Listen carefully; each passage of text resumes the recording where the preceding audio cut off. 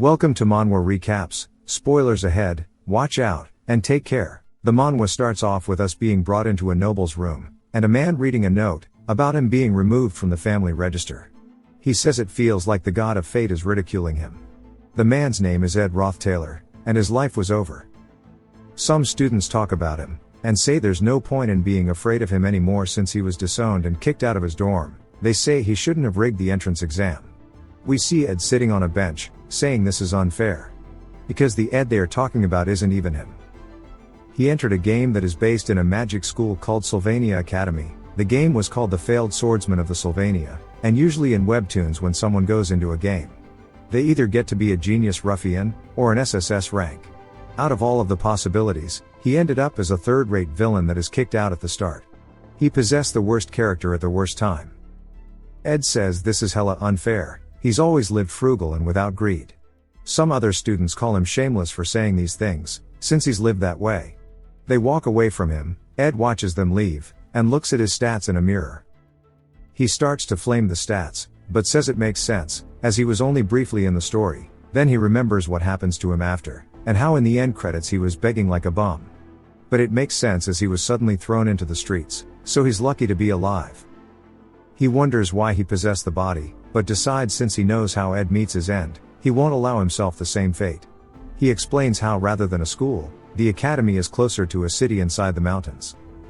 He makes his way to the forest northeast of the academy, and that he's walked half a day to get here just to avoid the prying eyes of the other students. Which is plenty of time for him to understand the situation he's in. At this point when Ed was disowned, it was the starting point of the scenario. But it's important to note he wasn't expelled from school, which is very important as the setting is a top-notch academy.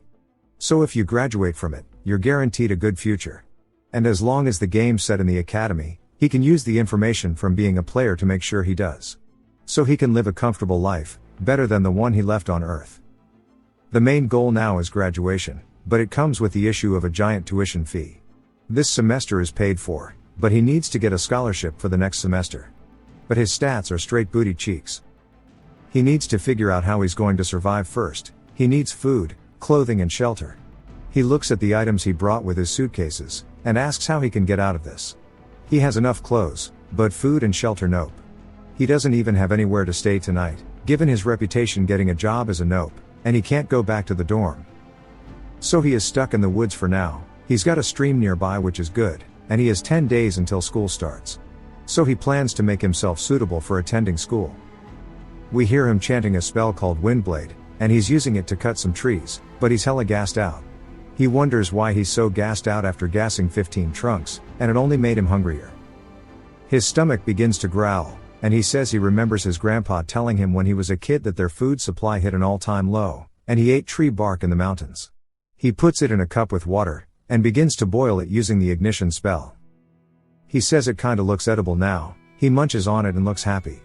Then starts to vomit out of pure excitement. It jumps to day 3 and he's looking mad healthy while holding a bundle of food. He says after starving for a day, and vomiting for the other one, he's learned wood should only be used to build a house.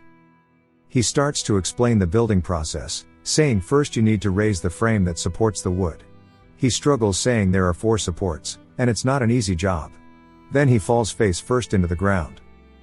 He lifts it back up, then ties it all together, saying his frame is finally complete. He looks tired saying still a long way to go.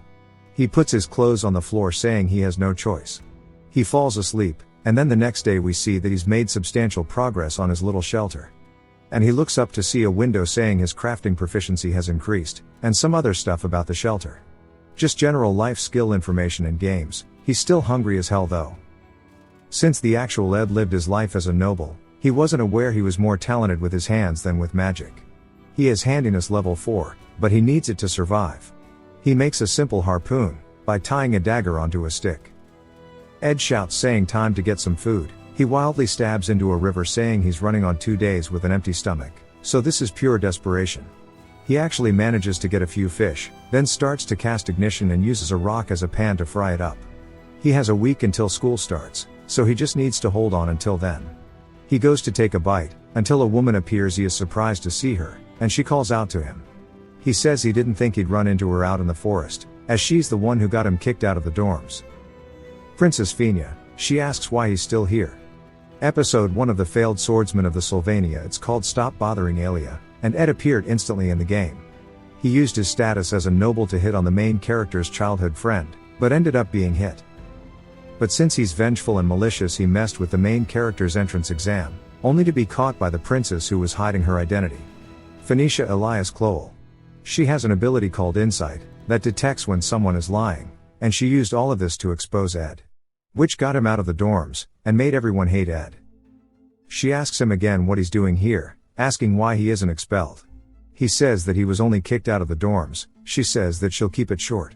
Telling him to leave, she can't stand seeing someone so shameless around the school, she'll request his expulsion personally. While she yaps, he realizes that his food is burning, and he says this whole situation is a crisis. Since she's a princess, she truly has the power to get him expelled. He says he has a plan. He tells her the sun will set soon, and aren't the royals meant to be guarded, so to think a princess would come to this isolated forest all by herself. She says if he's trying to threaten her, he'll regret it. He says it's not a threat. He starts to kneel, saying he's just thanking her. She uses Insight, and asks what he means. But instantly sees that he's telling the truth. She's surprised. He says good, while explaining to us viewers that the Rothtailers are influential, but by using that name to exploit the citizens and doing human experiments for eternal life, they get hated by the main character. And they all end up being imprisoned or executed, but he's disowned now. His fish is burnt now, and he says it's better to eat that than to starve. But it's a good chance to convince Fina. Since if he doesn't, it'll be game over for him. He says that since there's a week until school, there's only one reason Fina is out in the woods. He tells her that since she's here without her guards, it must be for the class placement test. It's a test from Professor Glast, which tasks those who accept it to find magic beads in the forest. Ed says that it's a rough one, and since it's Fina, she'll for sure be aiming for Class A. She asks if he's trying to flatter her, saying he hasn't changed one bit, and she'll go get him expelled now. He tells her that without his help, she'll never be able to enter Class A. If his words are a lie, he'll accept the expulsion. He tells her to go to the lake at the southeast of the forest. She'll find a small grassy island with a giant tree in the middle of the island. The tree is called Marilda's guardian tree. Underneath in the roots, there will be a present that he's left for her. We see her holding a bead, and says that the Ed from a few days ago was definitely lying scum. However, the Ed just now is the complete opposite, and she's lost for words. It jumps to the class placement test finally being over, and Glass tells everyone to take out the beads they've acquired. We see some beads that do not belong in this manhwa. And he tells them all they'll start in Class F. The test isn't about finding any magic bead. And those who found beads lacking in magic power are the only ones to make Class A. Only 3 people found them. A man named Zix, a woman named Loratel, and lastly the one who found a bead with the highest magic power. None other than Fina, who is declared the top of the class. It jumps back to Ed Hernfish saying he doesn't have the strength to hold a spear anymore. We see he's made a crude fishing rod, and he's using a small nail as bait. He explains how since she was young, Fina has seen through flattery and sophistry, which led to her insight skill being developed. Which nobody can lie through, so he had no choice but to be honest with her. Which in turn will create a bigger problem, the reason why Fina will come to be called the Princess of Love. After being placed in F class. But now she won't end up in F class, since she found the bead. So the original story will begin to collapse. Even if he manages to avoid being expelled, all the information he has would become useless. We got roped along. Turns out that Fina isn't top of her class, it's a sleeping girl named Lucy Mayerl, so the future might not change. Fina starts to think about the situation, and how Ed didn't lie about the bead. But it isn't a present, she hid her identity since she didn't want special treatment. She wanted to prove herself. She knew the bead would give good results, but she didn't want to take it. Since it isn't something she'd have accomplished on her own, and the title Princess of Love isn't a skill or a stat, but a title she'd gained from walking a righteous path, he threw the bead out as bait. Whether it was the truth or not didn't matter, Fina could tell anyways. He believed that she'd fail, and she thought she'd succeed and rub it into his face. But Ed didn't lie to her about her not being able to enter A class, and Fina was left unable to do anything. Ed pulls his line out of the river, showing that he's actually managed to catch a fish. So he won't be starving today. It cuts to later, with him running in the woods. He says that he may be living far from school, and has to leave really early in the morning to get to school on time. But that's fine with him, as he's still in the academy. The school opening ceremony begins, and while a teacher is giving a speech, some of the other students start to whisper about Ed, asking how dare he show his face here. But we see him absolutely munching away, saying he plans to enjoy every minute of it. Some girls start to talk about how he looks like a noble as he eats, but they stop gossiping and head off to go find some desserts. One of the girls says that's strange, saying that Ed feels like a different person now. It jumps again to the dean's office, and Ed looks ghostly pale, saying he almost got expelled. He didn't think that Fina would tell the dean about him, though seeing how the dean was smiling, it must have not been bad. He sighs in relief, saying he needs to make sure the story doesn't stray from the original. Ed explains how his skills are focused towards survival currently, and to pair that with the magic he's training, there's no better weapon than a bow. As he domes a rabbit, he explains he'll be able to craft good quality arrows, and put magic formulas on them. While he's looking at the rabbit he caught, he's surprised when he sees the girl from earlier reading under a tree. We're introduced to her. She's Yannicka Faylover, and she's a genius spirit sorcerer. She looks over at him, and says it seems like he's the amusing one that Marilda was talking about. She quickly hops over, and introduces herself to him. She asks if he's surprised that she knows about him, and she explains that the forest is the territory of Marilda, a high-ranking spirit, and she talked about him. He asks what she said, and Yannicka says that Marilda is nosy, so she's been keeping an eye on Ed. He looks awkwardly at the rabbit he's holding, and doesn't know what to say.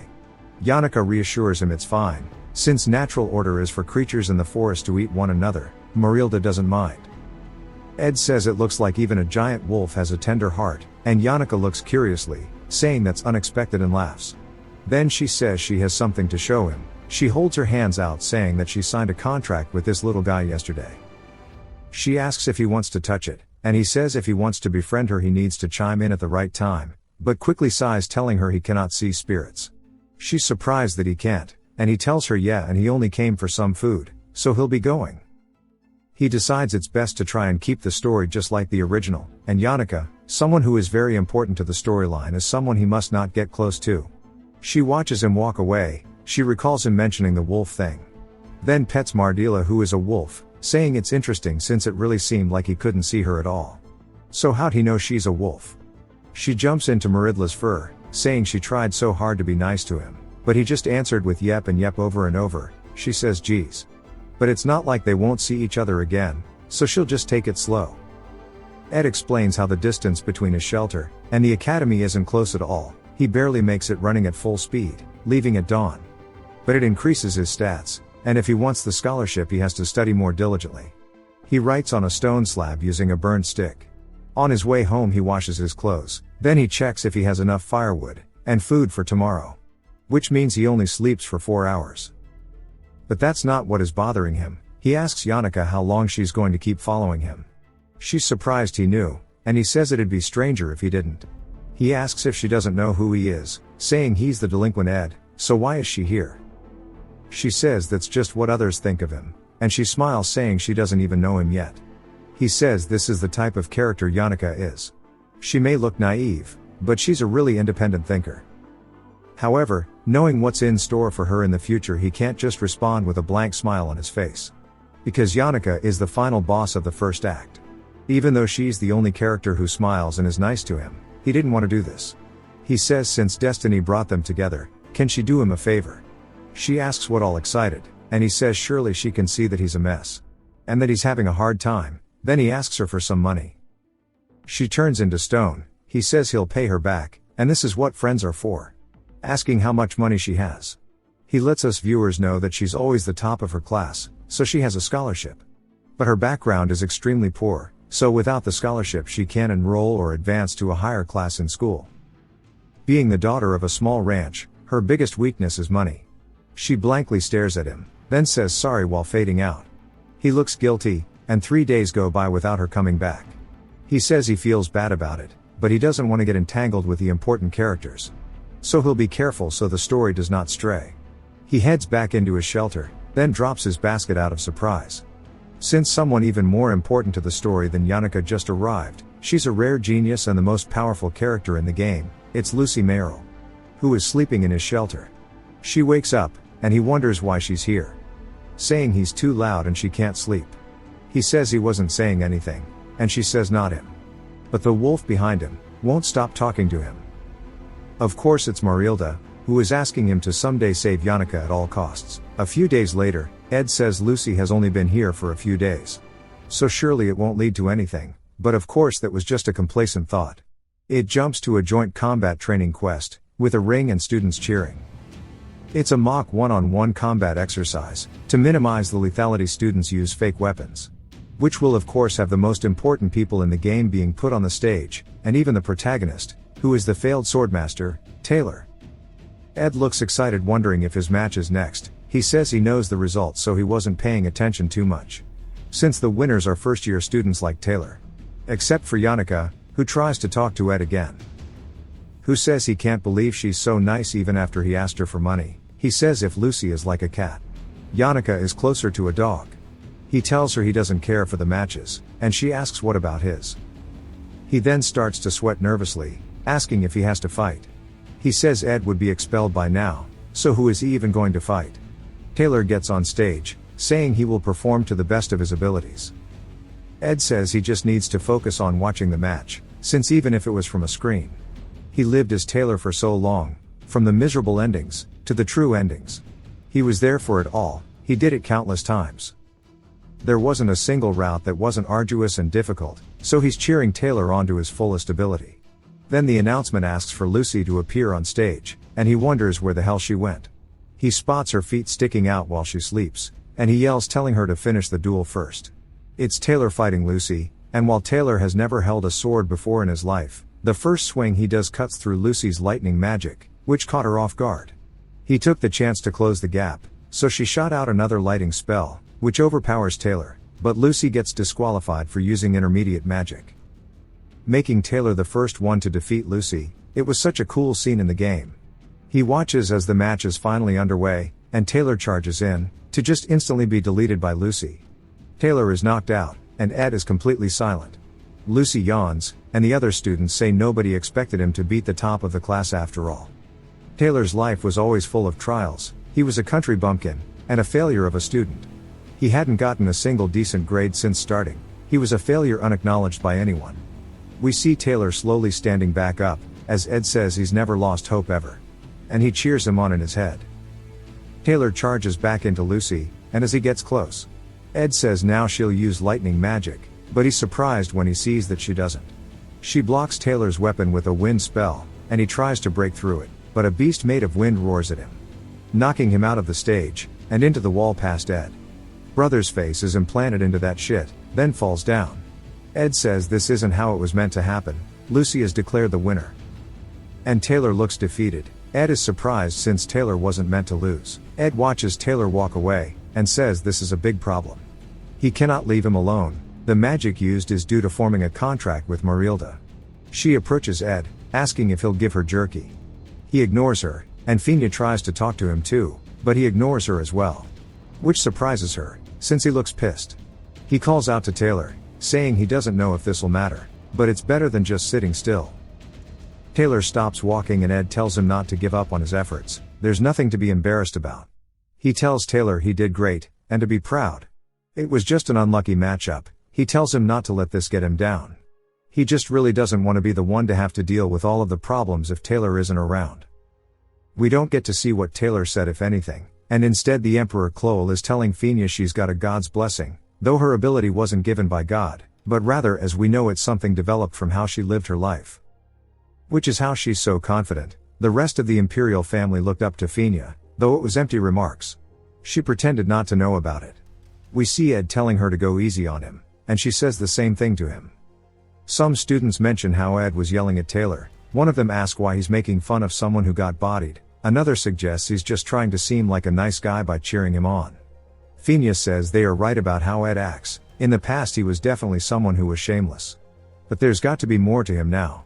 Since earlier that was desperation when he was shouting to Taylor, and his words were all the truth. The match is called to start, and Fina says his actions confuse her. She says she'll come to a conclusion with this duel, and starts to cast magic. He says she'll shoot this as a test, and launches an aqua ball at him. She wonders how he'll react, and watches intently, but he doesn't do anything. And she's lost by this. He falls to the floor, and says he lost. She starts to panic, and says she watched him track the trajectory. The students watching begin to laugh, saying he's worse than Taylor, and it's a joke he got one hit. Ed tells Fina he learned a lot, and she asks what he's planning. And then she realizes he's not even made eye contact with her a single time. She's declared the winner. She realizes he had no interest in the duel, and that's because Ed doesn't think there's any reason to. He needs to focus on making sure the story doesn't get changed, since Fina is important to the story, but Taylor, the protagonist of the world, is arguably more important. He looks flustered, trying to figure out where he is. And Fina calls out to him. He sees her panting. And he asks what she's doing here. She barks at him, saying that's her question. And he says he learned a lot from the duel. She chews him out, saying my ass. He didn't even intend to win. And he just wanted off the stage fast. She says she's already having a hard time with the fox-like merchant. She means Loretel, and how Glast is just a pile of grumpiness. All of this, and the servants won't shut up about living like a noble. She has enough to deal with, so why is he complicating her mind even more? He's surprised she has this much frustration. He grabs her shoulders, telling her to take a deep breath and to calm down. Saying there's no need to get worked up, he guides her on breathing properly. And after a few deep breaths, she covers her face, asking what just happened. She looks flushed, saying to please forget about this. He starts to sneak off, and she says she's got a bad habit. She starts talking about how she's always trying to predict what's in people's heads, and Ed just wants to go. She says she'll ask bluntly, and that he cut his ties with his family since he knows about their dark side, right? The reason he picked on Taylor is because he needed a reason to be expelled. He says it's a sharp deduction, but it's mostly wrong. The dark side was correct. But he looks down and plays clueless. She says there's no way she is wrong, and asks what those words he yelled at Taylor were about. Asking if he never disliked him from the start, Ed says no, and he just wanted to make fun of him. And since everyone hates him, he thought cheering on Taylor would be good. She says anyone can tell he's lying, and to look her in the eyes while he says it. He says he's telling the truth, and her insight detects it as a lie. He says he's telling the truth, and she starts stomping her feet. She starts to get hella mad, but calms herself down, saying she can't say anything since she has no evidence. So she'll let him go, and he's been staring at the door for a while, right? He thanks her as he leaves, and he says this is the first time she's shown this side of herself. And it's his fault for being a new addition to the story. He says it may be a bit out of line, but she looks really worn out and it's important to pay attention to the complicated politics. But she should relax a bit, as she shouldn't worry too much, especially while being in the academy. She's lived her entire life seeing through others, but this is the first time someone has saw through her. He begins to run, saying he's lost too much time. If Taylor gives up his comfortable life, no, even the entire world might end. He finally sees him, but doesn't know what to say. But we hear a woman's voice saying to stop, and it's Alia, Taylor's childhood friend. She says he's already having a hard time without him, so please don't harass Taylor. Taylor stands up, saying so you're still in school, and Ed sees that he's revived. A fighting spirit that never falters no matter how strong his enemy is, he sees now. While he was dueling Fina, his biggest cheerleader Alia ran to him and consoled him. Taylor asks what business he has with him. Ed is hesitant, then says he saw he's great with the blade. Taylor wonders what he's scheming, but Ed turns around saying he's not planning anything. He treated him like a pushover, but in reality he doesn't need to. Which relieves him, since he's obviously the main character. But since Taylor is fine, that's all he needed. Taylor and Alia wonder why he's trying to act cool. He walks outside, then hears a loud sound. He looks over to see a giant fire pillar from the arena. He says everyone originally witnessed this while in their seats at the Nail building, as a giant fire spirit, and Lortele casts some kind of ice spell, which freezes the beast. The ice starts to crack, as we see Yannicka riding atop the spirit's head. She's smiling, and Ed explains how he's sure Taylor and Alia are watching this. Taylor looks surprised. He hopes Taylor is paying attention, as one of his very first trials is about to start.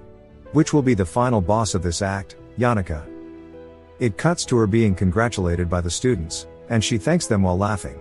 Then she looks over to see Lortele being carried out by a stretcher. She feels nothing but guilt, but the students around her won't stop saying how she's their pride. We see a whole group trying to praise her. And Ed says that Yannicka already had friends, but this incident stirs a lot of trouble for her. But it's for the better, as he won't be seeing her at the camp. 2 weeks later, he says without having to worry about the main characters he could focus on survival. So he made a fishing net, and we see that his stats have increased a lot too, or he just wanted to flex. He steps out of the river, and we see Yannicka trying not to stare. She asks if he enjoys being naked. He asks what the hell she's doing here, and he asks why she keeps coming back. She says it's like a top secret base, so it makes her excited. Also, she wanted to talk to him more. And she needs some advice. He asks what it is. She says he left early so he might have not seen it, but at the combat training a few weeks ago she hurt Lortelle. He recalls that Lortelle should have used intermediate magic, but it wouldn't be important for Yannicka to know. She says she keeps trying to forget the incident, but she can't help but thinking she overreacted. She asks if she should apologize, but her friends won't stop saying Lortelle was in the wrong. Ed says to apologize then, if she thinks she's right. He explains how Yannicka is lovely, and kind to everyone. So if she ever felt guilty or self-critical, but everyone would just blindly take her side. So Yannicka probably came to him, specifically because she knew he wouldn't follow suit. She stretches saying she's glad he doesn't blindly take her side. He apologizes if it offends her. She says that's not it. She doesn't feel offended at all. She says Ed wasn't like this last year. She may be a bubbly person, but she is very observant. Even when he asked her for money, she could tell it was just him trying to chase her away.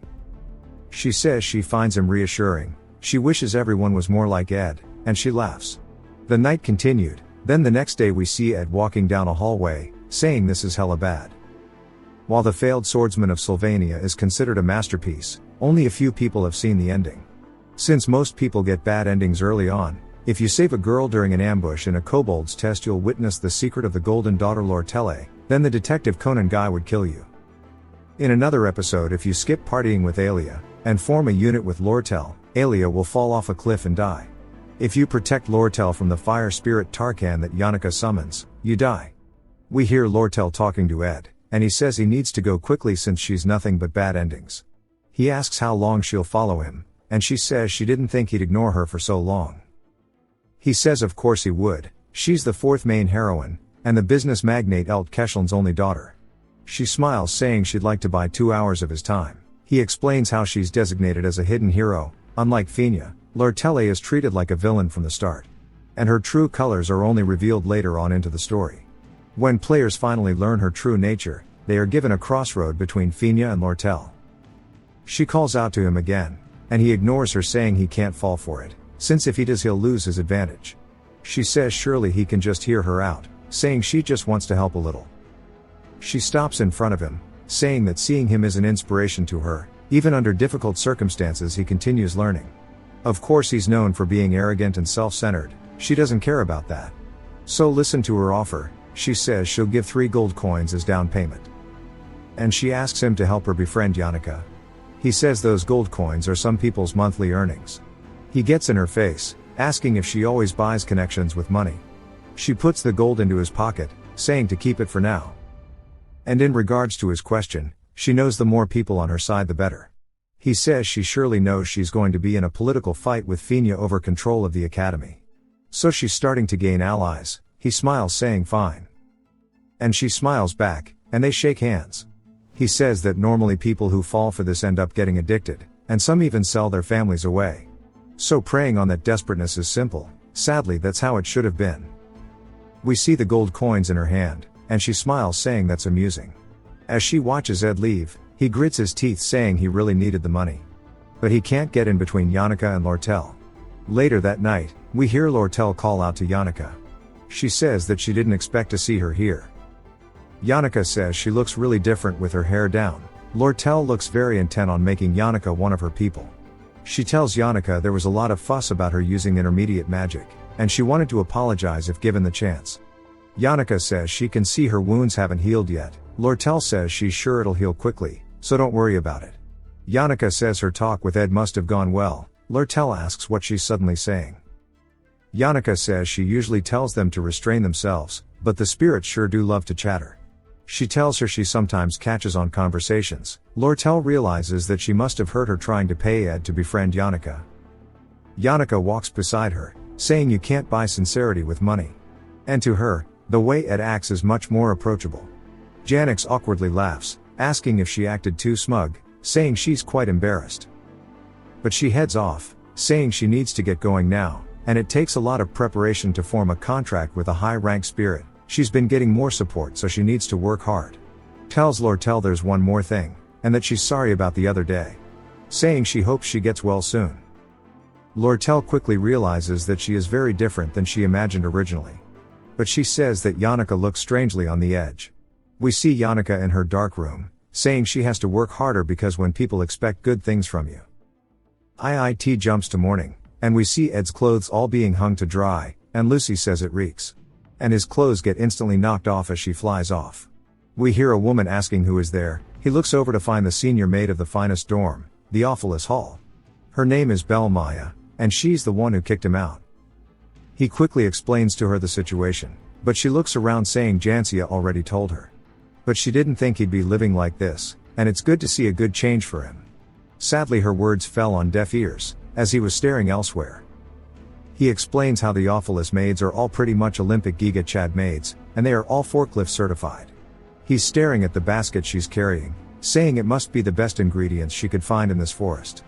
He starts to think if she'd affect the story, and she says he doesn't need to be so respectful. She can talk to her like when he was in the dorm. He says nah, she's surprised and he asks how he could talk down to a maid who is always hard-working. And he decides since she's not crucial to the plot, he should befriend her. She tells him about the stuff inside of the basket. It cuts to later and we see he upgrades his fishing net farm. He's got plenty of meat now, so his dietary needs are almost taken care of. He puts his cup on the campfire, then ignites the bottom to boil the water. We see that his wind and fire spells are both level 10 now, and he says he's been using them too damn much. He ended up making herbal tea due to the info Belle told him about. He takes a sip, saying he's done with his work now. Yet the sun hasn't set, and he has to admit how much fun he's having. He spots something flying in from overhead, and he says of course something would happen. It crashes into his camp, completely knocking him down, and in the dust he wonders what the hell is going on. Since his camp just got wiped out, he hears someone panting. Lucy says that just about killed her. He asks what she's talking about, and she shakes in fear saying Belle Maya.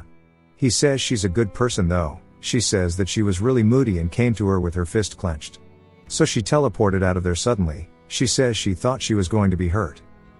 Ed is pissed, and Lucy asks for food. He smacks her saying she ruined everything. She says ow, and he quickly realizes she isn't using any protective spells. She tells him she ran out of magic. He laughs, saying that's a good thing, and this is for his house she destroyed. He flicks her forehead, then says this is for Miss Belle Maya, and flicks her again. He says he needs a sturdier house, so he needs to build a house out of real wood. But being as busy as he is, it's a big plus to gain knowledge in the library.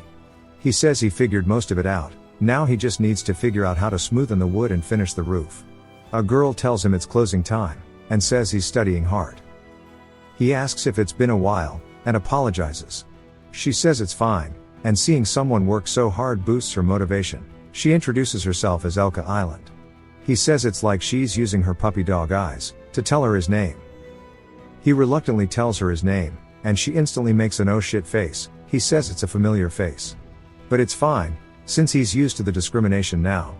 She says he's hella different from the rumors. He's been reading all the books that are even too hard for her to understand, and he's read 6 of them easily. They all say he's arrogant, but they don't know him, and it seems like rumors aren't to be trusted after all.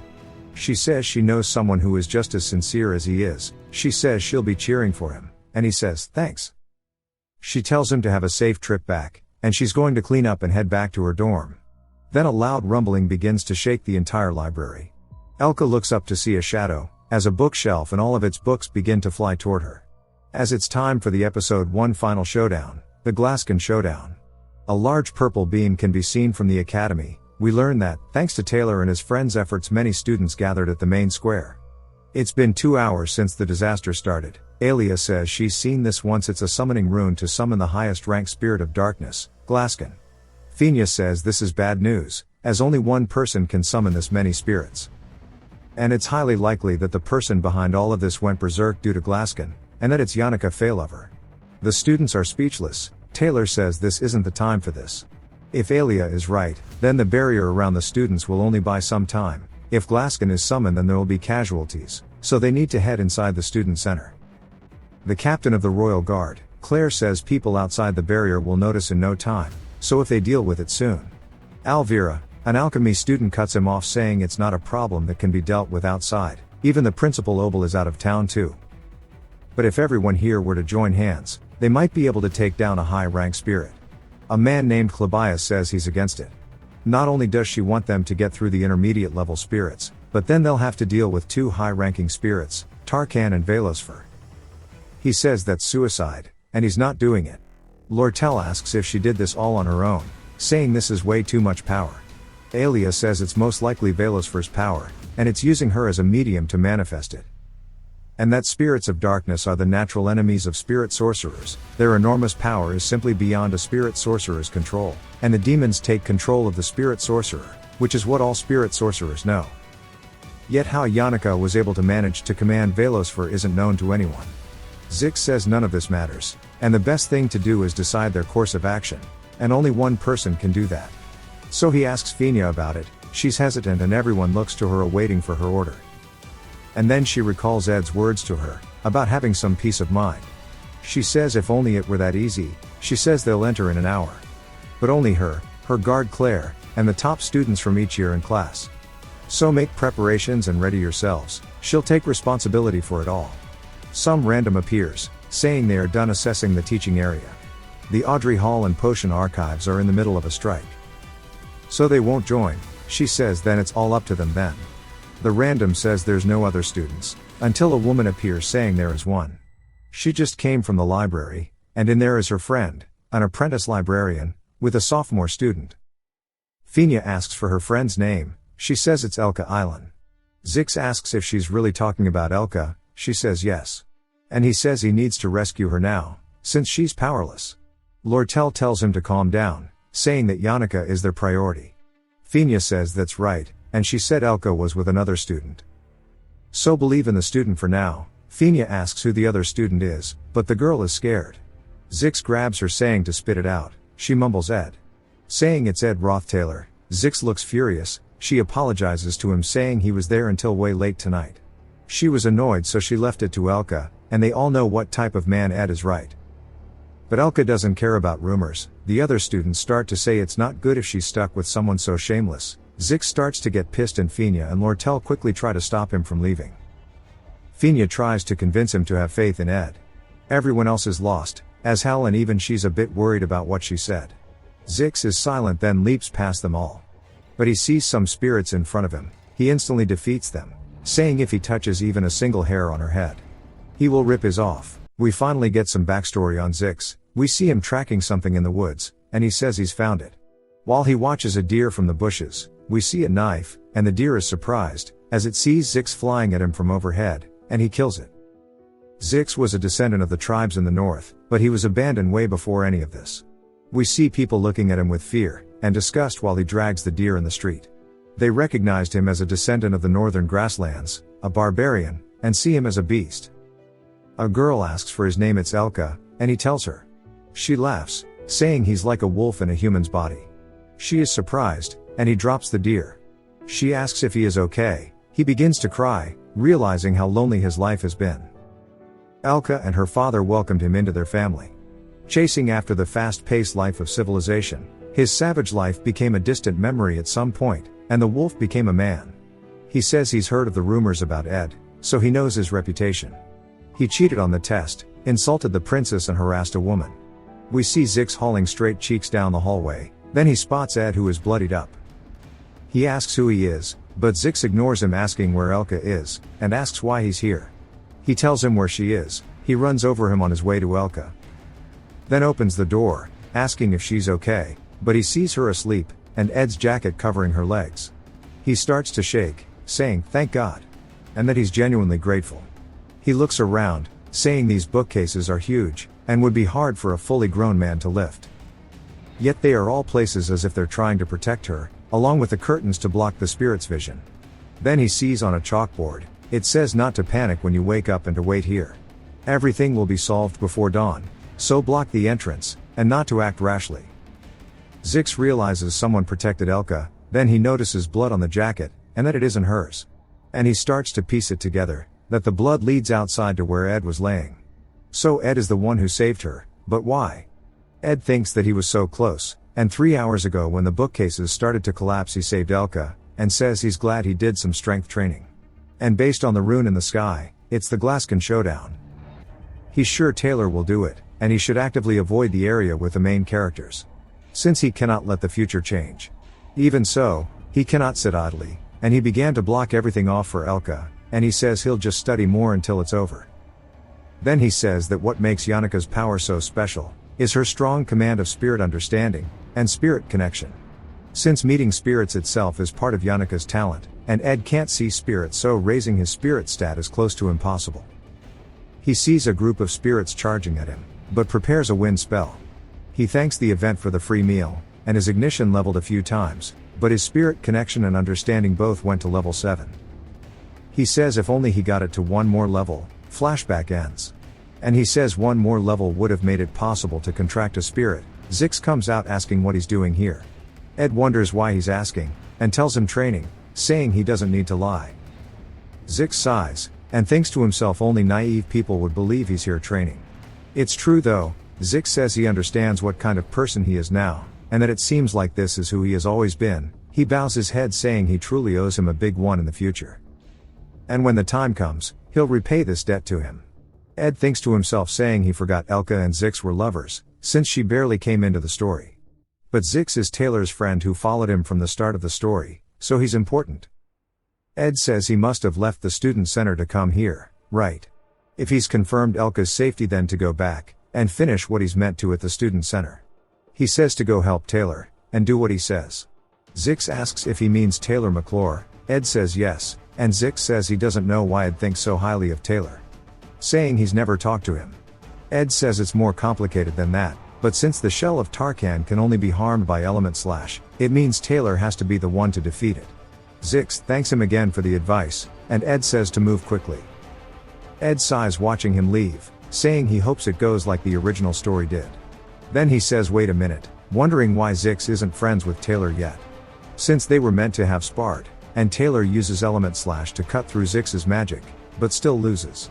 They became friends, then he realizes since this whole scene happened so early, they never got the chance to meet.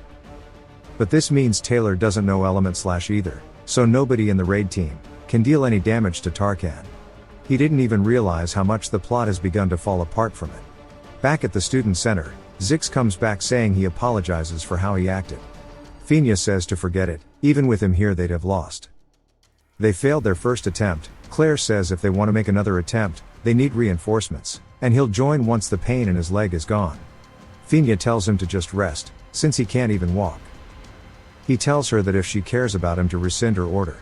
She says that she has a heart too. She says it's unfortunate, but Claire is out. And Clabias is also injured. She wonders if there's a way out. She says they just need to eliminate Tarkan, but we hear Ed saying there's not enough time to get to him. Some of them are afraid to see him, and he says judging from the ritual progress it'll be complete soon. He says to split the groups into two, he'll take care of one side. He's being forced to intervene in the story. There's a whole strategy displayed. If any of you are curious, you can pause to read it. They are still lost on why Ed is here, and Clabias asks if this looks like a joke. Zix tells him to hear him out first. Ed says they need to get through Tarkan and deal with Velos for who's overpowered Yannika, but they've surely seen that Tarkan cannot be damaged due to his shell. The best bet is getting one team to take Tarkan's attention, and the other group goes to subdue Yannika. Lortel says there's no way, and they only manage to escape due to luck, and what'll happen if the luring group fails, and Tarkan starts to chase the other group, or if the luring group wipes out. It's too much of a risk. Ed says you can only weigh the risk when there are other options. The most important objective is to take down Yannika, that way Tarkan is powerless. Zix asks who would be in the luring group. Alvira says that's just asking people to die. Taylor raises his hand, saying that he'll do it. Ed says no, and don't act up and get back since he's going to be in the subjugation group. Taylor says he's quick, but if someone should do it, he should be the one. Ed says they are wrong, and they aren't picking sacrificial lambs. They don't exactly need to split in half either. He says that he, Clabias and Lortel are enough to lure Tarkan. They both say they don't wanna. Ed tries to tell them there's a wind to bind his feet, but they aren't interested. Fina speaks up, saying she doesn't see anything wrong with what he's saying. But she doesn't understand his intentions. She sighs. And says this is her order as the third princess, and they'll split into two raid groups like Ed's requested. And that the subdue group will have Taylor, Zix, Alia, herself and Alvira. and the rest minus Claire will be in the other group. She says she'll keep it short, so just don't die and stay safe at all costs. In the nail hall corridor we see Tarkan, and Lortel asks how he's planning to do this. He tells her to just do what he says, and they'll definitely win if they do. He tells Clabias not to worry, and explains how he lacks confidence. He tells him he'll definitely be able to do it. Clabias says Ed looks full of confidence, and wonders if he has a way. Tarkan begins to get up from laying down. He only came here because he was convinced by Fina. He smiles, saying since he isn't alone he might be able to muster some courage. He runs at Tarkan, who begins to roar. Clabias asks Ed how the hell he's meant to lure him out, but when he turns around he sees both Ed and Lortel aren't there anymore. And he starts to nervously sweat, while Tarkan is behind him. Then he starts to breathe down his neck. He starts to run, yelling that he's been tricked. He yells, and we see Lortel outside. She exhales, then recalls the plan. Ed told her to get out of here, while Clabias lures it. She asks if his plan is just to sacrifice him, saying he won't evade moral criticism. He says it isn't a sacrifice, and despite how Clabias looks, he's a top student. So he's pretty strong. Also, the most important role will be Lortel's. Outside of the hall we see her channeling a spell, and we learn her job is to land a critical attack on Tarkan. She talks to herself, saying you really can't trust rumors. He tells Ed that everyone is going to hesitate and doubt themselves, but Lortel is good at this stuff. She launches her icicles at the side of the nail hall. We see a massive explosion, and the wall begins to collapse, as she's now created a gap for the subjugation team to enter with. She asks them all what they are doing standing there, and tells them to go in. She says she broke the hall last time during the duel, and this must be why he left it to her. She says Ed is an amusing guy, and this is all set up. She looks over, and sees Clabias running away from Tarkan. She starts to prepare for her next attack, while Clabias keeps hauling Cheeks away. While she recalls Ed saying they can't defeat Tarkan inside the hall, and apprehending it will be touch. She tries to tell Ed she lost to Tarkan once in the practice duels already. And he has a bag saying this'll take care of Tarkan's shell. We see Ed making it upstairs, and Lortel shoots an attack off at Tarkan, then makes an ice wall to block it off. But Tarkan breaks through it, and he says that she's right, without element / nobody can damage it. He kicks a door open for roof access, saying they just need overwhelming firepower. And he finds Lucy slumped out, and he recalls the guide saying that Lucy is asleep on the oval hall, but he's done this so many times already. He picks her up, and he wonders how the hell she considers this a nap. He says she's here since the camp was destroyed, and since she's scared of Bel Maya she'd always use her magic power to run away, then fall asleep. She wakes up saying she smells jerky, and she sees it in Ed's hand. He shoves it into her mouth. Then gets ready to launch her. He wonders if he'll get the distance right and yeets her, telling the rest to hide. Tarkan goes for a breath attack, and Lucy starts to cry saying he's so mean. She lands right in the middle of them, then begins to prepare an attack. She uses high-rank magic, called Divine Punishment. And a giant purple cluster of lightning begins to streak down towards Tarkan, illuminating the entire courtyard as if the sun was out. Lortel shields herself and Clabias, and Ed has to hold onto the railing of the roof. He says this is important. Since Tarkan's shell is starting to break down, now all attacks will land. He starts to run downstairs, saying the last hit will be his for the experience. It cuts to Yannicka, recalling a memory with her mother saying she's proud of her.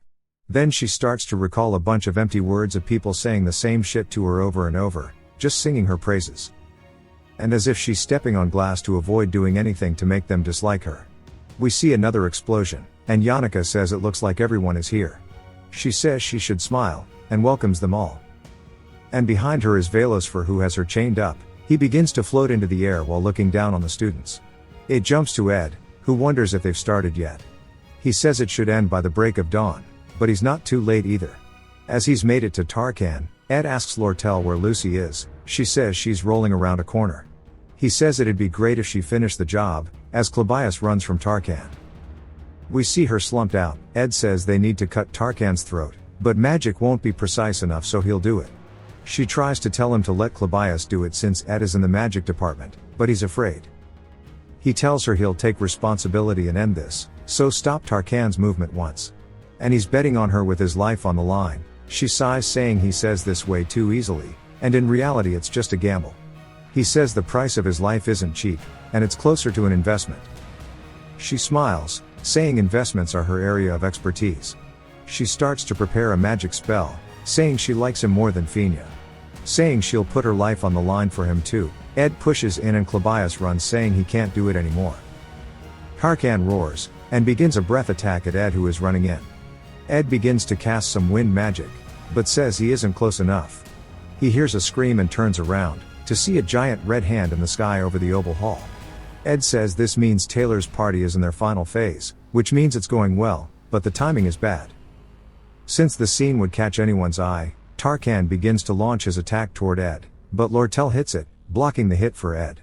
She tells him now is his chance to attack. Ed says that Lortel doesn't make mistakes, and slides in saying this is the chance.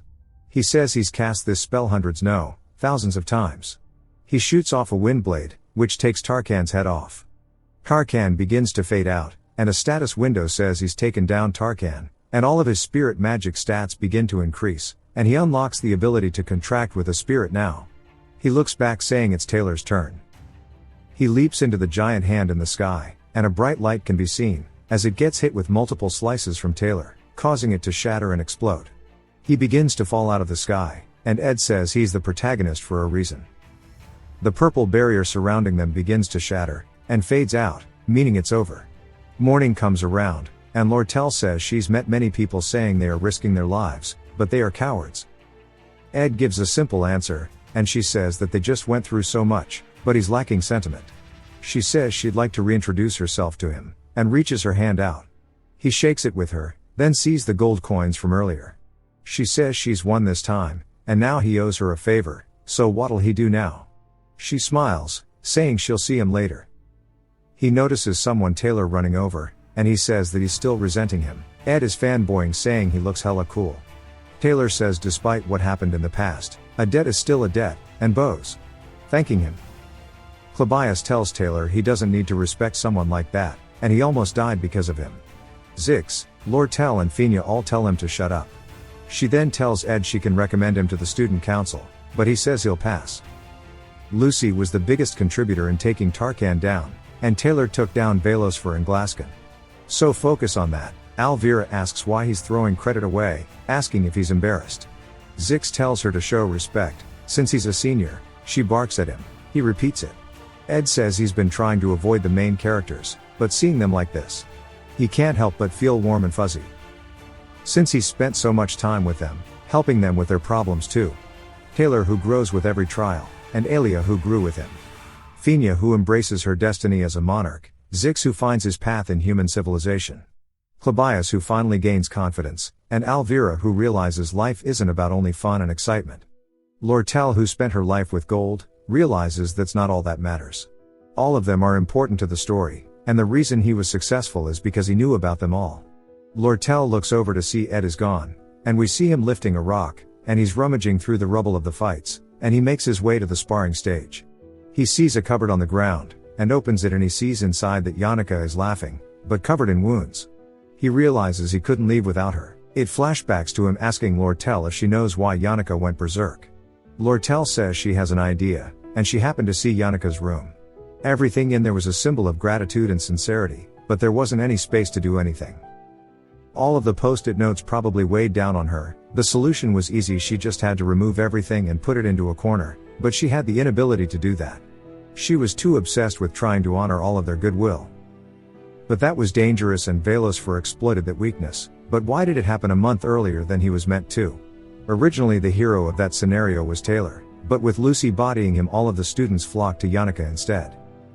Matilda and Lucy's contract was the reason Taylor got one shot, and she was able to form that contract due to her frequent visits to Ed's camp.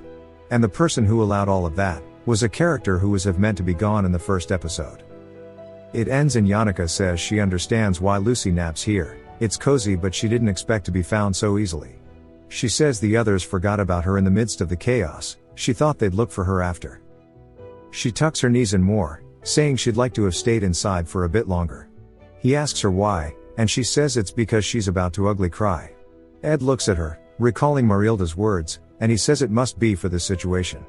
But that's weird, since only Ed should know the future. But says Marilda was smart for knowing that Ed was trustworthy. Yannicka failed when trying to form a contract, and it made her susceptible to the darkness. She was always studying magic, and she smiled to everyone around her. But he knows she struggled alone, saying the failure itself is also beautiful. He calls out to her.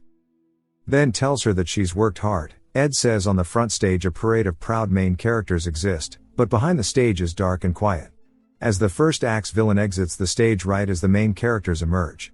He's witnessed the first stage countless times, but it's only now that he finally understands more about it, as he can see the spirits that are worrying about Yannicka. He says this is the only time he's truly seen the act to the end, due to his spirit skills being level 10, some spirits around Yannicka are interested in Ed. Marilda is one of the spirits. It jumps 10 days since the end of Yannicka's disciplinary committee trial. She acknowledged all of her mistakes, and testified saying she'd accept her punishment. But during her first trial, the professors and other students expressed their utmost support. During her second trial, Fina said that Yannicka didn't do anything intentionally. Lortel stepped forward, and compensated the funds for restoration, but they were smart enough to limit the amount of fees she could slap atop it.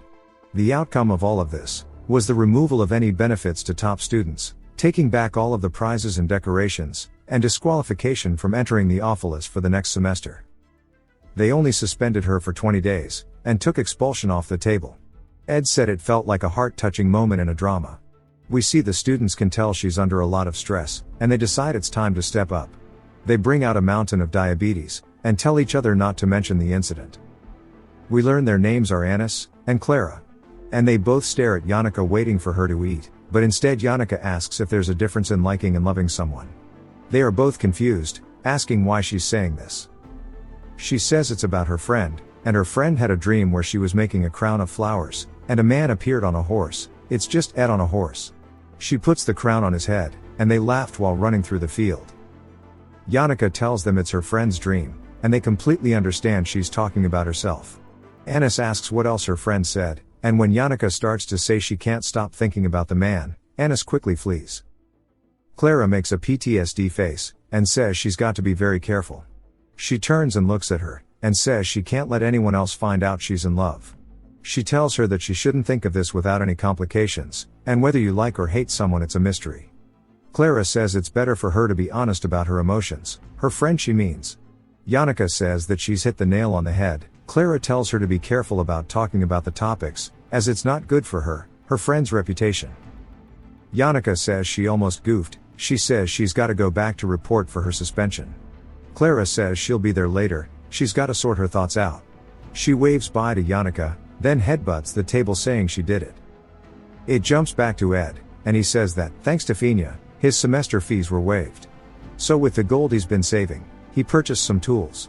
He spots Yannicka twiddling with her fingers, and says he avoided her all this time, but now the first act is over he doesn't need to. He says he guesses her probation is over. She gets startled, and hides, and says yeah while standing behind a tree. Then she covers her eyes saying she has stuff to do at the Ophilis Hall, so bye. Ed is completely lost by the situation, and he says he should get to work, saying that it is finally time for him to start making a real shelter. Day 1, he chose the location to build the hut, and he picked a wide area under the shade. 3 days in he's begun to gather wood, and due to being proficient with wind blade he's become smooth with it. Day 6, he paused gathering wood since the semester results were out. He got his scores, and Yannicka continued to run away from him. Clara and Anis are annoyed by Ed, and he says he plans to avoid them. 18 days in the lumber work is mostly complete, and he wonders if anyone has become this proficient at wind blade.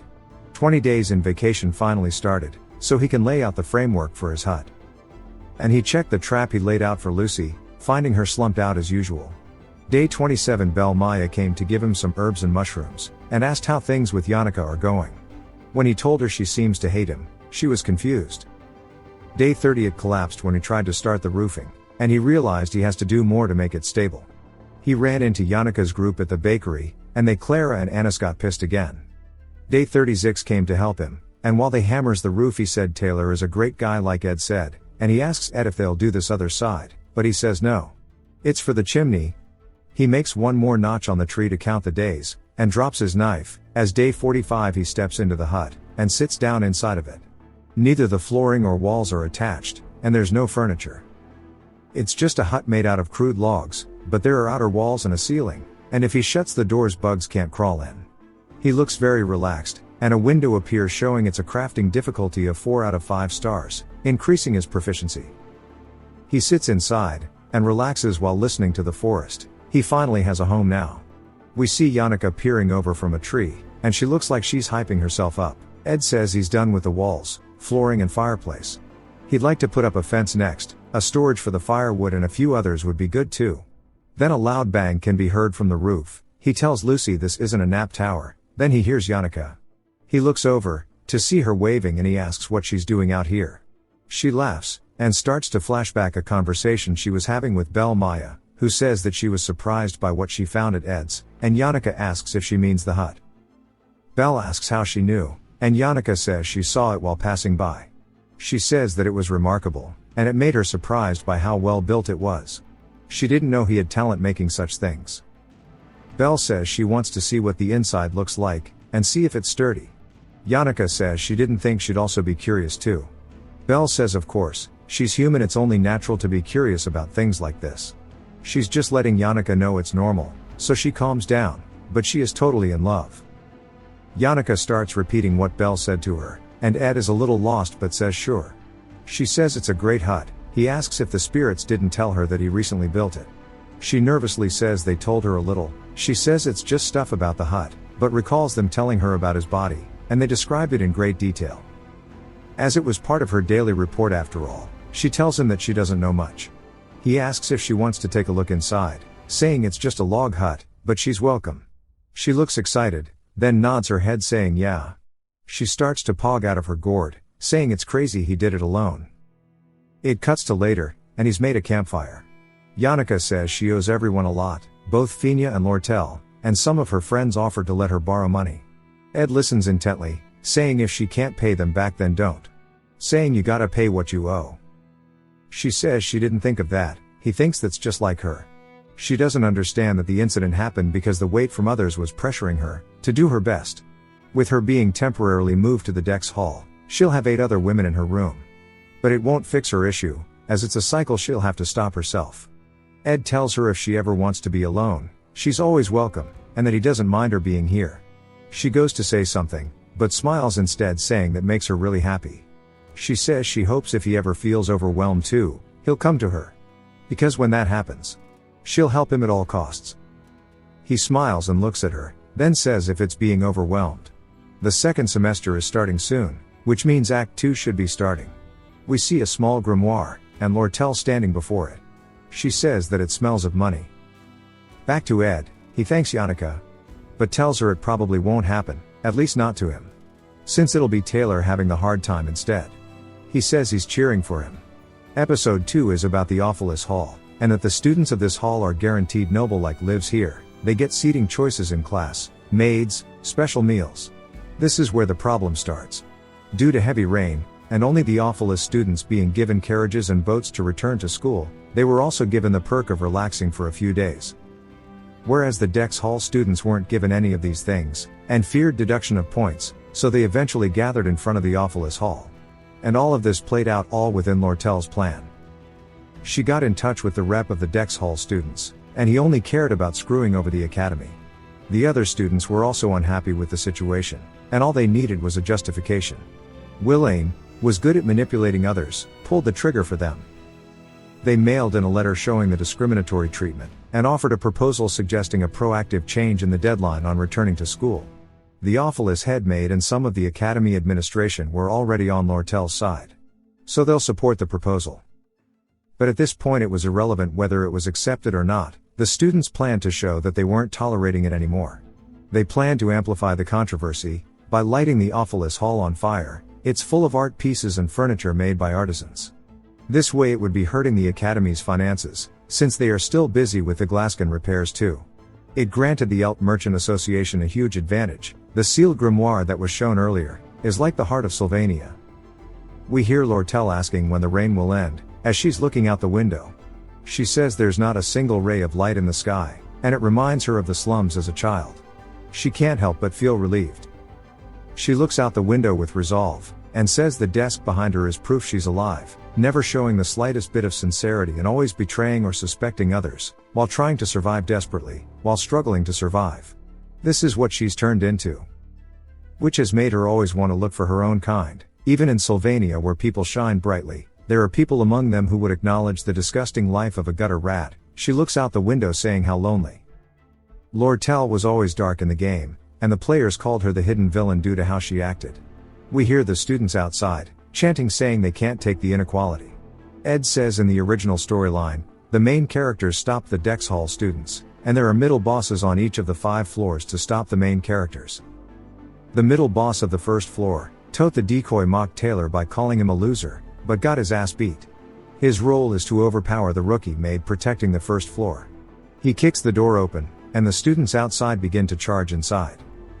Once the students get through the first floor, the Act 2 phase boss Tote plays a certain role, the role of stopping the main character. Willain says he must be the one Lortel bought off. Ed says originally this role was Tote's, but he reveals that it's him. Ed says he became the middle boss of Act 2, and to explain this he's gotta rewind to 2 days ago. We see the sky above the forest, and Ed is tracking footprints. He says he has 0 talent when it comes to combat skills. He's been using a bow anytime he hunts, yet his proficiency is barely increasing. He spots something when he's hunting the deer, and we see Belle Maya walking behind it. Then Jix runs in saying hello, and Claire appears behind Ed. He says he can't stop getting visitors. Among them are of course some regulars, one being Lucy who comes here to sleep. She's surprised by the new back door he added, and asks about a chimney but he shoos her away. She asks why he doesn't have a glass window, then says she won't break it. Then we hear Yannicka, and he says he's happy when she stops by. She says she brought eggs, and Belle said he'd like them. She also helps him with his laundry, saying she used to do this at the farm. He was very gracious that she'd come by. He tells her she's the best, asking how she knows so much. She instantly turns away, and he wonders what he did wrong. Then she turns back around, asking how often Lucy comes by. And finally, the other visitor is someone unexpected. It's Lortel. She says she needs his help, and since he knows she's the hidden villain of this act, and that she's trying to get people he doesn't want to get tangled into this. He walks past her, and she says that she wasn't going to ask this at first either, but Tote is passed out. Ed asks her what happened, wondering why he fainted. Since it's not going as per the story, originally he'd pick a fight with Taylor. But it turns out he ended up calling Ed trash in front of Taylor, and he got punched in the face, but by Zix, instead of Taylor. Alvy said she's never seen Zix so angry either. Lortel says she doesn't have anything hard from him, and he just needs to take the key from Alice, behind her, then enter the hall with it. And when the Dex Hall students come outside, he needs to let them in. Ed says anyone can do this, so why him? She tells him that there's no guarantee they'd not rat her out. So she can't just trust anyone to do it. She says she knows Ed was kicked out of the hall, and asks if he wants to screw the academy over. He says nah, not really. But if she listens to his conditions it might change. She says okay, and offers 20 gold, and he says bet, then shakes her hand. One day until the incident, we see Ed reading by his fire, and explains the story a bit more. Lortel succeeds with this all, and forms a merchantry inside the academy, which ends up rivaling Fenia's association. It turns into an idealist versus realist conflict, and whoever Taylor picks ends up winning. So he just needs to be a spectator, then join the group that'll win, since he has to survive too. We then hear Yannicka's voice, saying she needs to go back to the dorms, and she thought the rain would stop. She says it's interesting, to her this place is like a camping trip. But he has to stay here at all times. He tells her it's something that gets better with time. She says she'll have to throw a lot of her stuff away, since the Dex Hall is smaller than she thought. Speaking of which, if he needs anything then tell her, since there should be things he needs. She has extra pillows, cushions and other stuff too. And she has a lot of daily necessities, and she doesn't want to throw all of it away, saying it'd be a waste, and she can't bring it all. He says he'd love that. She says when the semester starts she'll start bringing some stuff. Then she asks again how often Lucy just stands on the roof and stares. He says sometimes. But explains to us that her power doesn't come free of cost from her. She lived her life running away, using laziness as an excuse. She'd been turning her eyes away from her fate for so many years, but no matter what she's thinking. The rain always makes her reflect on her past. He tells Yannicka she's just like this when it rains. He usually just ignores it. Yannicka says that he's indifferent towards Lucy. That's good. He says bathe away. Then thinks about how tomorrow the protection runes on the Awfulest Hall will lock the students in their rooms, but Yannicka can break them out easily. So he tells her he has a favor to ask. He asks if tomorrow at around 9 could she come to the rose garden in front of the office hall. She starts to blush, and he says he'll tell her the reason tomorrow. He can't tell her now since he doesn't know how to explain it, but he should get here there just in case something were to happen. She stands up saying okay, and runs away all flushed saying she'll be going now. He sighs, saying around the start of the semester the rain should stop, and he can finally enjoy the sunny sky that day. He watches the fire and the rain, saying this long vacation will be ending now too. Now it's the day of the incident at 9, we hear Zix saying his execution is off, he's training, and says that he didn't expect Elka to be so angry. He lands on his feet, and looks deep in thought, but then he spots something out the window, it's someone in a raincoat running. It's none other than Ed. He asks about the other maids and most of them are in the meeting room to discuss something important. The maid also tells Ed she's prepared what he asked for in advance, we see a bucket of oil or something, and he says he'll keep it here. He stands before the steps, saying the preparation is all ready. We hear chanting, as it shows the Dex Hall students outside the main door. Ed says that it's about time for it to begin. The students keep chanting that they can't stand this treatment anymore. Willain of course is leading them, saying to answer to their pleas. The students run to the door, but it opens as of course Ed's kicked it open, and now we're finally caught up to where he was before he explained it. We see the maid twitching with the sack over her head, and Ed tells Willain in a monotone voice, much like my own. That he agrees with his words. Willain begins to shake, and says he's a fool for judging Ed on rumors. Ed quickly shoves him saying he should go upstairs, and that he's the one who pulled all of this off. He knows that Willain will be taking the blame for all of this, saying he hopes he toughens up. Then the man begins to run away, and he says there's no point in stopping her. Since the chief maid Alice who controls the protection runes is in Lortel's pockets. And the protection runes which are meant to protect the students, end up detaining them. Everything is going just as the original story. Then we hear Lortel saying that was flashier than she expected, but she says it's as expected and it's great that she left it to him. Lortel says her socks are wet, and this is why she hates rainy days. Then she says the academy employees will repress the Dex students in no time, so they need to finish before then. He tells her to do her best, she says she knows it's out of the blue. But has he ever killed anyone before? He waits a second, then says no he hasn't. She laughs, saying neither has she.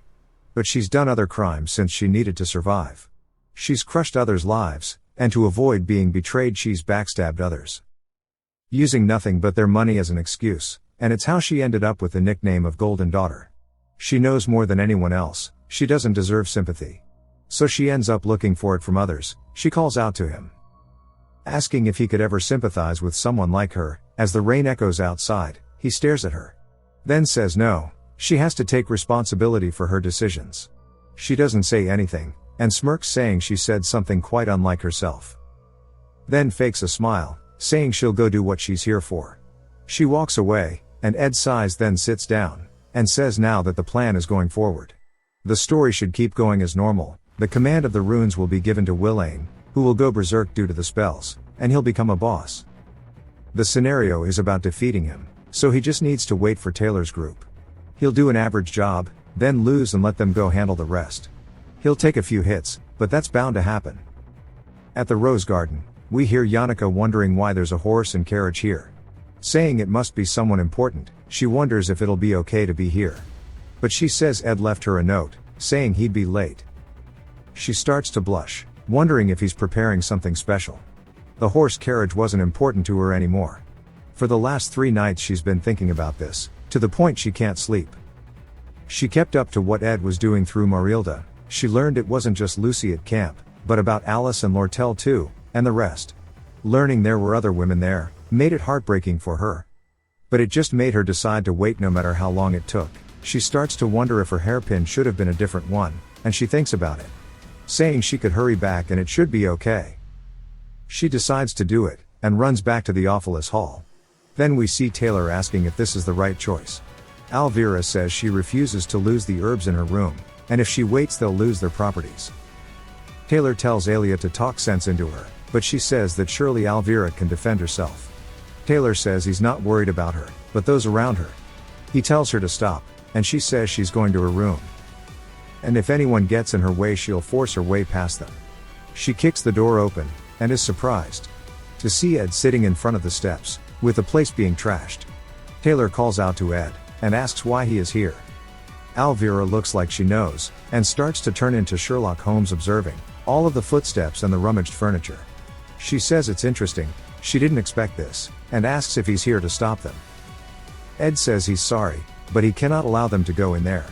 Elvira laughs, saying this is fun, asking if he's sure he can stop her. She's heard from Zix that his magic proficiency is high, but he's just a rookie who can only use basic spells.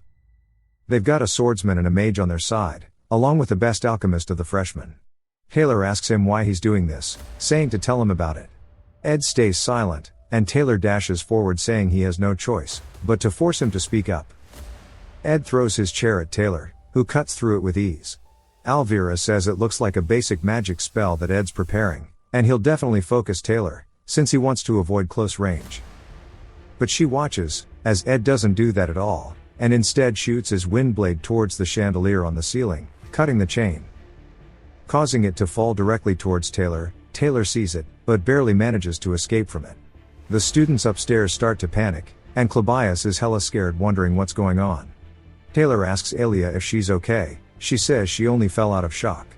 He asks Elvira, and she says not to worry about her, but another wind blade flies at her, and cuts the hair off her shoulder, along with her bag strap, causing it to fall to the floor. She says he's serious about this, and something must be going on upstairs. She realizes he isn't where he was standing, and looks to her side, towards her potions, then starts to reach for them. Ed casts ignition, and lights up specific areas on the floor. Elvira says this was set up meticulously, and this is not good. She says Zix should have mentioned this, as Ed doesn't only have high magic proficiency. Elvira says being an alchemist has a huge flaw, which is that without relying on tools and potions their combat power is close to zero. Most of them carry a ring or necklace to combat that, but she thought too arrogantly to do that. And she wonders if Ed had planned all of this out from the start. He made the chandelier drop, and used the opening to cast wind blade to cut her bag. Then blocked her from it. She then changes her mind, saying nah. After all, he's just the measly Ed who everyone knows. She pulls out a bead from her breast pocket, then throws it, summoning a spirit of sorts. She says she'll apply a fire-resistant formula to it, and amplify its strength. I think she confused fire resistance with a trenbolone sandwich. The cute bunny grows in size. And Alia starts to think about how to put the fire out. She starts to prepare a water spell, but wind blades start to fly from Ed, and she sees them and gets scared, but Taylor quickly jumps in, slicing them all away, telling Alia to lock in. She starts to panic, and Taylor explains that while she's confident in theory, her combat ability is low. And with Ed attacking her, it forces them both to stay here. Elvira asks Taylor if he can take him down if he can get close, then tells him to not miss the chance. She sends out Roid Bunny, it runs at Ed, then leaps toward him. Taylor says he'll try his best. Elvira says good, then uses her raincoat to cover herself, as she dives through the fire toward her bag. She picks her potions up, saying she missed them. Ed avoids the swing, then starts to cast Wind Blade. He aims it directly towards Elvira, then fires it off at her. She says he seems well prepared, and uses Release Magic onto her potion and throws it at the Wind Blade. She says he's late, and the potion explodes. She explains how it's a chemical reagent prepared by dicing up specific herbs, and it works by controlling the release of magic. The fire surrounds the room, and we see the Roid Bunny has a blade stabbed through its chest, and its corpse falls to the floor, and Elvira says surely he knows what this means for a mage who can't use magic. She says trying to act strong isn't enough, and tells Taylor this is his chance. He charges in, but sees Ed running away. Ed grabs onto a shelf, then pushes it over. Then kicks the bucket of oil over, into small remnants of the fire, and creates a massive fire in front of Taylor. Elvira asks if Ed is crazy, saying if there's a fire here people will die. Taylor says he'll slash it away with his elemental slash, and the chemical reagent shouldn't last for long. He says regardless, he is going to put an end to this. Elvira tries to tell him to wait. She notices the window is open to let the smoke escape, and that the flammable furniture is off on the side. She wonders if Ed thought this far ahead, while Taylor slices through the fire. Ed readies his bow. Elvira realizes it's all part of his plan, but it's too late. Ed begins to draw the bow back, and as Taylor rushes in close to him, he decides he'll deflect the shot, but then he watches, as the arrow is released, and it flies past his head directly at Alia. As it gets close, Alia tries to cast something, but begins to panic and closes her eyes. but the arrow does get blocked, but by Elvira, who says that was close. We see her panting, showing she barely made it. The tool is called a claw hand, that pulls any small object within her vision to her.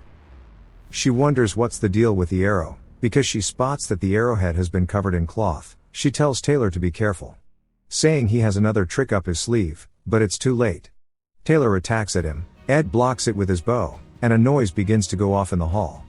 He says it's time, as the second boss of this episode, Clabias, has escaped. Ed sighs, saying finally. Then takes the hit from Taylor, which sends him flying. Elvira is confused, asking what the hell his deal was. Taylor asks him if he's insane, asking why he went so far. Elvira says she feels icky, like he played them the entire fight. If he wanted to overpower them, he wouldn't have shown himself at all, yet he stood there to stop them all. Even during the fight, he wasn't lax for a moment. Something is strange. Ed asks Taylor if he's done now. Then lets out a sigh and plops to the floor, saying to stop yapping and go up. Taylor asks why he stopped them. As the rain continues, Elvira asks why he let them win. Alia and Taylor asks what she means. Elvira tells Ed she doesn't plan on leaving this place without knowing why he let them win. Ed stares at her, and she looks angry. The front door opens again, and we see Yannicka enter, and she brings in the rain with her. She sees Ed, who she's been waiting for, all beaten up and bloodied with people with him. Yannicka then asks them all what the hell is going on here. Yannicka starts to think about how this must have all been planned so she wouldn't be swept into it, and that's why he wanted to meet here in the rose garden. She takes her headpiece off, then asks them again what they are doing. Taylor says thank God she didn't get caught into this, and some students took over the awfulest hall. But Ed stopped them from going upstairs, so there's something else to it. Elvira tells him to wake up, saying Yannicka is an enemy. Yannicka says to be honest with them, she really doesn't care what they are doing here, and begins to release her aura. Ed stands up, calling out to her. She smirks, saying it's okay. Elvira drops her potion out of panic, and Yannicka begins to summon her spirits to help her take them down. She tells Ed to just wait 1 minute, as that's all it'll take. Elvira recognizes that they are intermediate grade spirits. She tells Taylor they need to leave, since they can't beat her, especially seeing as how they struggled against Ed. Now they would be up against the top student of the second years. Yannicka launches her spirits at them, and tells Taylor to wake up already. He grits his teeth, saying she isn't wrong, but he readies his blade anyways. Saying they can't have her unable to use her herbs, right? The spirits start to engage with Taylor, but Ed says damn it man, just listen, and yoinks him backwards, saying to leave when he says to. He tells Taylor to listen closely, and that he'll deal with Yannicka, so just go to the second floor like he wanted to. Alia asks why he stopped them before, if he's letting them go now. He says he changed his mind, now go. Elvira laughs and asks how the hell he plans to stop the spirits, when he's all worn out. He smacks her head, saying to focus on getting her herbs, and apologizes about her bag. She asks why he keeps ordering them around, but says they'll listen this time. Then they run off, leaving Ed to handle the spirits. Yannicka seems to be zoned out, but comes to when she spots Ed right in front of her. He walks towards her, and she says not to push too hard and she'll deal with them.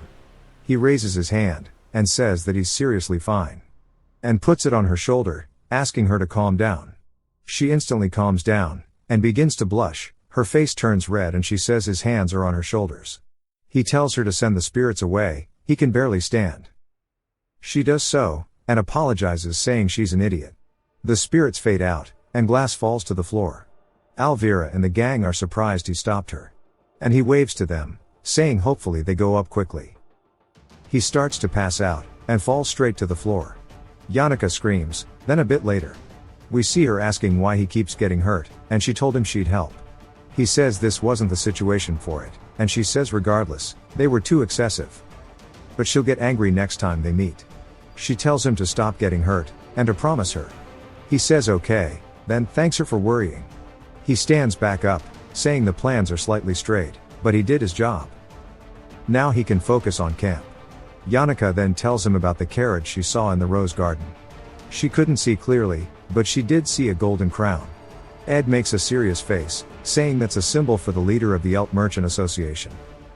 Lortel's adoptive father, and the one who killed her actual father, the fake boss who disappears after losing to Lortel. The Golden King Elt. Him being here means something is going on, outside the scope of his knowledge. As the rain continues to pour, we see high up in the awfulest hall, Lortel looking out of a window, asking Alice if she knows why she was turned down. She says Alice knows who she's talking about. She asks her if she means Ed. She says yes, and Alice says she didn't know Ed was her type. Lortel says that's not what she meant and she had the same feeling from him as she does from her. And she tells her about how she asked Ed about if he'd sympathize with her, and how he instantly said no. She says she guesses people like them get used to hearing this all their life. Alice was the chief maid, and has been working here for 20 years. She started from nothing as an apprentice maid at 15. But showed her competency rising to become manager. This is where most of Lortel's investment went, and she tried to make Alice less uptight. And it burned a hole through her pocket, but she was genuinely glad to have Alice by her side. Since she found one of her own kind, someone who'd abandon their rigid life view, just for some gold. Only by meeting those she deems like herself would she break through from her loneliness. She tells Alice that Willain will take the 4th floor, and if they hand him the Berserk defense magic, they'll destroy the awfulest hall without even knowing it. She smiles toward Alice, and says it's all going to plan, so she'll go to the storage room. And she has to pretend to be a student not knowing about anything happening. Alice sighs. And begins to draw her blade, saying she wants to inform her now. She puts it to her neck, saying she isn't exactly her kind. As Alice has never loved someone, it jumps back to Taylor tying up Clabias, as they overpowered him.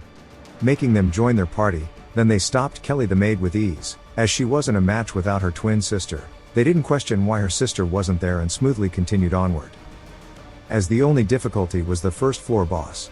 They hear students screaming, and they say run as Willain floats down the hallway saying he needs someone to help him. Ed explains how the magic was in place to defend the school, but with Willain piloting it's like giving a child a gun. Taylor blocks the magic, and the entire hall begins to shake. Some students start to panic, wondering what's going on. Saying it's going to collapse, they start shouting asking where the maids are. And that they need to quickly get out. They use magic to burst through the windows, and the whole situation was turning into a catastrophe. Taylor asks if she has more of her reagent. Alvira says it won't work as it's a rune. And that this is the true answer. She pulls out a different reagent, saying it'll block all basic magic here inside the corridor. She picks up Clabias by his collar, then tells him to go help Taylor knock Willain out. Willain begins to cast some spells, but Taylor and Clabias swiftly avoid all of the attacks, and get close to Willain, who we can see is crying, and he says finally as an explosion erupts, all throughout the top floor of the hall. We see Ed watching by Elt's carriage. Yannicka asks what his plan is, saying he'll open his wounds. He says he's fine, then she asks why he's going so far. He sighs, and he looks at the carriage saying it's quite plain, and that it's only because the outside can't hold up to who is hiding inside of it. As normally he'd be escorted by a grand fleet of a dozen carriages, but him moving like this shows he's trying to be secretive. He shouldn't be here right now, so why the hell is he here? The carriage should have been here a while, so why is he only now getting out? Ed sees a familiar face, saying that's Shenny, one of the maids that Alice raised. She was originally the 3rd floor boss, she was bought off by Lortel. But yet she's here with Elt, and there's no way Shenny would betray Alice. Then he realizes that it must be the other way, and that Alice is on Elt's side. The only possible future now, is that Lortel will die. But she's a main character in the rest of the game, so he can't allow this. He had to play Toad's part, yet now he has to play Lortel's role as well. This is nuts. He tells Yannicka that he has a favor to ask, and he can't handle it on his own. He tries to think how to explain, but she instantly says okay, asking what she needs to do. We learn the letter to Elt was from Alice, and mentions how Lortel was going to betray him. She knows Elt killed her biological parents, and that the whole negotiations on purchasing the grimoire was to bring Elt here personally. So she could strike him down in surprise, so he can't react. And now she is holding on to the evidence to prove what Lortel is conspiring to do. But it's not for free, since Lortel gave her a lot of gold. Elt would have to give more, to get here to betray her. She says she's losing sight, and already lost most of her hearing. So this'll be her last year as head maid. And depending on what choice Alice makes, things get better or worse. She says she's attached the list of names to the institutions she's been secretly managing all this time. And the amount of gold delivered to these institutions will determine her actions. So she trusts him to make the correct judgment. She tells Lortel not to move, and Elt will be here soon. She says she didn't expect Lortel to act like this, saying she thought she'd be more level-headed. And she's sorry that she's doing this, but she doesn't see Lortel and Elt as very different people. Though the same can be said for her too. An explosion occurs beside them both, and Alvira says there's no way Willain could have gotten close to the defensive magic alone, then in Scooby-Doo fashion points out that Alice must be the true mastermind, and that she's even holding a hostage. Lortel ducks while Alice is surprised, and the gang ask her if she is okay. Lortel says she has to quickly tell them that Alice planned all of this. Alvira is surprised by something, and asks what's wrong with Lortel's face. Lortel wonders what expression she is making, and runs down the stairs away from them. She says Elt is coming, and he doesn't even trust his own henchman, so he came personally. The plan was nearly complete to overthrow him, but since Elt is here she just needs to contact headquarters, then find somewhere to hide. She says as long as she isn't caught it'll be okay, then she slowly stops running. And says nobody understands her, she expected betrayal since she's gone through it countless times. She puts her hand on the wall. And we see that she's crying, and she says this doesn't suit her at all. She gets back to running, saying she must do what she can. She has to get to her room before Elt does. Since if she can send the carrier pigeon it'll be fine.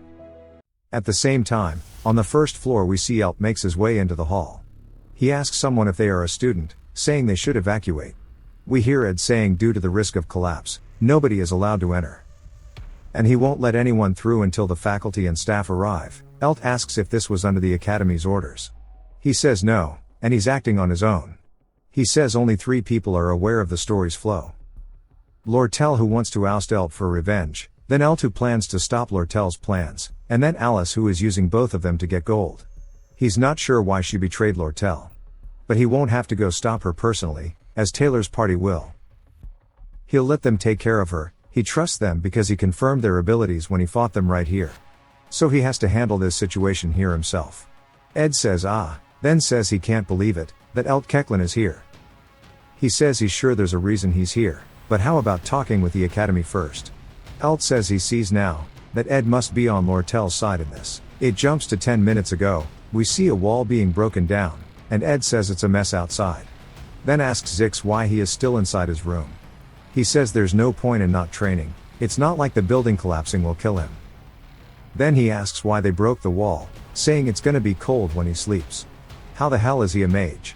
Zix says this is their first time actually talking, as they didn't get a good chance to speak last time. She looks sad about the incident, and Ed tells her it's fine. Then Zix asks if they are dating. Yannicka freaks out, and says no. He looks over at Ed, and asks if it bothered him. He says nah, it's Zix who asked it. Zix bows, apologizing for that. Then asks them why they destroyed the wall. Ed says he has a favor, and he'll repay him later. Back to Ed talking to Elt, he repeats the thing about him being on Lortel's side like before the flashback, and he asks Ed if he fell for her dull appearance. He says that she'll always backstab someone, and he knows since he's raised her, and he'll pay Ed double the gold she's offering, if he steps out of the way. Ed says thanks for the offer, but he wasn't promised any gold coins. So he can't double it and give it to the next person. Elt says he sees, and words surely won't be enough to convince him. He tells his men to dispose of him, and they start to chase after Ed. Elt asks if they are going to let him escape, then the henchmen are hit by an attack from the side. We see it was Zix, and he tells Ed he's got it. Ed says he'll be back after checking the situation out, and he'll repay him later. Yannicka and Zix get ready to stop Elt's men, and Elt recognizes they are strong, telling his men to use everything they've got. The henchmen then fly towards the 2 of them. It goes back to Ed who is running, saying he has to get to Lortel, and ask her about this. Then he realizes she's right behind him. Then he asks her if she couldn't escape. He says they can go through the back door, asking if she can run. Lortel says there's always a reason for goodwill and trust. Even Shara the receptionist for the Elt group acts flirty with her, because he wants to get information out of her. Kaden, another employee, acts lively in front of her, because she tell him information. The reason her pet bird clings to her is because she gives it the highest quality of feed. All goodwill comes with a reason, at least to Lortel. Ed says they definitely don't have the time to get into detail, then says Alice betrayed her right. She thinks to herself that it's a dumb mistake, and her fault. She starts to talk about how Yannicka is always receiving love and goodwill from others, but she's not like her. And that day she was talking to Ed by the campfire, she saw the heated look she was giving Ed, seeing her without greed. Made her think that she'd be able to have a relationship without greed. So she told Alice her plans, but we know how that ended. Even after seeing her like that, she starts to reflect, saying it's her fault and she should have known better. She bought off 5 people to occupy this hall, which are all of the mid-bosses, Ed included. Alice, and the other maids ended up under Elt's command. Willain also wanted to take his side. So the same must go for Ed too. She stops moving, and apologizes to him. She says she can't guarantee the gold anymore as he can see she's in a bad situation. He says he didn't ask, and they don't have time for this. So keep running, as if she gets caught in her future, or plans will mean nothing. She is at a loss for words, saying there's always a reason for goodwill and trust, and if you don't see the reason then don't trust them. That's how it usually is, at least. She starts to tell him all about the plans her father made. And that after the armor price fell, they bought all of the armor as a monopoly. Ed says so it's just manipulative trading, and she doesn't have to explain in length. She says exactly, and Elt needed the money for the grimoire. And he sent her here to steal it. He says he gets it and she doesn't need to explain anymore, and he explains how it'd be 3 groups artificially trading with one another, to manipulate the price, and forces people to develop FOMO. Which makes the people with the monopoly filthy rich. Detective Conan Guy returns, as Ed explains it's a system built on trust. And that Elt would be at a huge loss if it backfired, so Lortel bought the other merchants for many years, and only when Elt is absent from the headquarters can she get the merchants to transfer the right of sale. He explains this to her while they run, and she is surprised by this. He says there's only one thing left for her to do, and they just need to get the message out. She tells him about the pigeon in her room, that is in a direct line of communication with her forces in the headquarter. Ed says that's their win con then. She says her dad is expecting that too, and she's sure he's planning to capture her tonight. Ed waits a second, then tells her to listen carefully. And from this point onward she needs to stay hidden so nobody can see her. If he was Elt he'd have people at the bridges that lead to the Arkan Mountains. They'd definitely track them down, so talk to the horsemen in the quarters to send an empty carriage to the Arkan Mountains. And to leave it in a spot to run away from here, so they'll believe she's on the outskirts of the Arkan Mountains. She asks where she'll be staying. He tells her at his hut in the forest. And he'll send the pigeon in her room off, and he wonders if they'll understand a simple sell now letter. She says yes. He realizes something, then grabs onto her and pushes her against the wall, saying that someone is at the back door. He'll take care of that and run to her room. When he finishes, she should run to the quarters. She starts to have an internal debate. He asks if she's okay, saying she's acting strange. She says she's got it, then asks him why he's helping her so much. He's lost for words, then starts to wonder how to reply. He says there's no reason, he just felt like it and walks out, closing the door behind him. We start to hear a thumping sound, getting louder and louder. She falls to the floor, and says that it's so loud. She wonders if it's the fight between Alice and Taylor's group, then wonders if it's from something on the first floor. She grips at her chest, saying she can't believe this, and that the loud thumping sound is her own heartbeat. It jumps to outside, and we hear Shenny saying she didn't expect it to be Ed, and this is quite the surprise. He says for just an obstacle, this feels hella lame for the final showdown. He starts to think about how Alice must have regained control of the protection runes. Not only is she an expert with the sword, who can hold her own, she's also an intermediate magic user. But despite all of that, she won't be able to defeat Taylor at all. Since he is the main character, of course. As the battle upstairs echoes to outside, Shenny's blade is still being pointed directly towards Ed. He says that he's almost out of mana, and he's got 2 or 3 spells left in him. Shenny dashes forward. Then makes a zigzag pattern towards Ed. She slashes at him, but he avoids the attack from her. She is surprised, but he knew she'd aim for his leg. He steps on her blade, and she pulls up her skirt, to reveal smaller knives. She goes to grab one, but he stops her and throws her hidden knife belt away. She looks panicked. Then her eyes glow purple, as once a day she and her sister can share their skills with one another. She uses low-level telekinesis magic on the knives and sends them directly towards Ed. He avoids some, but 2 of them stab into him. Shenny grins thinking she's won, but the smirk quickly fades as she sees that Ed is unfazed. By this, he pulls the knife out, saying their borrowed abilities aren't refined. Then throws both the knives to the floor. He pushes her down too, and kicks her rapier away, saying it's over now. She screams, and she says she can't disappoint Alice, and to get out of her way. He tells her that Alice will lose. She asks what he'd know about her, saying she's endured so much pain, and asks what he'd know about any of this. We see her launching magic towards Taylor's group, and Shenny says she's saved many orphans, she is one of them. Ed says the game never went deep into her backstory, but we see Taylor go Ultra Instinct, cutting through her magic like it was butter. He flies towards her for the deciding blow. As it gets closer to her, her face glows. Then an explosion occurs upstairs, and he says well, he doesn't care about any of this. Shenny says she won't forgive him, asking how he could side with Lortel. She passes out, and a fire is seen from upstairs. Ed says sadly he doesn't know the extra stories, and there's no point since there's too many stories that won't come to light. Another explosion occurs. He begins to drag Shenny, and props her against the wall inside, then continues running away. He says his goal hasn't changed, as he plans to fully survive. Due to incapacitating Shenny, he unlocks a pain endurance skill. He says he can't believe he's earned this here. Then breaks a window with a rock, then hops through it. He looks around at the room saying that this room definitely suits Lortel. He goes to the carrier pigeon, and writes to them that Elt is here, so sell everything as per the plan. The carrier pigeon flies off towards the moon, and back outside we see blood dripping, as Ed is huffing and bleeding profusely. He says the cuts will surely heal, and if it wasn't for Zix or Yannicka, then Lortel would have been captured by Elt. By now the carriage she hired should be speeding out of the mountains by now. Elt has no choice but to fall for the bait. Even if he catches the coachman, and learns Lortel never left, it would be too late.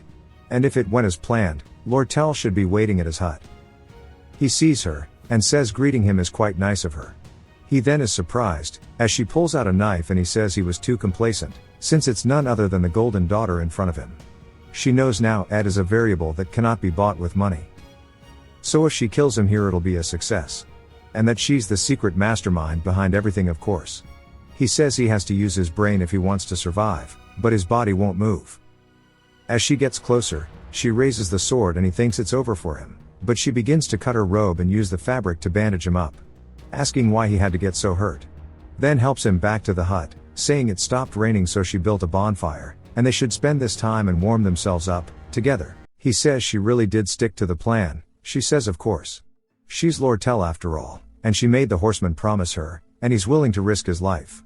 Ed wonders if she's holding his family hostage or something, and she says if it goes well, she'll have the power of the Elt Merchant Association, and the fact that she'll owe him a big one is something surely he finds awesome. He doesn't say anything, and she says that's a boring reaction, but she smiles. Then thanks him, saying she'll never forget this. He tells her to just pay the 20 gold, she says of course, and that she has something to ask. He asks if it's related to Alice, she says it's not that and she wants to know about Yannicka. She says they are pretty close together, and that she respects her as she's always kind to others. Ed asks what her point is, she's hesitant, then says that she is not that nice. Back at the Awfulest Hall, Elt left after getting a report, and Zix wasn't doing that great in fighting the mercenaries, as he was too busy trying to stop Yannicka from just murdering every one of them. As first she had a worried look on her face, but at some point the spirit started going pog crazy, and she needed to be stopped before any casualties occurs. Zix asks her if she's mad about something, and her bird spirit whispers to her, and Yannicka says that she isn't mad in the slightest. It jumps to the next day. Since Ed's uniform was ruined, Zix gave him his. Wylan took the blame for destroying the Awfulest Hall, but Alice hasn't said a single word. Ed says it looks like it all went as planned, but that his body is in pretty bad shape, as he's sore all over. He says with the advanced crafting skill slots open now, acquiring skills take priority, and he's already decided on which skills to master. Spirit formula infusion, and magic engineering, so he can make furniture and weapons. For spirit formula infusion, when he makes a contract, if he makes an artifact that contains it, it'll become instinctive. For magic engineering it's unlocked once you disassemble and assemble an item of a certain level of magic engineering. He doesn't want to waste spirit slots, but he wants to get a lower spirit. To make a contract with, Yannicka appears and says it's cold that the rain stopped. He asks why she isn't going to class, she says she's got a headache and body pain. So she wanted to get fresh air. He asks if she got hurt helping him, she says no. Then she asks him if Lortel is okay. He tells her yeah, she's resting in the cabin. Yannicka angry. Lortel says the whole incident has been fully wrapped up, but there's still work left to do. She laid the groundwork for the negotiation to purchase the grimoire still, but now she has to stay here with an anxious heart. It's frustrating, but she doesn't hate it, because being with Ed makes her heart race. She says being with him makes her feel safe, others find this feeling natural. But for her it's more precious than gold. At no cost does she want to give it away. Especially not to Yannicka. Lortel angry, she says Yannicka already has so much love, she should give her some. She sits down in a chair, saying they'll have to fight for him. But she has the advantage of being forced to live with him for the next 3 days. She says she just needs to bury this cabin in gold, but says maybe showing sympathy is a better idea. She's also short on money. Then she wonders about helping his tuition fees, and imagines herself saying it's not like she's doing it for her sake. Then she headbutts the wall, saying that was so damn cringe, her boyfriend count is 0. She then hears Lucy saying she's in her spot, and sees her walking into the hut yawning. She asks what she's doing here, and Lucy lays down saying this is her nap spot. But Ed quickly carries her off, and puts her into a different shelter he set up. He asks Lortel if she woke her up, saying she can go back to sleep. She says Lucy must come by often, and Ed asks why it matters, she's closer to a natural disaster. Lortel says she has another rival, but she has plenty of time to settle the score. On the morning of day 2, she sticks her head out greeting Ed, but instead sees Yannicka instead. She turns around and sighs, then sees that Lucy is also here too. It jumps to Ed sweating, saying he's finally done. And he's made handmade bricks, and he's unlocked the skill of stonemasonry. He installs the brick fireplace into his hut, and says he's glad it's done. He then starts to make them all food, and Lortel says it's safe to assume that things are going as planned. Ed says yeah, but they can't let their guard down. Lortel says she'll make sure to compensate him, and asks if he'd like to receive goods instead of gold. He thinks about it, saying maybe construction materials, and maybe excess magic engineering equipment. Yannicka starts to feel left out of the conversation, but Ed tells her he has a favor for her. He says he's been trying to learn spirit magic, and he'd like to contract with a lower spirit, asking if she can help. She proudly says that means she's his teacher, and she'll help him form a contract in no time. She gets him to hold a spirit, saying to focus on a connection. Then tells the bird Karis to try talking to him. Karis says something, and Ed says he heard it faintly. Karis tells her that Ed needs to improve his connection so he can hear them better. Karis then tells her to think about Ed's daily routine, saying he has no time, and according to the weekly report meeting they held, he'll need to focus on food and his cabin maintenance, so he has no time to practice. She squishes him out of existence, and awkwardly asks Ed if he heard that. He says something about a weekly meeting. She shamefully looks away from him, and Lortel asks if they are done talking. She says that she'll probably be able to supply Ed with some stuff. He says he'll gladly accept a discount, but she says no and that the amount isn't large, so it'd be a dead asset. She comes up with something, and asks Ed if it would be difficult for him to come to the association every 3 days, saying they could also maybe drink some tea and talk for a bit. Yannicka sees what she's planning, saying why doesn't she give it to him for free? They keep yapping to one another, and Ed just munches away, saying he'll be able to succeed with skill training. We hear Belle's voice as she's arrived at the campsite, saying she apologizes for being here so suddenly. But she has to be the bearer of bad news, and she has a message from Alice. We get a flashback to Belle asking what it is someone wants to discuss. And we see Clara saying not to be shocked as this is top secret. She must absolutely not tell anyone. Then she whispers into her ear, saying that she believes Yannicka likes Ed. Belle thinks about it, wondering if she should try to act surprised. She says that Clara must have been quite worried about her. Clara says she doesn't know how she fell for such a ruffian, but it feels like his reputation is improving. As her friend, she supports her. But that's not all. Yannicka keeps mentioning Lortel by name as well. Just like Ed, she also missed the opening ceremony. And yesterday, they were both absent from the first common class together. Clara says ultimately, relationships are a game of push and pull, remember this class. In that regard, you could say Yannicka doesn't stand a chance. But she doesn't understand it either. It's ridiculous how he pretends not to notice when Yannicka is so obviously into him. Then she wonders if he is kind-hearted or if he is a cunning wolf. Belle says rather than being a wolf or kind-hearted, he's probably in too difficult of a situation to be interested in dating. Clara gets the shivers, saying that there's no way that's true. She can just imagine the grin he has on his face, due to his good luck. Belle thinks about it and then compares Lortel to a thieving cat, Yannicka to a naive kitten, and Lucy to just a cat. The flashback ends, and Ed asks her what's wrong, and she says that just seeing them all is giving her a headache. Lortel then asks her what she wanted to say. Belle bows her head, saying that she has a message for Lortel from the former chief maid Alice. As the bonfire carried away in the night, Yannicka left, and Belle took Lucy away. While it bothers Ed that Lortel's whereabouts were exposed to someone related to the Awfulest Hall. While she was in hiding, she's already been alerted to the victory. We see him inside a uniform. Lortel asks if it's a bit worn out. Ed tells her that it's still decent enough to wear. We see the carrier pigeon bringing their news of victory, so now they can go back to school as usual. Lortel says that the situation has progressed this far. Her father must be making his last stand at the headquarters. Though it's a futile struggle, he certainly won't have time to care about them here in Sylvania. Ed asks if there's any chance that Elt has another trick up his sleeve. She says that he's just as cunning as she is, so there's always a chance of something.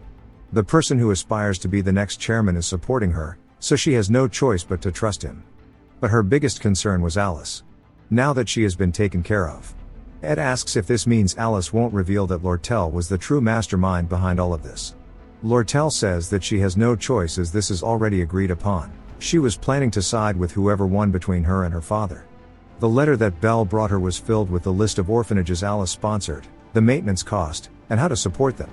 Alice's workload was relentless, and her health deteriorated, but the academy ignored her complaints, eventually leading her to be unable to care for the orphanages. She made a bet with the rest of her life as collateral. Due to how she kept herself with her stoic, unemotional nature, nobody realized what situation she was in. Of course, her subordinates understood exactly what was wrong with her and what worried her. Lortel says that she is only siding with her because her victory looks certain. Making up for the lost trust will be difficult, but based on what she said to her instead of a threat, it seems to be real.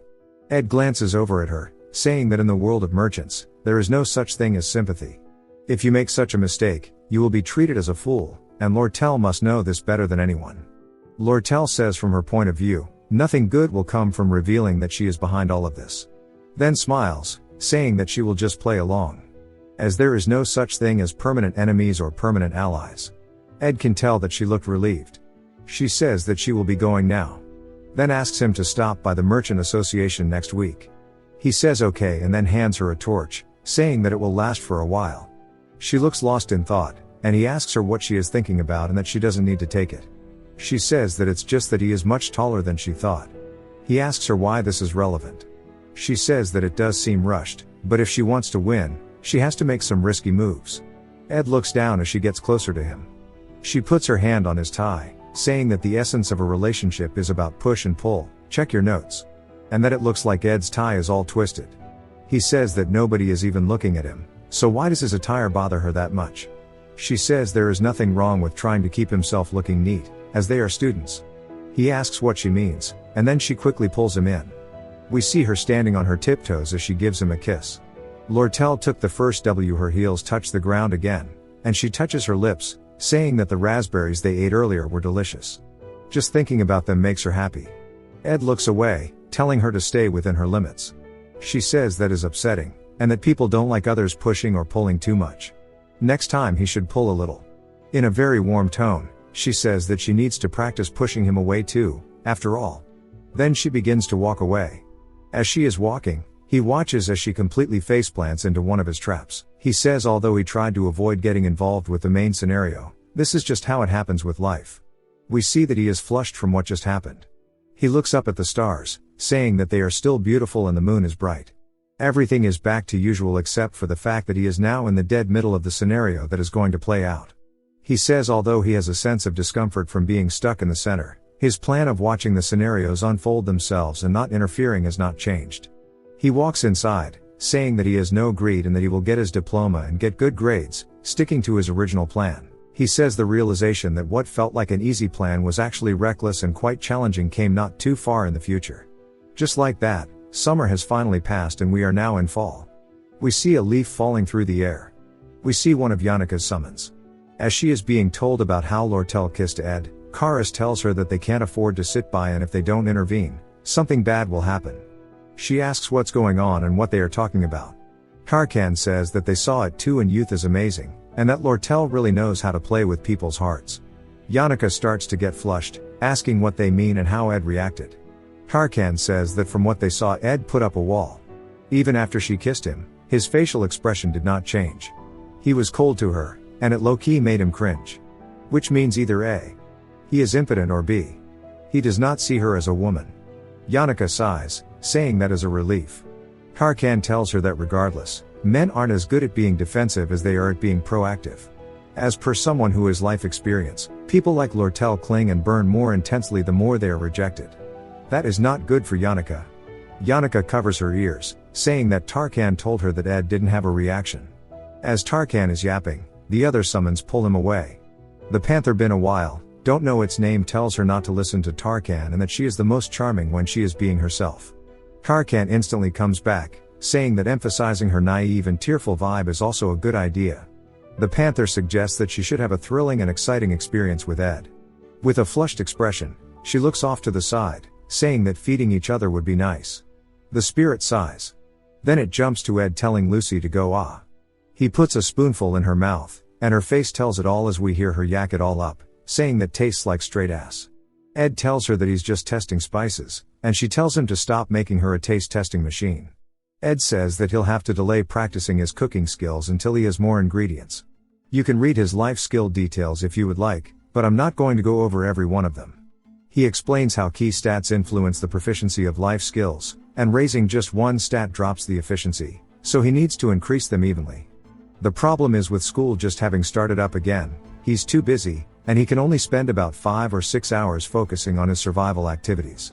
He might get used to it, but the reason he's worrying about it is because he needs to check the scenario progress as well. Even in his regular life, he keeps an eye over Taylor and the 4 heroines in the academy. Taylor is in the combat faculty, so he seems to be growing well, and his companion Alia is also doing her role of supporting him. Fenia is also having no issues, but it seems that she still might be clashing with Lortel, so he needs to keep an eye on her. He also is keeping an eye on Lortel as well. We see her acting very friendly to him. He says that while her father's dismissal is still uncertain, her plan of getting her hands on the grimoire remains unchanged. The reason that he needs more time as of late is because it's about time he starts checking up on the faculty building. We see him standing outside as he glances up towards the 2nd floor, and he says that the final boss of the 2nd act is in there. We see a familiar face as Glass says that there was a hidden mastermind behind the takeover of the dorms. Of course, he is the 2nd boss of this act. We see that he is talking to a woman named Claire Elfin, and he says that if she thinks it's the case, then it is probably true. He starts to take off his glasses, saying not to miss the important stuff. After the thesis on divine science, he asks her to find it, and he begins to intimidate her.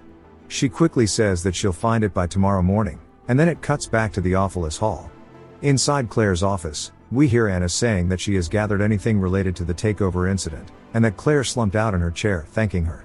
She starts to look over the paper, wondering if she even needs to be concerned about a case that is already wrapped up. She says that she feels so tired she could die.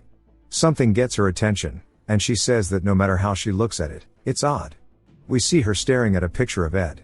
It cuts to him as Lortel apologizes to him, saying that she was so out of it she forgot about the contract, and that he will have to wait and come back next week as he is at her merchant association. She says that as an apology she has prepared some tea and refreshments.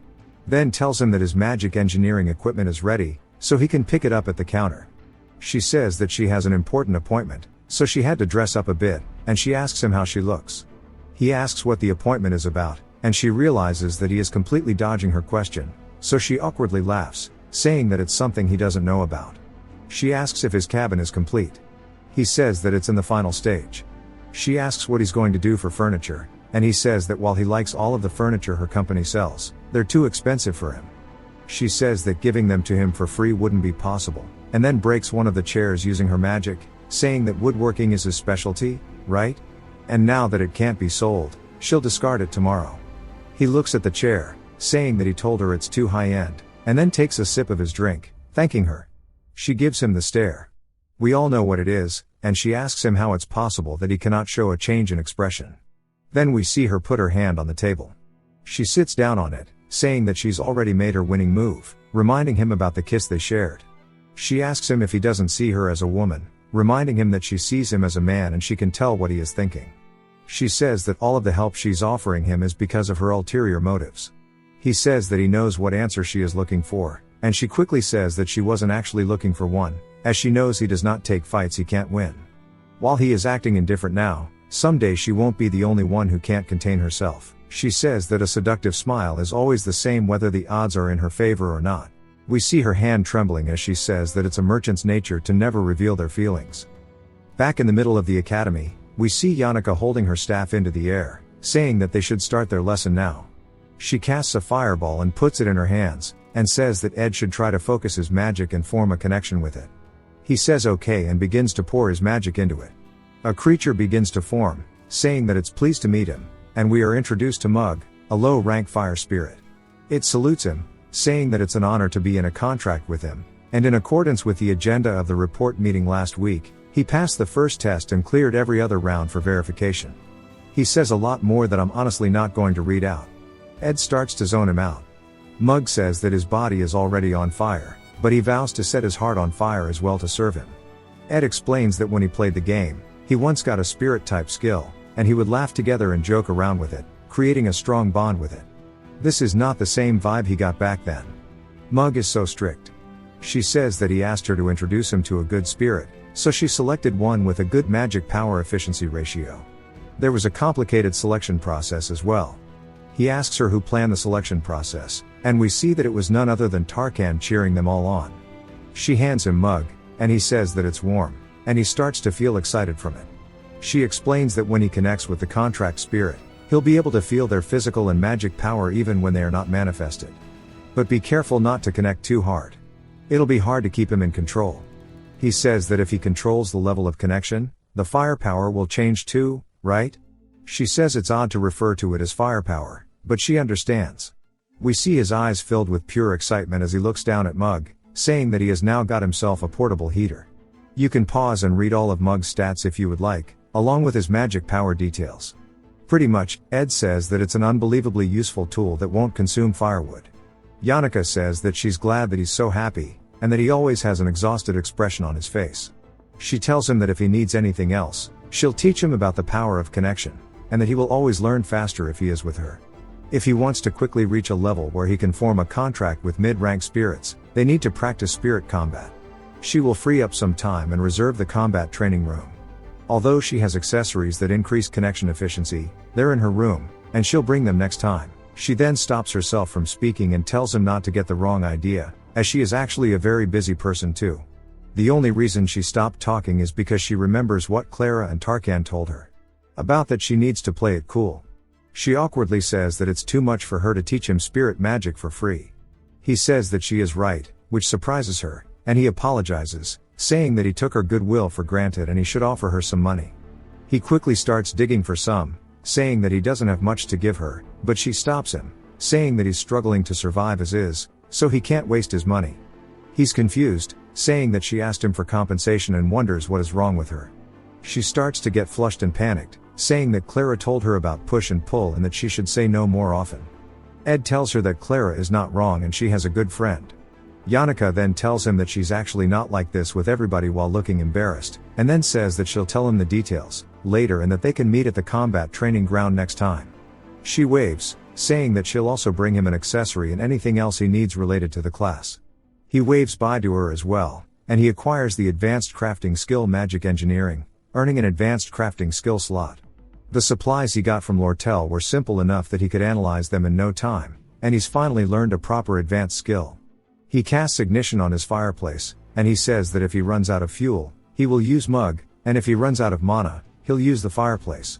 Now he can reliably warm his cabin. His living environment is now guaranteed to be stable since he has furniture from her as well. It makes him feel like a huge weight has been lifted off of his shoulders, and he looks out to see that it's already midnight. That's already late at night, and he should go check his traps. We hear Claire saying that it's pretty dark, and she should have probably come tomorrow, but no matter how much she thinks about it, she feels like there's a hidden mastermind behind the incident, and that the only thing she can think about is Ed. Everyone else at the scene were either students or staff of the Awfulest Hall, but both Taylor and Ed have no connection there. If they exclude Taylor, since he's already solved his end, it leaves only Ed. She came here because she heard that he's often seen here, but unless he's eating and sleeping here, he wouldn't be around in the middle of the night. Then she is caught off guard as she sees a deer's corpse being dragged across the ground, and Ed is carrying Lucy on his shoulder. She quickly hides behind a tree and wonders what's going on. She peers around the corner, saying that even if Principal Obel is a great man comparable to the Archmage, or the great sage of Sylvania, he would have to use all of his power against Lucy. She says that she was right.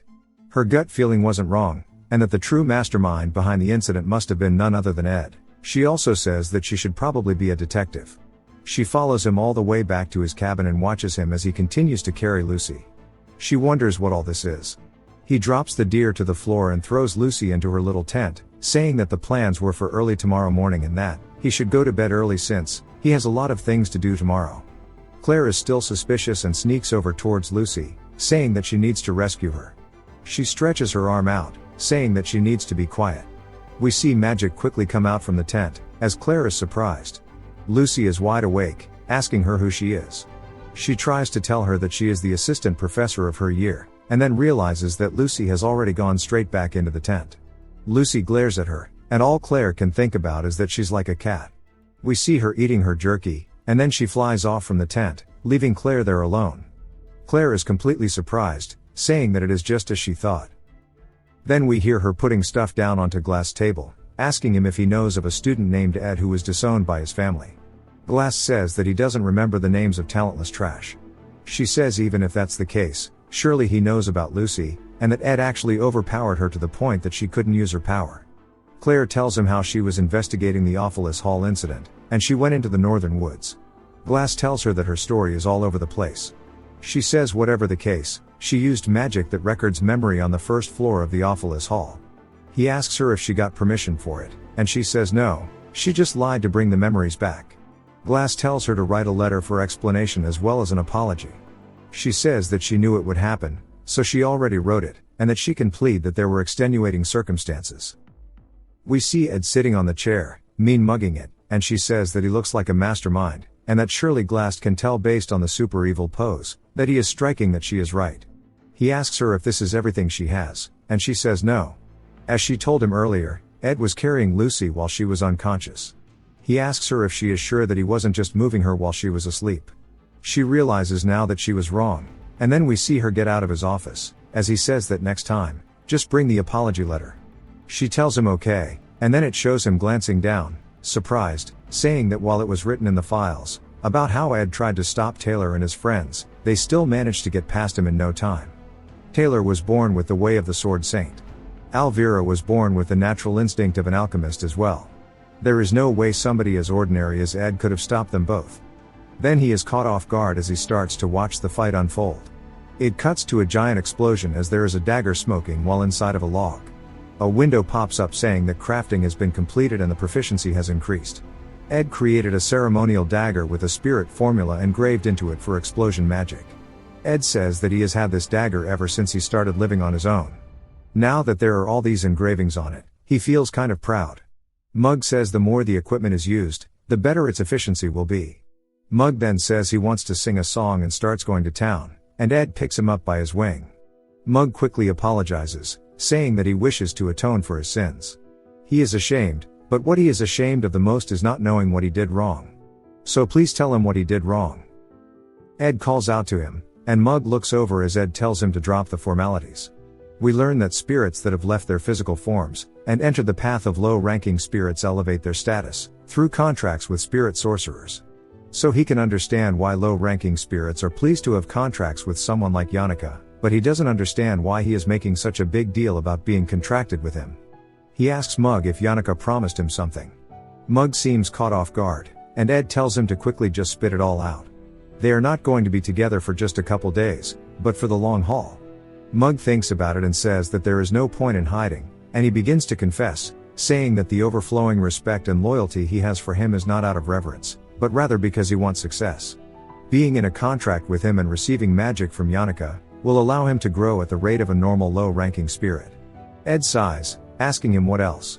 He says that apart from that, after asking about rumors of his reputation in the academy, everybody said that he had a strong authoritarian temperament, so he tried to appease him. Ed says he understands everything, and with his situation, it is only natural. Mug says to be honest, he had a hard time and begins to laugh, saying that the spirits in the hierarchy act like it is something official and that they are so defensive when it comes to their ranks. Ed tells him to go easy on himself as they are just doing their best to survive. Mug begins to cry, saying that he can't afford to talk to him in a more casual manner than what he is doing now. Ed tells him to do whatever makes him happy. Ed says although his combat skills are still making slow progress, His physical stamina has greatly increased, and he is no longer inferior to the average adult male.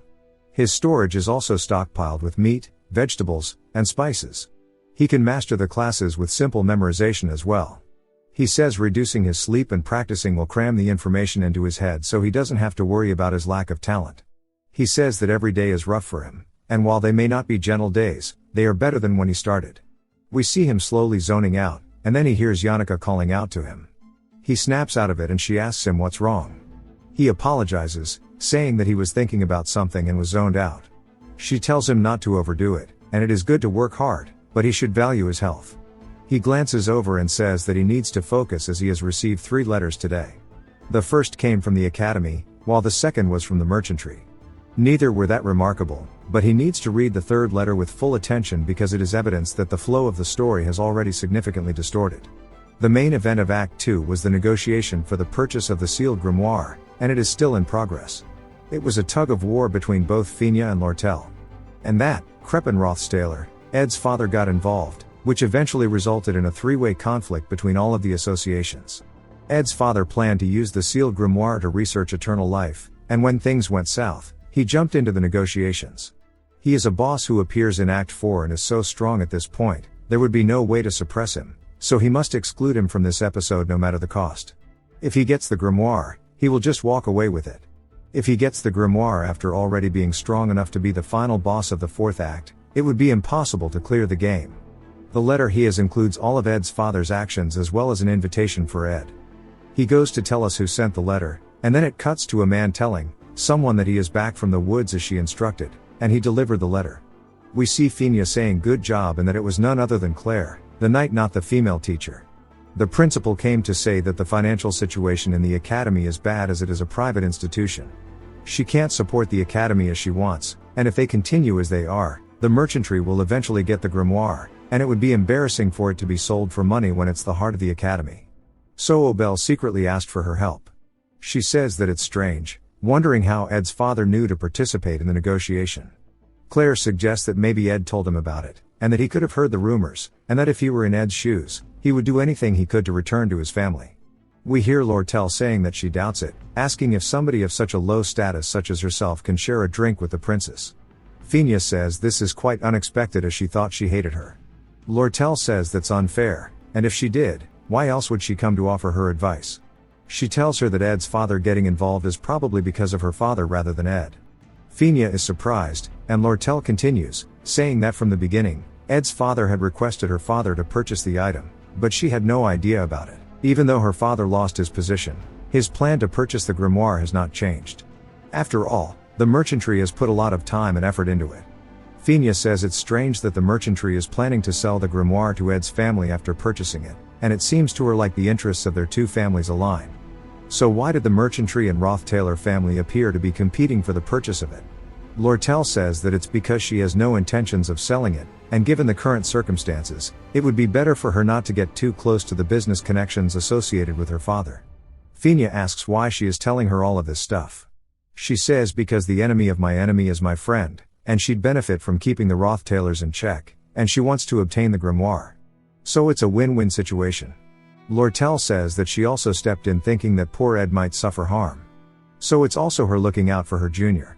She asks why she is worried about Ed, and she says that he's already separated from his family and living a new life, so it would be unfair if he were misunderstood as being connected to the Roth-Taylor family.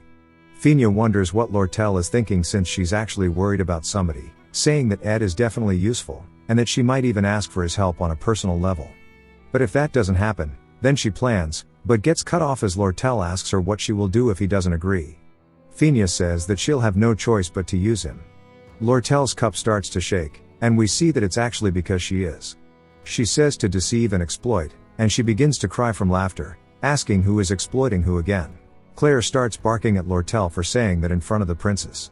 But Lortel simply walks forward, saying that for this matter, they are allies. And she genuinely wants to give her some advice. Finya should not try to use Ed in some half-assed attempt, because she will end up being the one used instead. Claire says that he will not stand for this impudence anymore, but Finya tells him there's no need. She says that it's confusing. She can't tell what Ed is up to. And there's also Kreppen, who suddenly joined the bidding war out of nowhere. But maybe Lortel is the one she needs to be wary of. Since even though she is in the presence of a princess, she still acts high and mighty around her.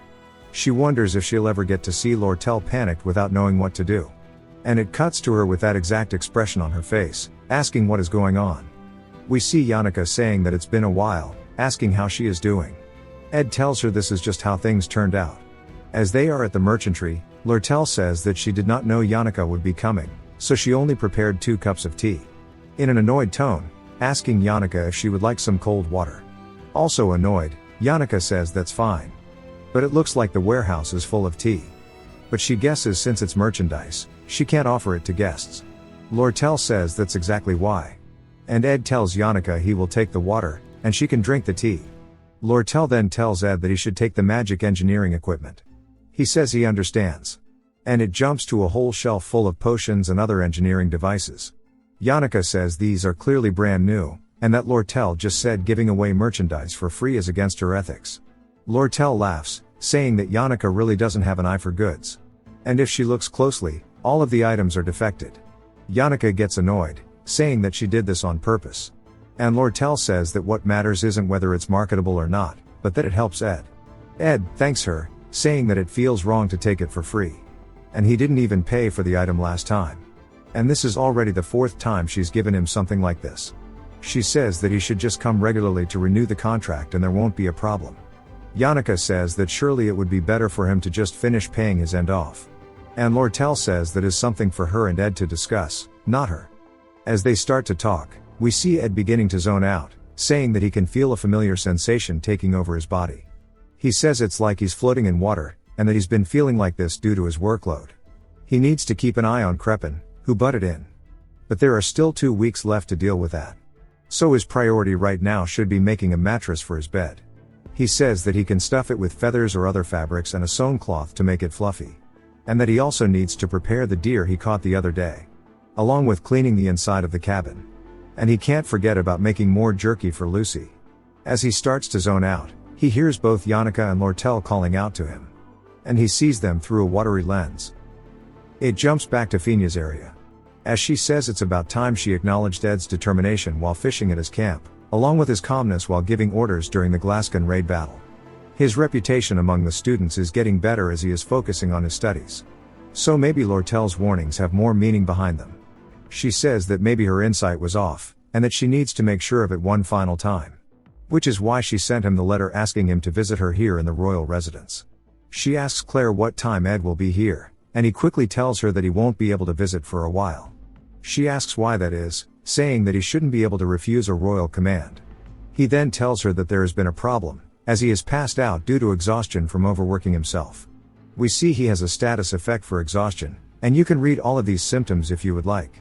It pretty much tells him to rest to recover. We see him wincing in pain, as he says it's hard to breathe. Since it feels like there is something on his chest. And then he looks down to see Lucy slumped out on top of him. We see her mumble rapping in her sleep. He says it's crazy she's talking in her sleep. He explains that she's much lighter than she looks, and to recall him turning her into a nuclear warhead before. But for some reason, he can't move her at all. He says that since she doesn't seem different than usual, it must be something wrong with his body.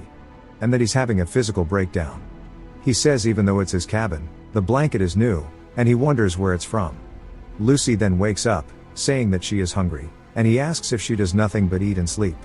She congratulates him for waking up and begins to prepare some mana. She starts to inject it into him, saying that his mana was horribly distorted, and that he's been overtraining in magic and learning spirit magic on top of that. And repeating this for months is why he's like this. He asks her if she was doing this the entire time he was asleep, and she says it wasn't difficult, but it was so boring it made her fall asleep. She's also been walking on eggshells because of Yannicka and Lortel. She sighs, saying it was a hassle, but it was necessary. And that he shouldn't get sick, as getting sick is hard and people die from it. And he can tell she is pained as she says this. We learn that her grandfather was bedridden from a disease, and she watched him pass away from it. He thanks her for worrying about him, and then he looks over to hear Zix saying that he's awake. Zix says that he wasn't sure if he could use the cabin stove, so he started a fire outside. He sees Lucy on top of him, they all share awkward stares. She quickly grabs her hat as the awkward silence continues, and then she flies out from the chimney. Zix asks him how many women this makes, he says it makes sense though. as it's not unusual for strong men to have several partners. He says this is what he's learned as the openness of a civilization. And perhaps he's been viewing it from a rigid perspective. Ed changes the topic, asking why he is here. Zix says that it's because Yannicka is out for attendance, and Lortel had to return because she couldn't delay business. Ed then finally notices how long his hair is, and Zix tells him that it's because it's autumn now. He begins to feed him, but Ed says this tastes like liquid ass. Zix says that there's nothing he can do about it. And it would be better if someone like Clara or Elka took care of him. But Lortel was adamant that it could not be a woman. Ed says that he should double check this scenario and then says that he's heard from some students that mass-produced Mandragoras had caused an accident.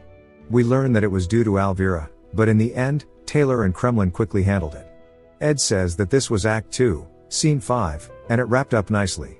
Zix tells him that there were rumors about monsters sneaking in by the Telos Order. So he joined Taylor and dealt with it. Ed says this was Act 2, Scene 7, and it's gone great as well. Ed sighs, saying now the only major event left is the struggle for the grimoire. Then he asks Zix how long he's been passed out. Zix tells him it's been over 10 days, and everybody will be glad that he's awake. But they won't be able to see him today, as Yannicka is at the academy and Lortel had a negotiation to prepare for, so she had to leave. Ed quickly grabs the soup out of Zix's hands, saying that he thought it was just a day or two, and he starts to chug it.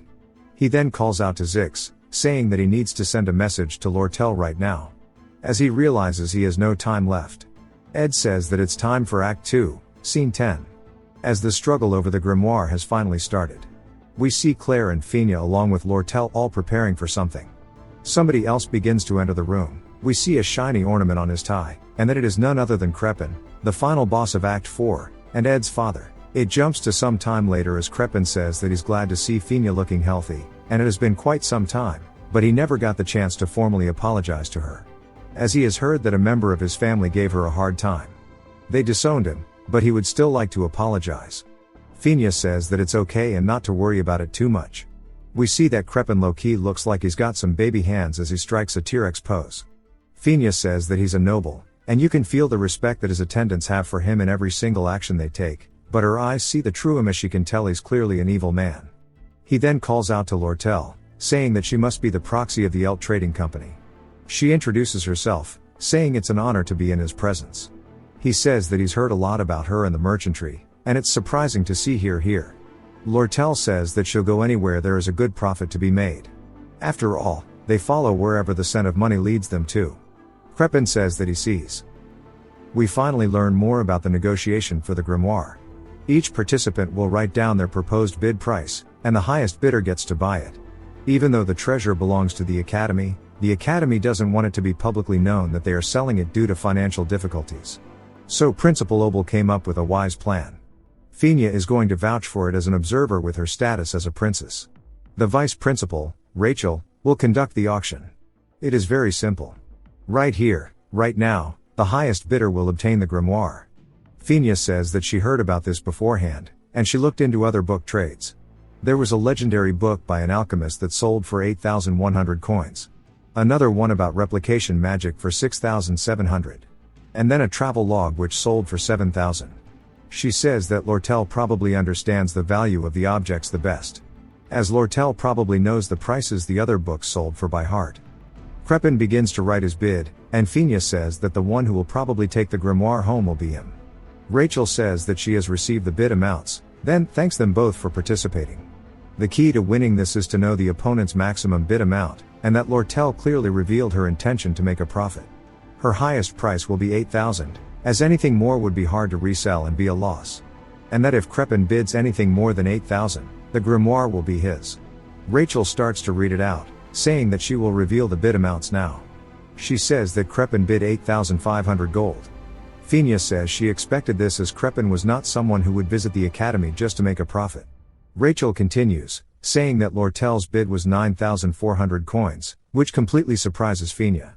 Rachel announces that the grimoire will now be going to the Elt Trading Company.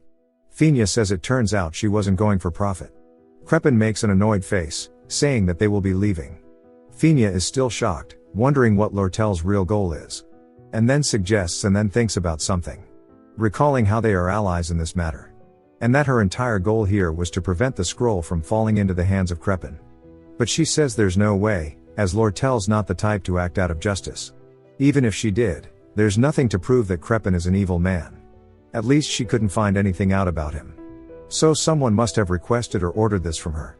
Someone who knows the dark nature of Crepin and wants to stop him. She starts to recall Lortel talking about Ed quite a bit, saying that even after being disowned by his family, Ed is still fighting against the darkness of his family. And she realizes that he is the mastermind behind this. Claire quickly tries to support her as she is trembling, and Fina wonders what she has done. Wondering how she messed up by driving somebody like Ed to the road of ruin. And she begins to feel overwhelmed with guilt. But her misunderstanding might have been a blessing. We see Lortel looking over the auction certificate. And she's very excited about it, saying that even if she resells the grimoire, she would only be losing 900 coins. Even though she said she wouldn't sell it to him, it was just a merchant's lie. We see her looking down as Ed tells her that he doesn't care if she sells it or not. As Ed says that with the purchase certificate, she can ask for any favor. It could be anything that she wants. She says that he's made quite an unbefitting mistake of himself. A free pass for Ed just for 900 coins. She says that's quite a bargain. We see her laying on her bed, and her face begins to blush, thinking about Ed. And how she can make him do anything that she wants him to do. If Fina saw this expression, she probably would have coughed up blood. It cuts back to Ed, saying that in the end, Lortel ended up winning. Zix says that he should have seen Lortel's face when she delivered the letter, and it's a relief that Elka is so innocent. Ed says that Lortel bet on her sexual attraction towards him, and that Crepin must have bet on the insider information that he got. Then he lets out a sigh, saying he feels sorry about what will happen next. We then hear Yannicka screaming out to Ed that he is awake. We see that she hauled cheeks to get here. And Zix says that it's not even lunchtime, asking if she came here all the way from the faculty building. We see her out of breath, and she says that she's already done with her morning classes, and she'll do her other assignments tonight. Ed apologizes for worrying her, saying that he heard everything from Zix, and that he has caused her quite a bit of trouble. She quickly says that's not the case. Zix says that she was running around the academy crying, because of how worried and panicked she was. She quickly starts pinching his cheek to get him to stop, and then summons one of her spirits, which is a bear, to quickly snuff the life out of Zix, thanking him for telling such a funny story. We see Mug appear out from behind her hair, and then he quickly begs Ed to kill him, saying that he had no idea he was pushing himself so hard. We see him crying, saying that he wanted to apologize immediately, but he feared his presence might affect his mana, so he stayed with Yannicka. Ed asks him why he's making such a fuss. And we see Zix carrying the bear back after beating it up, saying that considering Ed was unconscious for the last 10 days, Mug is not overreacting. Ed says that he can understand why, since he was unconscious for 10 days. Something then clicks inside of Ed's brain, and he realizes that all of the meat he had would be spoiled by now, and that his fishing nets must have broken because he didn't maintain them. He lets out a long sigh, saying that he must mean that he has to start from the beginning again for his food supply. Yannicka says he looks like he's planning to overdo it again. She says let them help her. Zix says he also has free time until the next exam, and he can help with hunting or woodworking. And when it comes to work, Ed should just handle things as they come, and everything will somehow work out. We see his old shoddy tent, and Ed says it suddenly occurred to him. It wasn't that long ago that he was under that shelter in the forest. Not worth a single penny. He slept alone in the darkness, being swarmed by bugs. But now he has solved many issues and survived until now. He lets out a warm smile, saying that everything will somehow work out. We see Yannicka staring at him as she recalls Marilda's words about how tired Ed looks. But Marilda tells her that this is her chance. And since Lortel is busy with her negotiations, Yannicka should take advantage of this time. And that Lortel is actually quite clever, and Yannicka should take a lesson from her book. If she wants to win over a man, she needs to become a fox, and comments on her outfit, saying she looks like a housewife. Yannicka says that she does look pretty shabby, but Marilda says that it is perfect, which surprises her. Marilda says unlike her usual lively and energetic self, guys fall for that opposite side of her and she should be sly, subtly showing him this while pretending not to. And while she is at it, to roll up her sleeves and tie her hair up. To give off the vibes of a wife who will go through hard times with him. And that since she is going to see him today, she should focus on this and make some progress. For some reason, Marilda is considered a dating expert when she has no dating experience herself. Yannicka asks her what she means by progress, with her eyes full of hope. And Marilda tells her not to worry about that part. And then starts to ask her what she plans to do today to get closer to Ed. Yannicka says that she didn't plan anything. And Marilda gives her a chilling glare and starts to howl. All the other spirits wonder what is going on and why her howl sounded so sad. As Marilda starts to chew out Yannicka for being an airhead. She tells her that there is no better time to strike than now, and that the best way she can do this is by being with him in times of hardship. She needs to use her position as someone who will always support him. Yannicka tries to calm her down, saying that it's all true and that she actually does have a plan. Then we see her lean in and begin to whisper it to Marilda. She acknowledges it, saying that it is pretty good, and then later that night we see Ed complimenting the stew that Yannicka made, saying it was good. And he should learn how to cook from her. He heads inside, saying that he needs to focus on recovery. After all the help he has received, he can't keep looking tired. He lays in his bed, saying that his condition isn't good as his headache and fever are coming back. He opens his eyes to the door creaking, as Yannicka says that he looks tired. He is surprised that she didn't go back, and we see her laugh while blushing, and he wonders what she is planning. Ed asks her what she is trying to do, and Yannicka laughs and then sits beside his bed, saying that she's not trying to do anything. He asks if that's truly the case, and she tells him that he doesn't have to pretend that he's not having a hard time, and that it's the same for everybody. Exhaustion comes both physically and mentally. She knows that he's working hard while maintaining a rough schedule. A lot of people helped and comforted her when she was having a hard time, but in the end, he helped her the most. It wasn't someone's rushed support or comfort, but rather someone quietly staying by his side. She says that he has had a hard time, and tells him that he's doing great so far. He tells her that she doesn't need to go that far. She says that he first needs to at least acknowledge that to be able to rest, he needs to admit that he has had a hard time. He lays back down and says that he has had a hard time, and lets out a very long sigh. He starts to get sleepy and says that he's had a really hard time. We see Yannicka smiling while laying her head on the bed. In the morning, Ed wakes up and looks over to see that Yannicka is still asleep at the edge of his bed. He starts to laugh, saying that he's finally made a full recovery. Just like usual, for those who want to read his life skill details, here you go. Along with his matching engineering, and the formulas he has learned. We see that there are two that he is still analyzing. Ed says that he hadn't made as much progress as he would have liked in the last 10 days, especially in the research of magic engineering products. The advanced crafting skills greatly affect core stats and are far more versatile than general skills. The problem is that there is a clear limit to how much one can grow, just by self-studying. Most magic engineering products are rewards for main scenario quests. So, as someone who doesn't want to interfere with the scenario, it's hard to get them directly. But it looks like Taylor is not particularly interested in magic engineering. It's probably because even with the recipes, you can't make use of them right away, as you need materials that can only be obtained later on in the game. However, Ed's situation is different. We hear Lortel ask him what he's thinking about. Then he says the reason his situation is different, is because he is someone who can procure any material from around the world. Lortel says that she's relieved he's feeling better, and she was worried. He says that he's glad she looks healthy too. She says she may look healthy, but she's actually suffering from chronic fatigue. She starts walking over towards him while saying that her hair is dry, and her skin is rough, and it's been a struggle to get back to normal. She sits beside him, and he says if that's the case, why did she come here? She says that it's because she needed to rest, and there's something she needed to tell him. It's weird to call it the Elt Trading Company when Elt has already been removed. So, she's going to change the name to just Trading Company, and restructure their business. So, she needs help from someone to manage employees, assets, product flow, and other things. She's basically looking for a co-executive. He glances over at her, and we see her smiling while blushing, telling him to imagine this. He wakes up in the morning, and he goes to work at the trading company, and they're only a wall apart. He'd get great benefits as a co-executive, and she'd also give him shares and his own personal assets. It would be almost like they were married. She starts to laugh, wondering why she's rambling so much. And he asks her if she finds it weird that she's going so far for him. She's a bit surprised and then puts on her hood, saying that he does not know anything. She knows how he feels, and he must be thinking, what's wrong with her, or that he can't make such an important decision based off the fleeting emotions of a young girl. He probably plans to keep up a professional front with her until the end. He says not necessarily, but in reality, that's exactly what he wants. She tells him that it's because he doesn't know, after living a lifetime surrounded by money and constantly being betrayed, the most important thing to her is somebody that will never betray her. Somebody who will always be by her side, even if she has no wealth. She puts her hand on his, saying that even if the whole world turns its back on her, Ed would stay. To some, that's family, To others, it's a lover, to a few, it would be friends.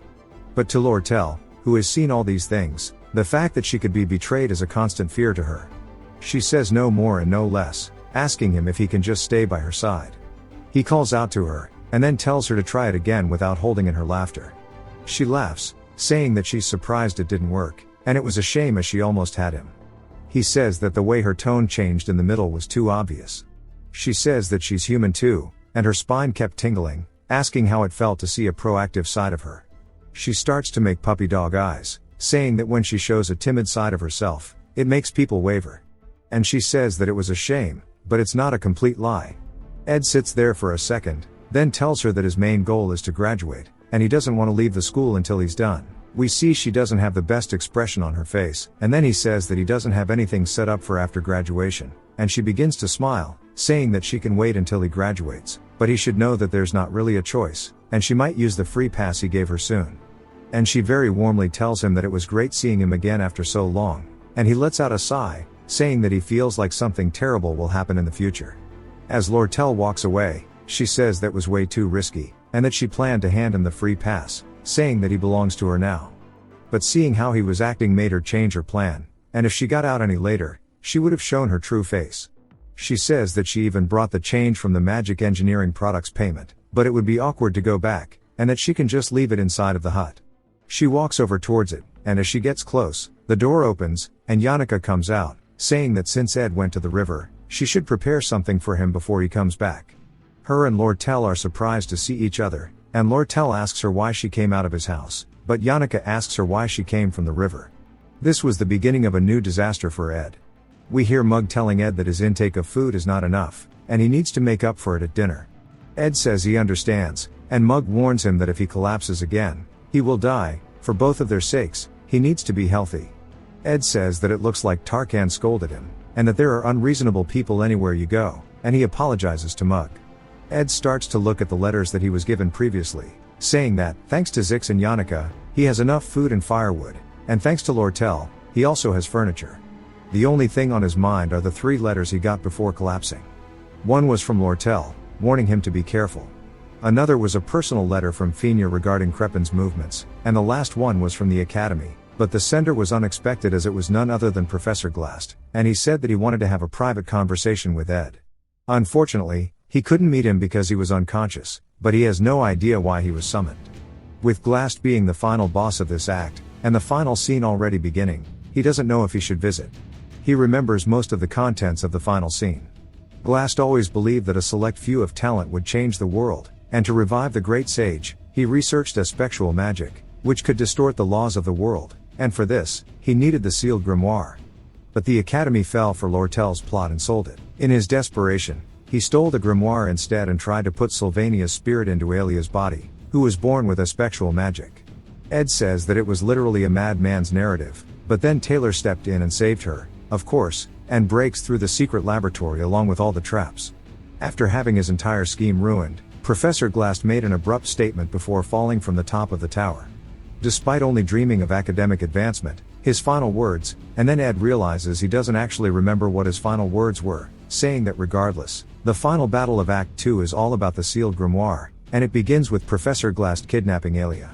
It cuts to her screaming not to get any closer, as we hear a familiar voice telling her that it makes sense that she's scared, as the demon standing in front of them is quite terrifying.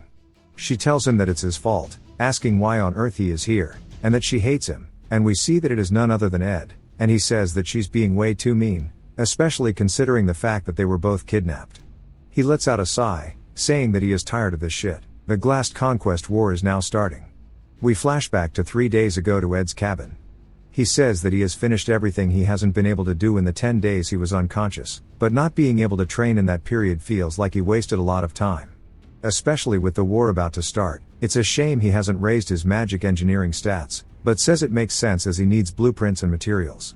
Something clicks in his brain, and he says that he's thought of a way to rapidly increase his stats. He explains how the final scene of Act 2 has 4 stages before you fight Professor Glast. Among the 4, the hardest is Phase 3, the secret laboratory.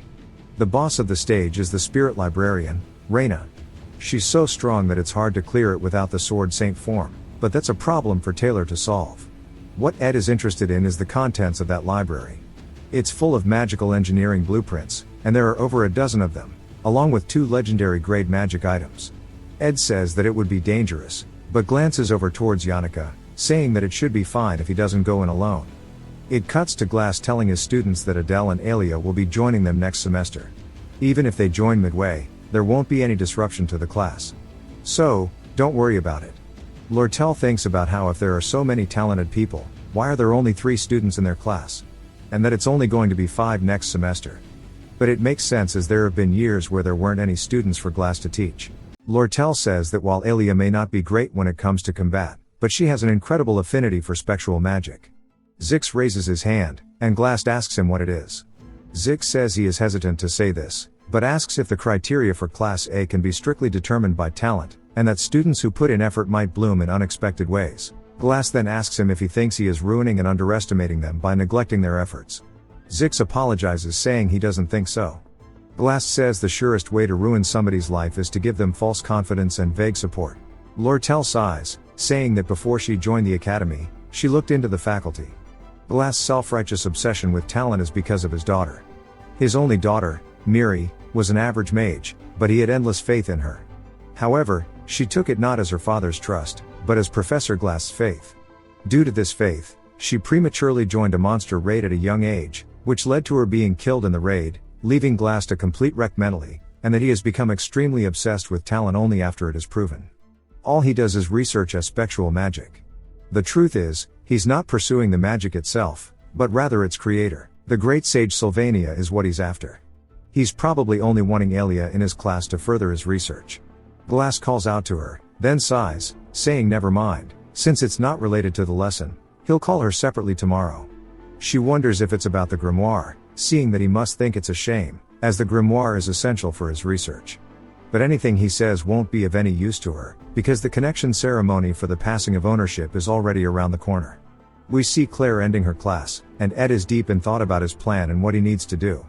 He says that he will follow Taylor when he is barging through the final act of this episode, and he'll pick up all the leftovers. He's made a list of must-have items, especially in Phase 3. He'll grab them all in the Spirit Library. One of them is called Glock's Eye, which increases mana and proficiency in all affinity, and there's also Delim's Hourglass, which reverts all physical states by a few seconds. Ed says that these items may seem broken, because of the difficulty farming the materials, but they can only be crafted in the final stages of the game, so they won't be of much help to Taylor, so he might as well take them. While he's there, he can also admire how well Taylor is performing, and then return, back to his cabin. The Conquest War begins on the day the Grim War is officially passed to Lortel. He told Yannicka he lost something in the underground waterway, and that they should go find it together. He thought that she would hate it, since it's dark and narrow, but he sees that she's actually hella hyped for it. As he's going to leave, Claire calls out to him, saying that Professor Glass wants to meet him. He wonders why, since the ceremony for the grimoire is tomorrow, but agrees to go. The only reason he didn't go last time was because he was passed out, and seeing as how he was called upon again, it must be important. When he gets there, we hear Alia asking why he's here, and she's putting up some weird pose for defense, and he says that he's never even done anything to her. But it makes sense, even though it's been over 10 months since the last episode, her bad blood with Ed goes pretty deep, as he shot an arrow at her. But he wonders why she's even here, and that she's supposed to get kidnapped tomorrow. And then he wonders why he's here. He realizes something, and starts going through the paper on Glass' desk. Alia screams, but Ed says there are no research records, there's nothing indicating a change in the future he knows of. If he were to find something connected to himself, it would just be one thing, and that Claire reported what she observed about him. Which means that Glass now knows what Ed did inside of the Awfulest Hall, but wonders what that has to do with this. Ed hears footsteps, and quickly draws his blade, causing Alia to scream once more. The door swings open, and Glass enters. Alia runs to him, begging for help, saying Ed is holding a dagger. We see a purple aura as he begins to release his magic. Specifically, it is an aspectual magic called Time Prison, and he puts Alia into it. He then turns his hand over towards Ed, but we see Ed's dagger flying in at him.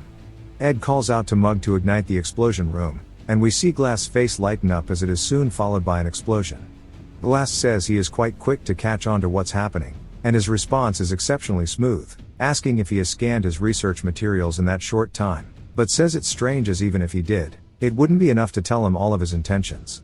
Ed asks him if there is a reason he must restrain him, saying that surely he only needs Alia for her affinity with espectral magic, and since he has achieved his goal, there is no need to restrain him as he can keep his mouth shut. Glass says he has a goal here, so not to think of him too harshly. Ed sighs, saying this is too much and that he should at least give an explanation, but says there's no way he won't think too harshly of him. Even if he does manage to escape, Glass wouldn't let him leave alone. It would only disrupt the scenario, and if he is kidnapped here, he'll be locked up with Alia inside of the Seeker lab. It's like getting a direct bus to where he wanted to go. And he thinks about it, saying that he should allow the surprise adoption to take place right now. Glass is surprised as Ed steps out from around the desk, and Glass asks him if he has cooked up a plan, saying regardless it won't be a bad deal for him, while stretching his hand out. He puts Ed under the same time prison magic he did to Alia, and he starts to walk towards him while he is frozen. He was suspicious of Ed at first, but since Claire told him about him living in the forest and that he rarely sleeps, his effort must be crazy. Glass says that's not what she said when she was calling him a secret mastermind earlier. She says that's only because she didn't expect his academic record to be like this. Glass says that whenever he saw him fight inside of the crystal ball, he noticed his knack for combat was extraordinary, but it was clearly the approach of a weak person. Analyzing the opponent thoroughly and using anything possible is a product of effort, not talent. But he can tell that based off his facial expression, he's also not nervous in the slightest. Glass says it's reminding him of something he lost in the past. And that it's none other than his daughter who said she'll bring honor to his name through her achievements.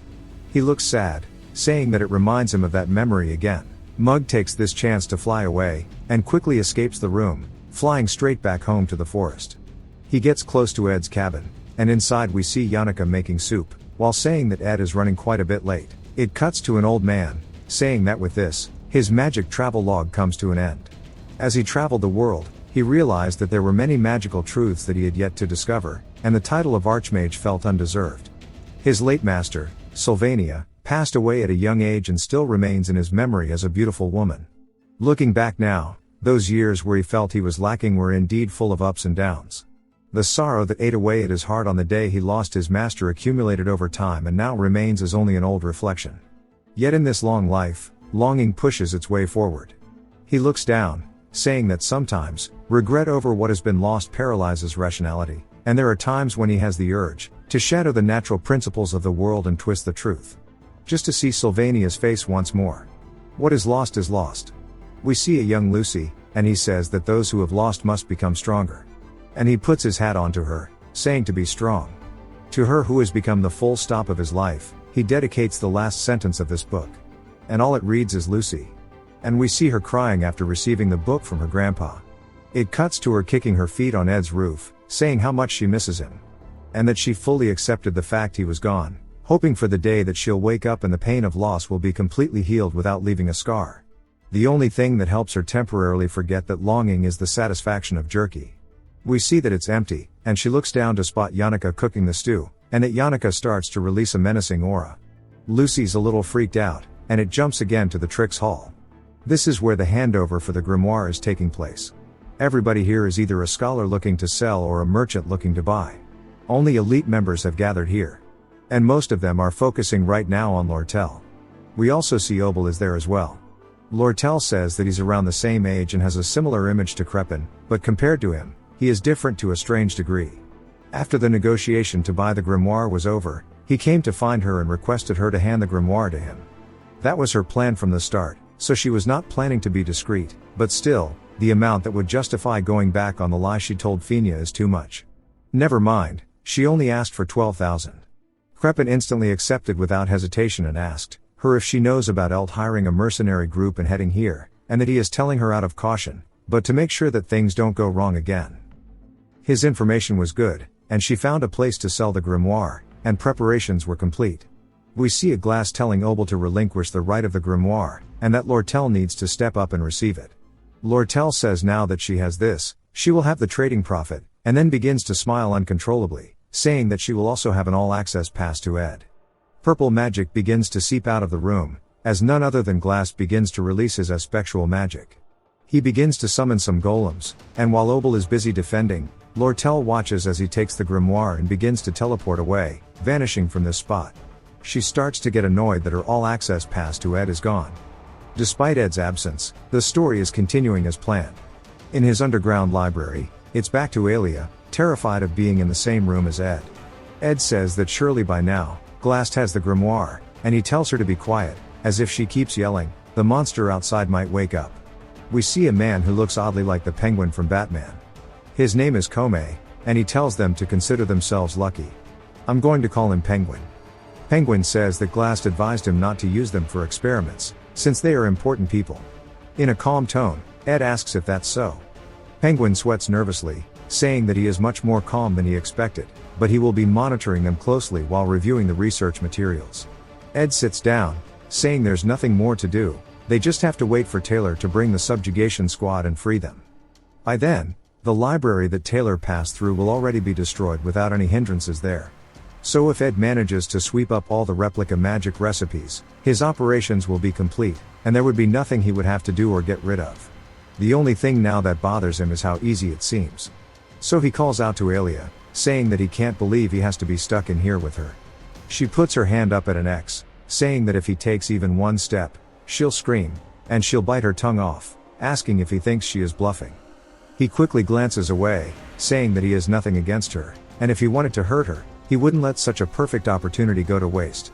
She goes to say it's lies, since she knows exactly who he is. He tells her to stop spouting nonsense, and that Taylor will definitely come save them if they wait. And she asks if he has the right to even say his name. Ed asks why he would not, and apologizes for the matter with the entrance exam, saying he had his own circumstances, and helped a lot during the Glaskin incident. Even if she can't trust him, surely she can trust Taylor, and that he will come rescue her. She's completely caught off guard that somebody like Ed would apologize to her, and then he lets out a sigh. Mug flies in, quickly calling out for Ed, making sure he's not hurt. And he says that it took a while to find him, but he eventually did, and that he's sorry that he could not be here sooner. Ed pets him, asking where he's been this whole time, telling him that he did a great job finding him. Alia is surprised that it's a spirit, and that he can control it, saying he was terrible at magic last semester. Ed tells her that it's none of her business, and he's just happy that he can talk to Mug. She says even so, that Spirit can send a rescue request to the outside, and to send a request to a staff member. Ed says there's no need for him to do anything by adding a variable, but Mug quickly tells him not to worry. He may not be able to keep him safe, but he's been thoroughly trained in emergency reporting, and it took him about half a day to avoid the eyes of the monsters and the golems. So it must have been 2 days, but he can remember it clearly. And how Yannika's angry face was beautiful, and he could feel her cold fury. Not only that, but she also wanted to ask Lucy for help, which is like having a million troops on her side, and not to worry, as they will be rescued and they should be calm. He begins to laugh, and he quickly realizes that Ed is not in a good mood, as he starts to palm his head like a basketball. Mug asks him what's wrong, and Ed lets out a sigh, and yeets him out towards Penguin, saying that he's changed his mind and can't stay trapped here, and to get him out right now as he is not joking. Penguin reminds him that if he keeps being loud, the demon across will wake up. Ed says that he's serious, and if he doesn't get out, it will not be him, but rather Penguin, who is in trouble. Penguin laughs, saying that after all, he's still a student, and not to ramble too much. Alia asks what's wrong with him all of a sudden, saying that he just told her to sit quietly and wait. He tells her to shut up, and we see the keys flying back towards him, as Mug says he was quick at analyzing the situation. Ed tells him to leave for a bit, and he wonders why he had to do something he didn't ask for. He opens the gate to let them out, but leaves Alia behind, which surprises her. He tells her to shut up from now on and only answer with a yes or a no. There are all sorts of monster experiments and haunted magic tools out here, so it's dangerous. He tells her to just cooperate, and if they notice he's gone, just tell them he escaped and sell him out, and they won't hurt her. He says there's no way she'd be able to run anyways with her legs having given out. She starts to ask him something, but he says to stop yapping and to make it only a yes or a no. She's hesitant, but reluctantly agrees by saying yes. He tells her to keep quiet and starts running off, saying he'll handle it, and he's annoyed that new twists found their way in. We can see on the guide for this episode that there is something mentioning Lucy, but we'll get to that. He says that he can only handle the minor variables one way or another as his stats have increased enough, so he can solve most problems by using the information. However, there are bound to be variables that he cannot even handle himself. If Yannika or Lortel joined, he could manage. But since Mug told him about Lucy wanting to help, he realizes that he has no solution to help, and even game freaks who spent hundreds of hours trying to, could not come up with a solution to Lucy joining in, and that she will lead to a bad ending. And it never happens unless you deliberately try to make it happen, so he never bothered, as it is a specific bad ending which makes Lucy a hostile enemy and to avoid her. Ed grits his teeth and starts hauling cheeks, saying that he has to stop Lucy from coming here no matter what. We hear Taylor calling out for Zix, and Zix asked him what he needs. Taylor is a little gassed out and has blood all over him, saying that he needs help and that they need to go rescue Alia. It is now the final chapter of episode 2, phase 1. Taylor lost track of Glast after he escaped from the hall with the grimoire, so he requested help from Zix. He'll soon lead his companions into the underground tunnel and then head to the underground waterway to chase after him. Ed is familiar with the route of the scenario, which goes from the hall to the underground waterway, to the spirit library, to the monster research center leading to the deepest part of the lab. But retracing in reverse will be a new experience for him. The research center is a bit of a headache due to Penguin releasing all of the monsters, but it's much easier now that it's in reverse because the monsters will be confined, and it's a relief because the encounters between Lucy and Glast are destined to lead to a bad ending, so he must prevent it. We see him peering out of a doorway, saying that the problem is the spirit library is guarded, as we see Raina fly by him. She is the librarian who guards the library, and she also happens to be a banshee. Ed is familiar with her patrol pattern, so fighting her isn't the issue. The problem is that Raina is someone who will grant Taylor a valuable experience. In the later stages, there will be enemies that cannot be defeated without Taylor's Ultra Instinct form, so if Taylor doesn't train well enough, the future scenarios will be harder to clear. Taylor is supposed to progress the most during the second episode. Taylor meeting the ones that will help him learn essential skills is crucial, such as the revived demon of the underground waterway and Raina who will give him the most experience, so he'll only take the necessary magical tools for the route and sneak out. He grabs one off the shelf as Raina hums, floating past him. He says the next one is the light dimmer, and he'll come back when it's over because it would be a waste otherwise to leave them here. We see bookshelves floating around the library, and it begins to shake. Ed says he's never experienced an event with an earthquake before. Something drops beside him, and he looks over a bit worried as Raina is glancing back directly towards him, and she begins to scream. Ed realizes this is bad. It cuts to 30 minutes before the earthquake, and we see a man on the floor as a golem, but he quickly gets frozen and crumbles to the floor as Lortel says if this didn't happen quietly, then the Academy's reputation would have surely been ruined. She can't believe the grimoire would be stolen during a time like this by the Academy's core personnel. Obel says that even if it takes time, he will take responsibility and get the grimoire back, asking her if it is not possible for her to wait, as whatever Professor Glast is planning, it will not end well. Lortel asks what he means. Obel confirms that now that the situation has turned out like this, he should at least tell her the truth, asking if she is aware of the 3 major taboos. The first is the pursuit of immortality, the second is the resurrection of the dead, and the third is time travel. She says there's no way he's trying to say that Professor Glast is using aspectual magic to resurrect the dead, asking him if he is serious. She goes to call him crazy but stops. Obel asks, confirms that she was about to call him crazy, saying that he is curious since the great sage Sylvania always said that talented individuals would advance the world, and there was his daughter Miri, who passed away after recklessly going into a raid. If he has truly perfected the aspectual magic for resurrecting the dead, who would Professor Glast most likely bring back to life? Lortel starts to think about it, and then someone enters the room, saying there's a huge problem that several minutes ago, Taylor was seen chasing Glast towards the underground waterway, and according to testimonies, not only did he steal the grimoire, but he also kidnapped students, and that they are first-year magic students. One is none other than Alia, and the second is Ed. Lortel is shocked, and then hears a dragon's roar, looking over, saying that if Ed was kidnapped, and Obel is here, the greatest mage of this era, surely he can help rescue Ed. So the most sensible thing to do is wait here, but there's a familiar sound, and the direction where the tremors are coming from is from the entrance to the underground waterway, as we see Tarkan spitting some absolute heat, with Yannicka crying while riding him. Lortel says that she would also like to go, and she puts on her hood, saying that seeing the principal being so nonchalant about the grimoire makes her want to go personally retrieve it, and she tells her men to minimize the negotiation personnel and follow her, as she is now officially joining the battle. We learn about a girl named Dorothy that is a third-year alchemy student. She is formidable enough to challenge those at the combat faculty, and people like Alvira often sought her guidance, but Dorothy didn't stand out during her first year, so Glast, who recognized her talent, was her savior, and she believed that Glast had a purpose behind his seemingly extreme actions. Though she did not know the exact purpose, she was determined to follow his request and guard the entrance. We see her falling to her knees, and it is completely fear-ridden. She says this is going way too far, as she is met with none other than Tarkan, growling in her face. Yannicka tells her to answer her, and in a very cold tone, asks her where Ed is. Dorothy foams at the mouth and dies on the spot. That's a joke. Tarkan told her roughly where it was, but Yannicka doesn't remember whose direction she's following anymore, and she starts to recall where to go, but her smooth brain starts to get a headache. Then she recognizes Dorothy and wonders if she did this to her, and says that she will make sure to cover her up.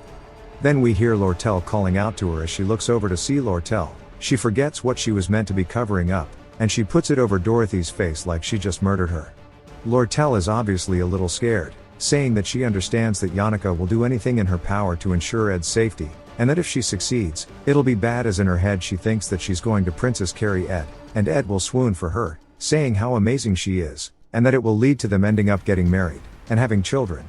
Lortel gets the thoughts out of her head, and usually she makes rational decisions, but anything regarding Ed, her judgment is thrown out the window. She says that Ed's already been rescued, and he got pretty hurt while being kidnapped, and he's lying in bed, asking if she will come to the camp right now. Lortel says if she's going to be the one to save Ed, she has to get rid of Yannicka first, and Yannicka, in her cold tone, asks her why she is telling her this, saying as soon as she pinned down the location, she ran here, so how exactly did Ed get through the entrance without her seeing him? Lortel says that's not really important, and Yannicka says now's not the time for this, saying that surely she's not planning on using her company's employees to rescue Ed, and she says that they're not even trained in combat, and that she is acting cowardly, but then quickly changes it to dangerously. Lortel gets annoyed, saying that she's logical about everything all of a sudden. Yannicka says that she asked Lucy for help, but at first she just yawned and walked away.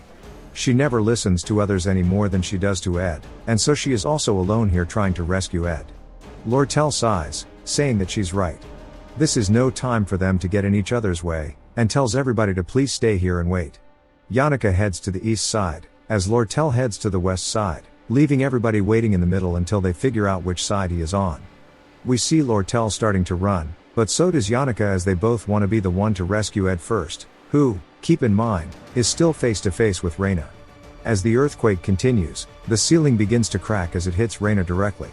Ed says that he wishes it was just an earthquake, but we see that it was none other than Lucy. As she stretches her hands up, we see that she's sitting atop the debris that covers Reina, saying that she got bored, so she came to help, and Ed says that it is game over now. It jumps back to Obel on the rooftop as he is being asked if it's okay for him to sit back and do nothing. Obel says that it's dangerous, but it's a good opportunity to let students grow, and flowers bloom where the leaves fall after all. He gets asked if it's really okay to push him this hard. There's no doubt that this is the golden age in the history for the academy. Even if you look across the entire history of Sylvania, this generation of students is a rare find. After all, each year's class has so many promising students who they have so many high expectations for. There are countless of them who can all be stars. Obel crushes a leaf, saying that it feels like someone is warning him. The upcoming trials need to make them think that even if they are talented, they have to struggle. Back at Ed's cabin, we see a hole through some of the forest and that it heads straight into the mountain. If you follow the hole, you'll see that the ceiling looks familiar, as it was none other than the hole that Lucy took. Lucy starts repeatedly saying hey, hey, hey, over and over, and Ed sighs.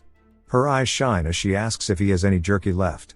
He asks why she thought he would have any here, and she sighs, saying that she's going to go find a place to nap. He puts his hand on her shoulder, saying no. The situation right now is a mess. Judging by the time, Yannicka and Lortel should have entered the underground waterway by now. He just needs to go to where they are and stop them both. Considering Taylor's growth so far, if he defeats all of the bosses of the later half, skipping this one boss won't mess up the scenario entirely. And the problem is Lucy. If Lucy meets Glast, the bad ending will start. So he needs to stop that from happening, and he tells her to stick with him for a bit. She asks why, and he starts to think about what to do. He says that somebody once told him that when the going gets tough, the biggest help a person can give is by being quietly by their side. He says Lucy is strong, and being with someone like her makes him feel safe. He starts to mess up the delivery, saying that just being present is good enough. She starts sniffing him, asking if he really has no jerky. He tells her to stop thinking about food and stay with him until they get out of this area. She says that if he wants to leave, she will help him escape. He says that he has some other things to take care of before he leaves. She finally agrees but says she has a favor to ask. Then we see her being carried on his back as she is slumped out. He says that now he has to get out of here by going in reverse. He will get everything he needs from the library and find both Yannicka and Lortel, escaping this place. Lucy wakes up again, asking if he is jerky, and he says no. And then we see multiple eyes glaring at him from the ceiling as bats begin to swarm out towards him. He stretches his hand out and uses his ignition, creating a wall of flames for the bats. His proficiency increases in the magic as well as his resonance. He says that this is the real thrill of mob hunting. He is being bombed by the special EXP explosion of the mobs and apologizes to Taylor so that he won't take too much. He continues to cast ignition while running down the halls. It cuts back to Lortel saying that there is a concealment spell cast around here and that her insight has been praised even by Glast. Unlike Yannicka, who specializes in spirit connection, Lortel was quickly finding the way. She says that right now isn't the time to exchange sweet words as she suddenly realized she genuinely wanted to help somebody with pure intentions. Her heart starts to beat as she puts her hand on the wall, as she felt a glimpse of a new kind of relationship that could not be bought with money. Her face starts to get flush, and she says it's the same feeling as before and that the sound is overwhelming her. And then she realizes that it is the sound of her heartbeat. The wall in front of her breaks, and Ed is surprised to see her. They are both surprised to see each other. And he tells her that he was kidnapped and he looks like he has gained quite a few pounds. He tells her to help him carry these things as they are too heavy to do by himself, and he starts throwing them at her. And she recognizes them as advanced crafting formulas. She shakes her head, telling him to wait, saying that she thought he was in grave danger. He says he was, but looks over his shoulder, saying that, thanks to somebody, he managed to escape. Lortel realizes this is dangerous and cruel. Yannicka is a coward who can't even take a chance, but Lortel, on the other hand, has been proactive in making progress, even kissing him. And when she fell on her way back home, she almost set the forest on fire. So how can he act so nonchalantly with another girl in front of her? She starts to heat up as he tells her to keep these scrolls for him, and if her company brings the materials, he'll go pick them up, and if there's anything she wants to buy, to let him know. She says that she needs to push hard here and take control, so she calls out to him. But he gets right in her face, saying please, as he has nobody else he can trust but her. She says that he's really crossed the line now, asking why he wants to make a demand out of her now. Her ears turn beet red as she starts to hear what he is saying about how he trusts her, and she quickly asks him if he needs a receipt. Turns out Lortel is nothing but a pushover. We hear an old man call out to them, and they look over to spot him gassed out, saying that they have a huge problem. It jumps back to Taylor and his squad. They have Clabias with them, saying that he would just like to leave, as it's scary. And Alvira starts chewing him out, saying that he needs to stop being a coward. Taylor apologizes to him, saying that they still need to save Alia, and to please do him this favor. Zix puts his hand on the back of Clabias, saying that he can't back out now, as he knows that Alia is a good person. Adele points out, saying that she can feel something up ahead. Her prophecies are often on the mark as if she can see into the future. She smiles, saying that she has a feeling they will soon meet a tough opponent. She points to the left as there are two ways to go, and then we see an explosion. We hear Claire saying that she does not know anything, and it was not planned, as it was just a whim, asking for a chance. Then she falls to the floor, foaming at the mouth, completely dead. Yannicka is on a rampage, since she got a double kill. Then she looks over, seeing Taylor's squad and waves greeting them all. Everyone is apprehensive except Zix, who waves back as they have the unforgettable feeling of the fear she instilled into them last time. As they start to get PTSD flashbacks, they say that there is no guarantee they can win. Everybody starts to flip out except for Zix and Adele. Yannicka looks at them, wondering if she did something wrong, and says that maybe she grilled Claire too much, saying that she fainted on her own. Zix quickly calms Taylor down, asking why he is acting like this. Taylor says that he needs to move out of his way, even if his chances are low, he needs to save Alia. Ed comes in, saying that is enough, and he comes from the right side. Taylor is surprised to see him, and Yannicka quickly runs over, grabbing him by the face, asking if he is okay. Alvira and Taylor start to get a second round of PTSD, saying that they have fully realized Ed's fighting style. With only basic magic and a bit of archery, he held off 3 opponents who were way stronger than him. And that his friends are extremely powerful, so they think that they are about to have to fight them. Taylor says that since the Awfulest Hall incident, Ed has grown significantly. If it was only Yannicka, they might have somehow managed to get through. With Ed being here now, their chances of winning are slim. Ed starts to walk forward towards him, and he says instead of it being slim, his chances of winning are 0. Ed puts his hand on Taylor's shoulder, saying he should go ahead and that Elia is waiting for him, and he continues to walk past them all, saying that it is time for Taylor to go play his role, and that he will play his own as he will go back and take care of the variables who have arrived. He is going to catch Elt. The issue reported by the old man was bound to blow up, as it was news that Elt has just arrived. The mid-boss of the second episode in the original story was defeated, without even a chance to recover. Elt fell from power at a different time than what was originally meant to happen, and because of that, he was able to escape, unlike in the original story. Lortel knew that he was planning a counterattack, and despite that, it looks like he made use of the loophole. With many personnel from a trading company stuck here, they still got all the magical engineering crafting formulas and so many magical tools. But if they were to name the best tool to have for surviving this world, it is undoubtedly the advantage of Ed knowing their future. The scenario that is unfolding right now is the final part of episode 2. The glass subjugation battle is nearing its end. The plan to have the storyline unfold as per the original story is still the same. If Elt is the mid-boss of episode 2, then he must have him in episode 2 just like in the original story. He calls out to Zix, saying that from here onwards the path is clear, and asks Elia for the details after they rescue her. And then says he has something to tell Taylor too. It starts to think about how in the end, Taylor has to be the one to sort out the scenario. Only after mastering all the unique skills and completing his growth, can Taylor face that guy in the final scenario. There is a lot of stuff to sort out inside of the underground waterway. After this, the magic tower summoned by Glast will cover the sky, unleashing dreadful spells. It will be painful and, going forward, there will be many harsh trials, which are hard for a human to endure alone. Taylor waits in anticipation for what Ed has to say, and all Ed says is good luck, since Ed knows he doesn't need to make any grand speeches for him. They head out, talking about how Elt is targeting the trading company. Lortel says that to secure evidence that she orchestrated the loss from the sale of the armor, which made him lose his position, that must be his goal. Ed says that they should first inform the academy about the mercenaries. Yannicka says to wait a minute. Ed says that they need to hurry. She grits her teeth and stands still, shouting, saying he's going to get hurt again, asking if he's really going to deal with the Golden King Elt by himself. She doesn't know the details, but he was just kidnapped and barely escaped. She starts to tear up, saying that he just collapsed a few days ago from overworking himself, and that this is a matter for the trading company, and has nothing to do with him, and she doesn't want him to get hurt anymore.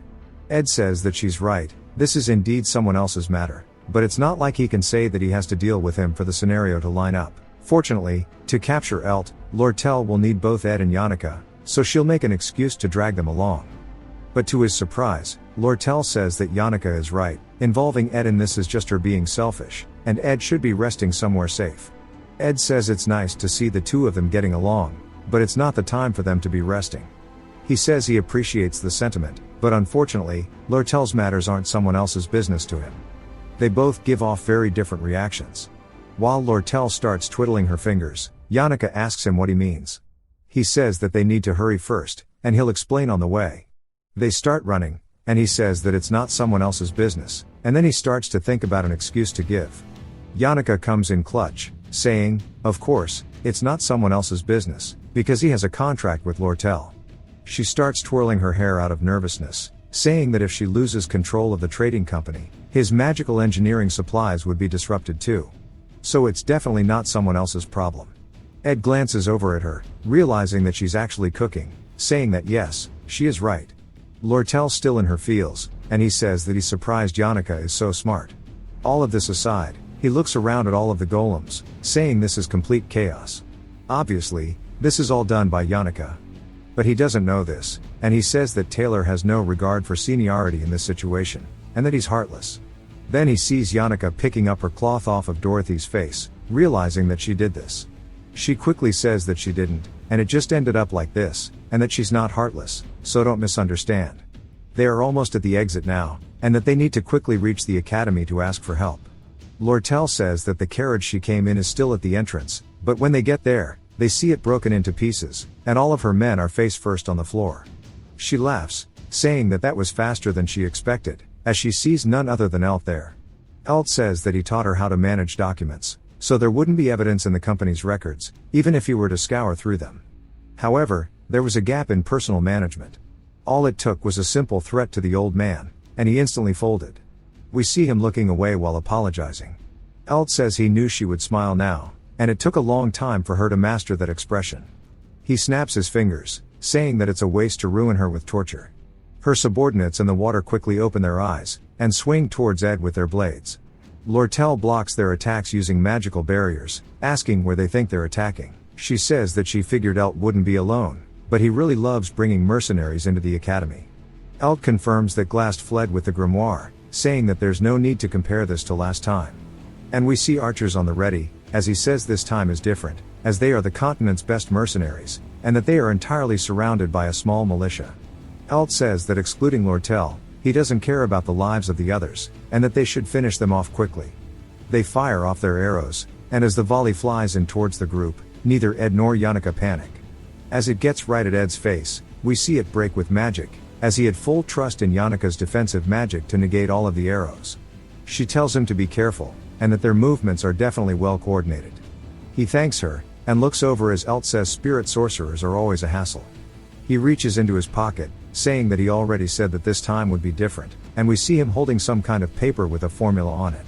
It is a legendary grade magical item called Belarus's Prejudice, which suppresses the surrounding mana for 10 minutes. Ed says that despite being a single-use item, it costs dozens of golds per sheet, and based on the magic restriction of the night butterfly reagent that Alvira used, Belarus's Prejudice is a high-ranking variant. It has the drawbacks of taking time to activate, and the preparations to trigger it being fatally obvious, but it's a very dangerous item. They are at a numerical disadvantage, and they have a mercenary group in front of them. Most importantly, their entire party consists solely of mages. Lortel says that he already knew their powers, so he didn't come unprepared. If that thing activates, they are done for. Ed then warns him that the academy is going to treat him accountable for this, asking how he plans to deal with that. Elt laughs, saying that it's better than losing his life, isn't it? Ed says that a third-rate villain who should have been eliminated early in the story, can cause a butterfly effect that would ruin the world, and he knows it well because he is the same. If Elt survives as a mid-rank boss, how big of a variable will he have in this world? He's a villain who gets backstabbed by Lortel and exits the stage in the end, as he killed her real parents, and he did whatever it took to achieve his glory. He's an absolute villain to the core, yet he doesn't feel any animosity towards him, because ultimately Elt is persistently blocking their path so he can survive, which is no different than what Ed has been doing thus far, but he has no intention of giving in. He also doesn't want to lie and say it's because he's ready to handle all the variables he's created, and he tells Lucy it's time to lock the fuck in. She steps off of his back and starts to yawn, and she says that she is tired of everybody waking her up. Just her opening her eyes sends out a strong aura that makes everybody freeze in fear. We see the purple mana emanating from her, and Ed says that it's finally time for Lucy the Slothful to awaken. Before we get to see her do anything cool, it flashbacks us to the book Glock's Travel written by the Archmage in the final years of his life. It was crafted in a humble little cabin that didn't quite match his fame, and was known by almost nobody. We hear him talking to Lucy, saying that she may have natural talent and the blessing of the stars. But that is not a reason to stop learning, and to always continue to learn and be humble. Beware of the loneliness that will slowly engulf her one day, as overwhelming strength is bound to come with bitter solitude. She seems bored, and he says that he'll stop here and to just promise her 3 things. This catches her attention, and he says, do not kill anybody, and to avoid anything that might stain those small hands of hers with blood, and to live the life of a student at least during her time in Sylvania. Back to the present, and we see her ready to go. It's evident that Elt prepared the best mercenaries from the fact that they are all veterans, as everybody knows the saying, beware of an old man in a profession where they die young. They all had an instinctive sense of awareness honed to become pretty much second nature. Their instincts were screaming at them that they should stop right here, as Lucy started to walk through them. Elt starts yelling at them, asking if they have all gone mad and to move. One of them says that he doesn't know what kind of magic this is, and obviously, since he's a young one, he does not have his survival instincts, so he leaps towards Lucy. She glances over at him, and despite being a mage, she doesn't use magic that often. We see her launch something into the man's stomach, beginning to twist it violently, as she used physical force generated from the compression of mana. The man gets absolutely obliterated, and Ed says, to put it in simple terms, that was pure violence. Elt says that it's still not time for it to activate, and he just needs a little more time. Lucy says that he must be the leader, and she prepares her finger to flick him, saying that she just has to take him down now. Ed puts his hand on her shoulder to calm her down, and she instantly starts to power down. Poor Elt pissed his pants. Ed says that she should stop, and then begins to feel the ground shake, and he turns around, asking if it was an earthquake. As purple lightning soars through the sky, he says on the night when the 7 brightest stars align in a straight line, Professor Glass says spectral magic distorts the law of nature, and that it is none other than the descent of the magical realm, as we see his tower beginning to form in the academy. Ed says that this is the magic tower that covered the sky in the final stage of episode 2, and that is great timing. Taylor should have defeated the monster in the underground waterway by now, and learned the necessary skills. Now that everyone is ready to clear this, it might take some time, but Taylor will be able to stop Glass. Descent of the Magic Realm is triggered at the same time as it was in the original storyline, which means that it's progressing without any issues. Of course, since this magic is so different than any other, everyone is confused except for him, as this is beyond comprehension for both Yannicka and Lortel. But of course, Lucy says that each of the 10 towers plays a role in absorbing aspectual magic, and she starts to fly up, saying that it actually might be possible. The resurrection of the dead, that is. Ed realizes this is bad. He says that usually she would just wake up on the roof of the Tricks Hall. But if you wake her up early and bring her to the party, the cornered Glass makes her an offer that the person resurrected with aspectual magic won't be Sylvania but her disciple, Archmage Glocht, which is how Lucy turns into an enemy. At the same time, the players' party gets annihilated, leaving them with bad ending number 27, and you only watch her slowly disappear into the underground waterway.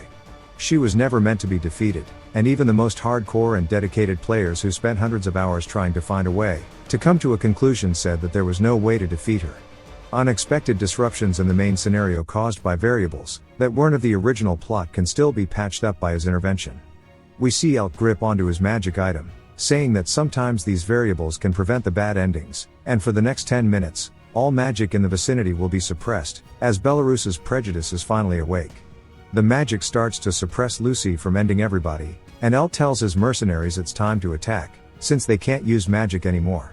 One of them flies in towards Ed, and he sticks his palm out, saying, "Wind Blade," launching the man flying away. Ed says that he too is a variable in the scenario, but there are entities that he can't stop. Elt is completely surprised that he can use magic, asking how. Ed says that even the overwhelming suppression magic of Belarus's prejudice has its limits, as we see it beginning to crack and overflow from Lucy's mana. Lucy says it is impossible to drain the sea using only a bucket. Lucy says that she has to clear the way and shatters out of her confinement, saying that she has somewhere she needs to go. Elt's experience is no lesser than a veteran's mercenaries, and he understands that he is just moments away from being crushed to death by Lucy, as he was being warned of certain death. She starts to charge her flick. Ed says, surely Elt knows that he will die here. Lucy knows this too. However, unless she thinks it's okay to kill others to stop here, it's odd for Ed to be concerned about Elt's life, but she starts to recall her grandpa saying not to kill anybody and avoiding anything staining her hands. And Lucy starts to realize that the one that Ed is worried about is not Elt as he stares at her. The magic from her hand disappears, and she turns, saying okay. And he asks her where she is going. She says that it's over, so she has somewhere to go. And he asks her if she's sure that she won't regret it. She says that she didn't expect anything from Ed, since the conversations always end up like this. She stops flying away, and Ed waits in anticipation for what she has to say. She looks a little sad, and recalls the last chapter of her grandpa's travel log, and how it says that what's lost is lost, and that she must become stronger, and that he dedicated the last sentence of this book to her. And that his final words were none other than her name, Lucy. She says no, and then teleports away, vanishing before Ed's eyes. It jumps to Yannicka helping the mercenaries, all leave by boat, saying that it's time to head back now. We see Ed gassed out, running up the hill, saying that deciding how to handle Elt is on the back burner for now. They can hand the company over for now, and that Lortel will probably take care of most of the work. After all, she herself must end the bad blood with him. Maybe it's because he overexerted himself while he was already exhausted, but rushing to the highest building in Sylvania makes his body feel heavy as it is none other than the Tricks Hall. The starting point of this episode. The place where Glass stole the grimoire and where Taylor started chasing him. The academy took care of the injured, so he did not expect to return here, but he came all the way here in the end. Though unintentional, his reverse journey through the stages of this episode from the secret laboratory to here has come together perfectly. This is where Taylor started, and this is where his journey will end, as he sees Lucy sitting on the rooftop. He walks over towards her, saying that her grandpa donated most of his money towards the academy. So to her, She thinks of it as akin to her grandfather's legacy. Lucy calls out to him and he asks what she wants. She asks if he has any jerky left. He sighs and tells her he explained earlier that he doesn't have any. We learn that this conversation is common between them and always starts with her saying, "Hey." He asks what she's doing here, and she says that she's thinking about the old days, and she pats the ledge, motioning for him to sit beside her. He looks over, saying he'd die instantly if he fell from here, and she explains that she used to cry a lot back in the day because something really sad happened, but at some point, it stopped feeling so sad. Ed asks why. She says she thought about it deeply, and the reason was really simple. It was only because a lot of time had passed. She had a lot of time to dwell on the old wounds, but she decided it was foolish. Even if she tries to revive her grandpa, he'll leave again someday. Besides, he already prepared himself for death, so he might get angry and die out of spite. And resurrecting a legendary archmage who dedicated his life to the study of magic with forbidden magic would be nothing but an insult. Ed agrees, and she says that she knew it from the beginning. Wanting to revive him was just her being selfish. He then asks her if she is really okay. It's not his place to say since she had to stop her, but he can't help but ask. Lucy changing her mind about reviving her grandpa feels like it could also be a whim. If she changes her mind again, then something terrible could happen. She says, "Hey," like she did earlier, and he gets annoyed, thinking that she's just going to ask for jerky again. But instead, she leans her head on his shoulder, saying she'd like to borrow this for a bit. Ed looks up at the sky, wondering why she made him sit next to the railing, and it turns out it was just for something like this. It'll be hard to find someone as passionate about aspectual magic as Professor Glast in the future. Resurrection magic is also at its end, and the dead are dead, and what's lost is lost. That loss is different from person to person, but in the end, it comes to everyone equally. Learning to accept that loss and covering their wounds is what they have to deal with. We see Lucy crying her eyes out as this is something she understood well enough. Ed then looks up at the sky, saying he sat next to her for a long time, looking up at the magic, and that the starry sky seemed much higher than usual, and he thought it was quite beautiful. Back to the fight, we see a giant golem-type creature appear, and we learn that it is an ancient weapon created by Glast with aspectual magic. Aelia is also hovering in the air as the episode 2 final boss, the magic engineering golem, is now beginning with Taylor and the group, starting to fight it. Glast swings his hand down, commanding the golem, and Taylor looks surprised as the attack comes in. We see it come into contact with something, but we are not sure if it actually injured anybody. The goal of this fight is to rescue Aelia, who is trapped inside the golem's heart. The debris from the attack starts to settle, and we see it was none other than Zix, who has stopped the attack. He yells, telling Taylor to go. Taylor quickly leaps up into the air, running along the golem's arm to save Aelia. Glast starts complaining about his nearsightedness as Taylor's attack comes in, and he is imbuing his sword with a yellowish aura. Glast doesn't even avoid it and just takes it across the chest diagonally. He says that he stopped being able to see anything without glasses and that life as a teacher is bound to be static, sitting at a large desk in his personal lab, reading ancient texts, analyzing aspectual magic, and managing academic curriculums while reviewing materials that teach students. He kept doing this mundane life over and over as the scenery outside the window continued to change. He says that a first-year elemental study student kept coming to his personal study. She says she wants to study intermediate magic in advance. The snow quickly shifted to rain as his eyes looked tired. We see Claire apologizing to him as she always caused trouble and would beg for forgiveness. Even in the other seasons, when the rain was gone and he tried to enjoy his quiet time, one of the deans always stopped by for a cup of tea. Even after he became the principal, this did not change. As he sat in the same place buried in work, he thought these painful memories would eventually disappear as well. But it turns out they did not. The attack wasn't enough to instantly kill him as he prepares a follow-up, knocking Taylor far away from him, breaking his sword. His wound then starts to repair itself as he uses aspectual magic called small-scale time travel. But the painful memories still have yet to disappear, and he goes to unleash an even stronger attack than he has ever done before. Klabaya starts to run away as the next aspectual magic is starting to be unleashed. It shoots out waves from the golem, which slowly start to make people unable to move, as it is called the multi-time prison. Zix is still functioning, and he turns his head, telling Taylor to dodge and pushes him away with his magic, only to get caught seconds later. Since Taylor fell off the platform, he had to dig his sword into the edge to remain up there, but the magic flew over his head. Glass sits there explaining that sometimes his vision will blur, and through the long darkness beyond his eyelids, He sees what he lost, which is his daughter. His eyes then fill up with hope, and he says that he is almost there. But Taylor begins to climb back up on the platform. Even though he is gassed out, he is still ready to fight. Glass yells, saying that he needs to give up, and he can't stop him because he plans to reverse reality and bring back his daughter. The golem opens its mouth for another attack, this time a beam, but instead, it is greeted by a flurry of slashes that cut the thing into pieces, sending its parts flying through the air. Glass sits there taken aback and begins to sweat nervously, wondering if that is a swordsman form, as Taylor has entered Ultra Instinct. Before getting too distracted, he uses the time reversal magic on the golem, rewinding it. He explains that time rewinds even for those who have been frozen in it and that it is pointless for Taylor to fight because even if it costs his life, he will bring back his daughter. He begins to spit up blood as an intermediate ice magic spell called Ice Spear flies in, hitting him in the chest.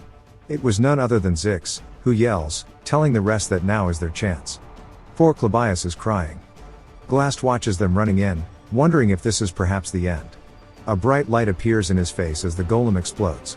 Emerging from the golem, we see Alia being carried away by Taylor as he has rescued her from the heart. With the dust settling, Glass regains his footing and says that they have won as he falls backward off the platform. Back towards the ground, as he is falling, he looks up at the sky and his eyes grow even darker as he sheds a tear, saying, "I miss you, Miri." But as he starts to fall more, aspectual magic appears right below him, and he teleports out of the air, relocating to a tree in the forest using an ability called Spatial Leap. As this was a magic circle he left as a final escape. For some reason, he escaped way too late, and even using magic to stop the bleeding seemed pointless. Anyone could guess from the original storyline that he had no future, but seeing it firsthand, it is clear that Glass will surely die here. Glass looks up, surprised to see somebody asking how they were here, as we see it as none other than Ed. Ed says despite knowing the story, there was something he wanted to confirm. We get a flashback to 1 hour ago. As Lortel is running in, she says that Yannicka sent the mercenaries outside the island and she can find her father in the trading company, so all the threats are gone now. They promise to meet again in front of the underground waterway once everything is done. She just needs to check that Ed is safe by heading over. Ed spots her and waves at her, and she notices Lucy right beside him, holding onto his sleeve. Lortel starts to wonder what's going on, and her spider senses begin to tingle, alerting her of danger. Ed turns around to spot both Dorothy and Claire coming out of the underground waterway, and he notices that Claire is crying. He wonders why they both start screaming immediately. Turns out Yannicka is right behind him with Tarkan, giving them PTSD. She explains that since the magic tower uses spectral magic, there's something that she wants to check. Lately, Yannicka's meetings with the spirits have turned into a report meeting about Ed. Originally, this was out of her goodwill to protect the northern forest where the spirits live. However, a few days ago, Tarkan said he detected the same kind of magic coming from the magic tower in the northern forest. If it's spectral magic, there's no need to say who's behind it, but there hasn't been a single magic tower built in the northeastern forest, and now it makes them curious about what Glast is doing up there. Ed says that considering nothing much happened before in the original story, he probably doesn't need to interfere. But even the fake boss Eld had this level of impact, and if someone of Glast's caliber didn't exist, it's unimaginable how much influence he would have in future scenarios. So he tried to confirm it one last time, but as he got there, all he sees is a heavily bloody Glast asking him if it's past his curfew. Yannicka asks what he is doing, and Glast says that he was looking up at the moon, asking if she thinks it's funny. She replies that she doesn't, and he laughs, saying that's strange because he finds it funny. Ed says he must have known he'd fail, and he laughs, saying that's right. In the end, he was bound to fail one way or another, and it was reckless, but he never thought he'd be subdued by students. Even if he had Obel, he would have taken him down.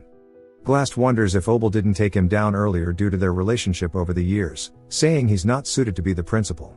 He tells Ed that he's a better student than he thought and that he discovered him too late, which was quite unlike himself. Ed asks why he kidnapped him in the first place, and Glast says that his talents are exceptional.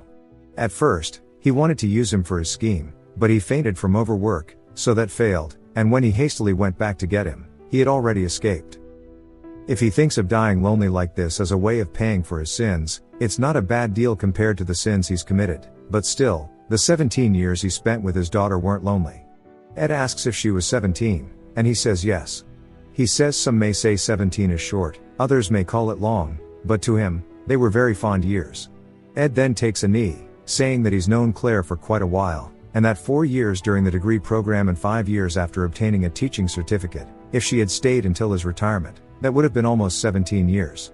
He explains that on his way here, Claire was crying her eyes out. She explained to him that he's the type to dislike everybody at first glance and that he's the meanest and most stubborn person she's ever met, always passing work on to others. He's full of himself and scolds others for the slightest mistakes, making him really impossible to like. But still, he was the most scholarly scholar ever.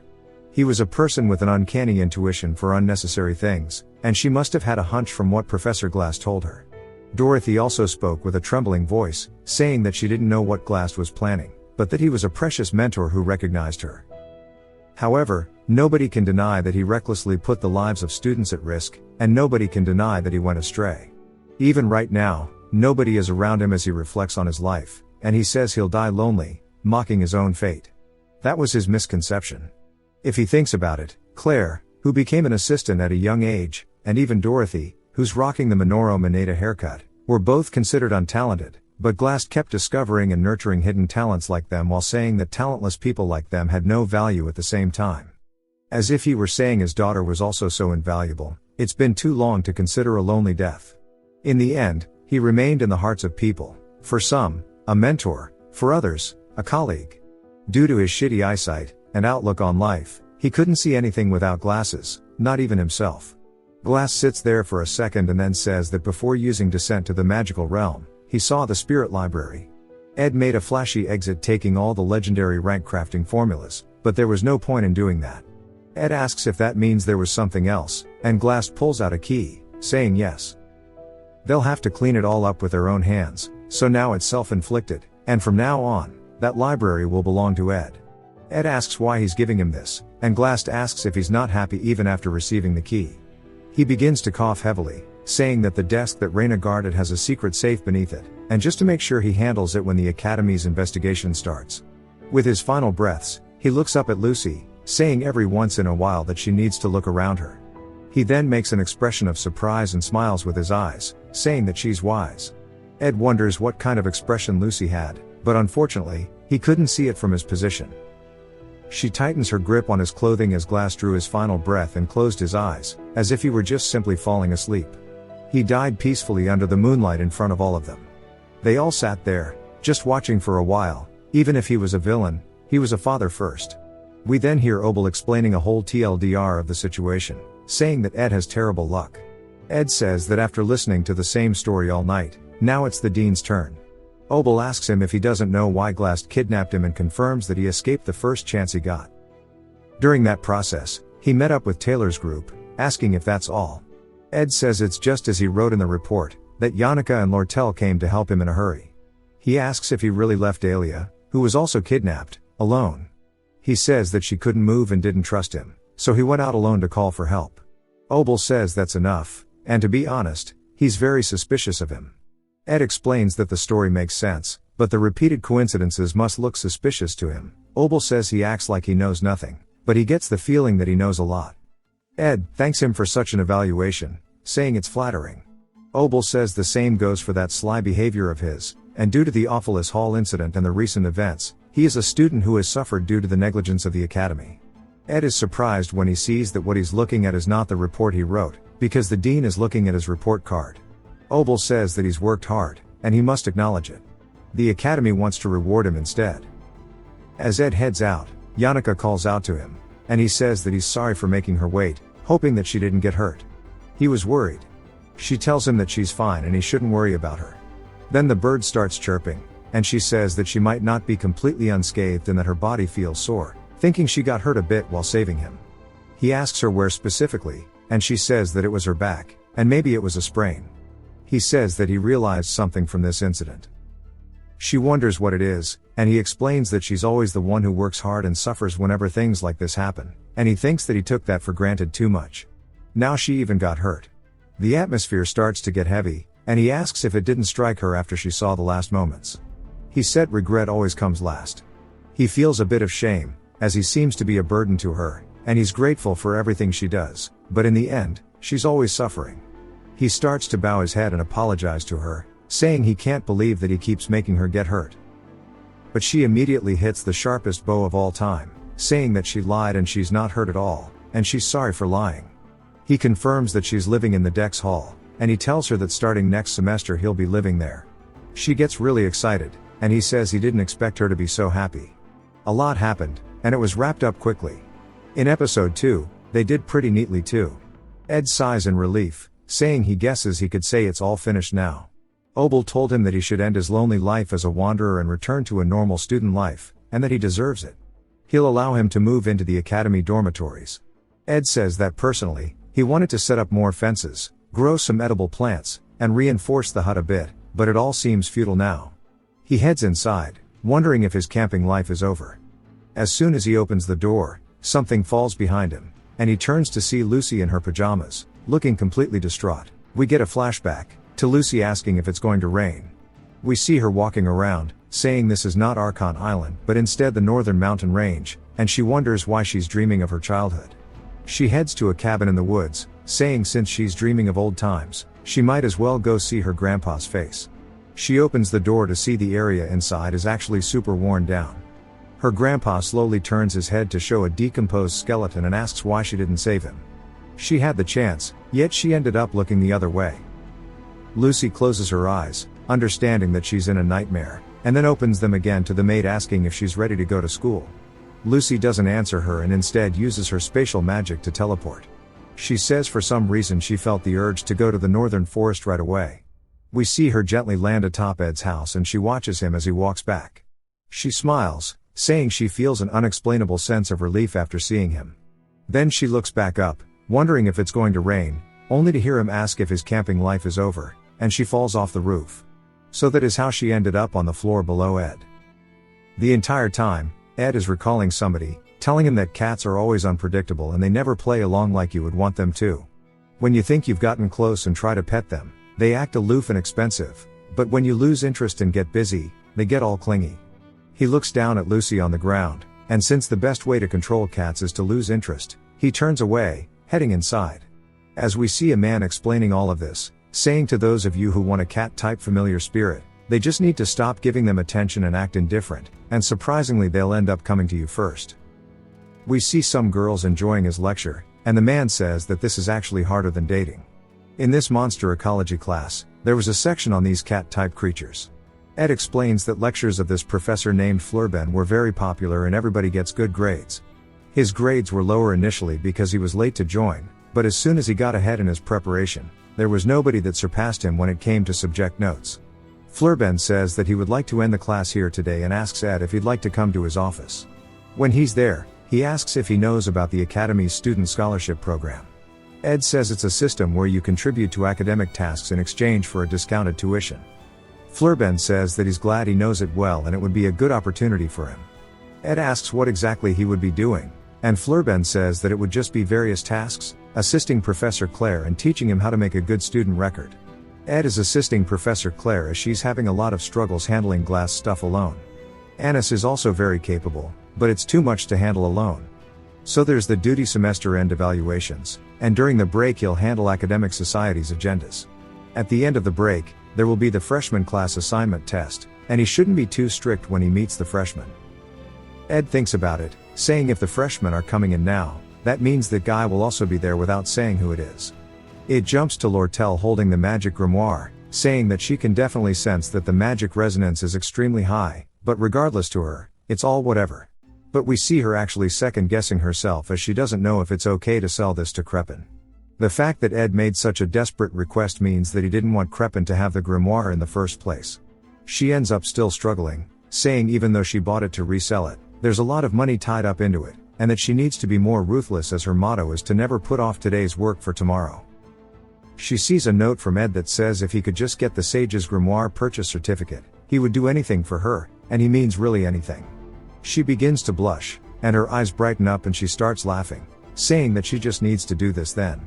We see her signing a special winter break class notice and she says without Professor Glass she doesn't know who's going to conduct the class, and this means that she doesn't have to worry about the camp anymore. She sighs out of stress, saying that in the end of the semester it's always the busiest and that both Yannicka and Ed must be occupied as well, but there probably won't be anything bothering Lucy. As she writes, her pen breaks and she looks down at it, wondering if it's a sign as she starts to feel very uneasy. It jumps back to the cabin as Lucy calls out to Ed, telling him that they're running out of firewood. He turns confused, and she says that he told her they would be short on firewood when winter comes, and he says that's true. Then she asks why he hasn't been hunting anything lately. He's more surprised by the fact that she's saying something productive, but says maybe he shouldn't be surprised as he's been neglecting his camp management as he's thinking about going to the student dormitories. So if that happens, he won't really see Lucy much, and maybe this scenario will unfold like it does usually. We then hear Yannicka yelling out to him as she runs over. He says that must mean class is already over, and she says yes, Professor Marie's late afternoon class got cancelled, so she came here instead. They won't be able to stay at the camp once winter break starts, so she's got to come here as much as possible now. She starts talking about how much she's enjoyed spending her time here, but thinking that it's over makes her a bit sad. Lucy does not look happy. Yannicka does though. She says it's really unfortunate that she won't hang out here anymore, but his environment is important too. If he moves to the dormitories, he needs to make sure that they hang out a lot, and if there's anything he needs, she can help him, saying she's sure that he has a lot to do. So Ed thinks about it while she starts yapping his head off, explaining literally every detail. I'm not reading all of that, but he's looking down at the key, saying it's time to unlock the secret vault in the library that Professor Glass mentioned. While he's looking at it, Yannicka puts an envelope in front of him. He opens it to see that it's an application form for the student dorms. Yannicka says that if he applies late, there's a high chance he'll miss out, so it's better to fill it out early and think about it. He's surprised that she even took care of this and thanks her for it. She says that she's already done it once, so they can do it together.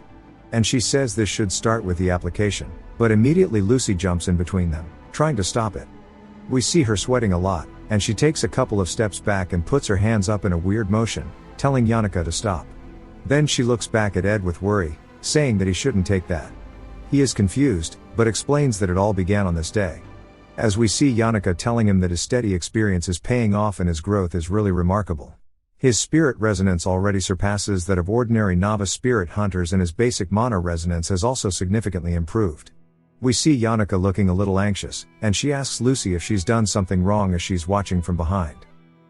Ed explains that usually the maids at the Awfulest Hall make sure to dress her up neatly, but today it looks like she escaped from the dormitory in her pajamas early in the morning.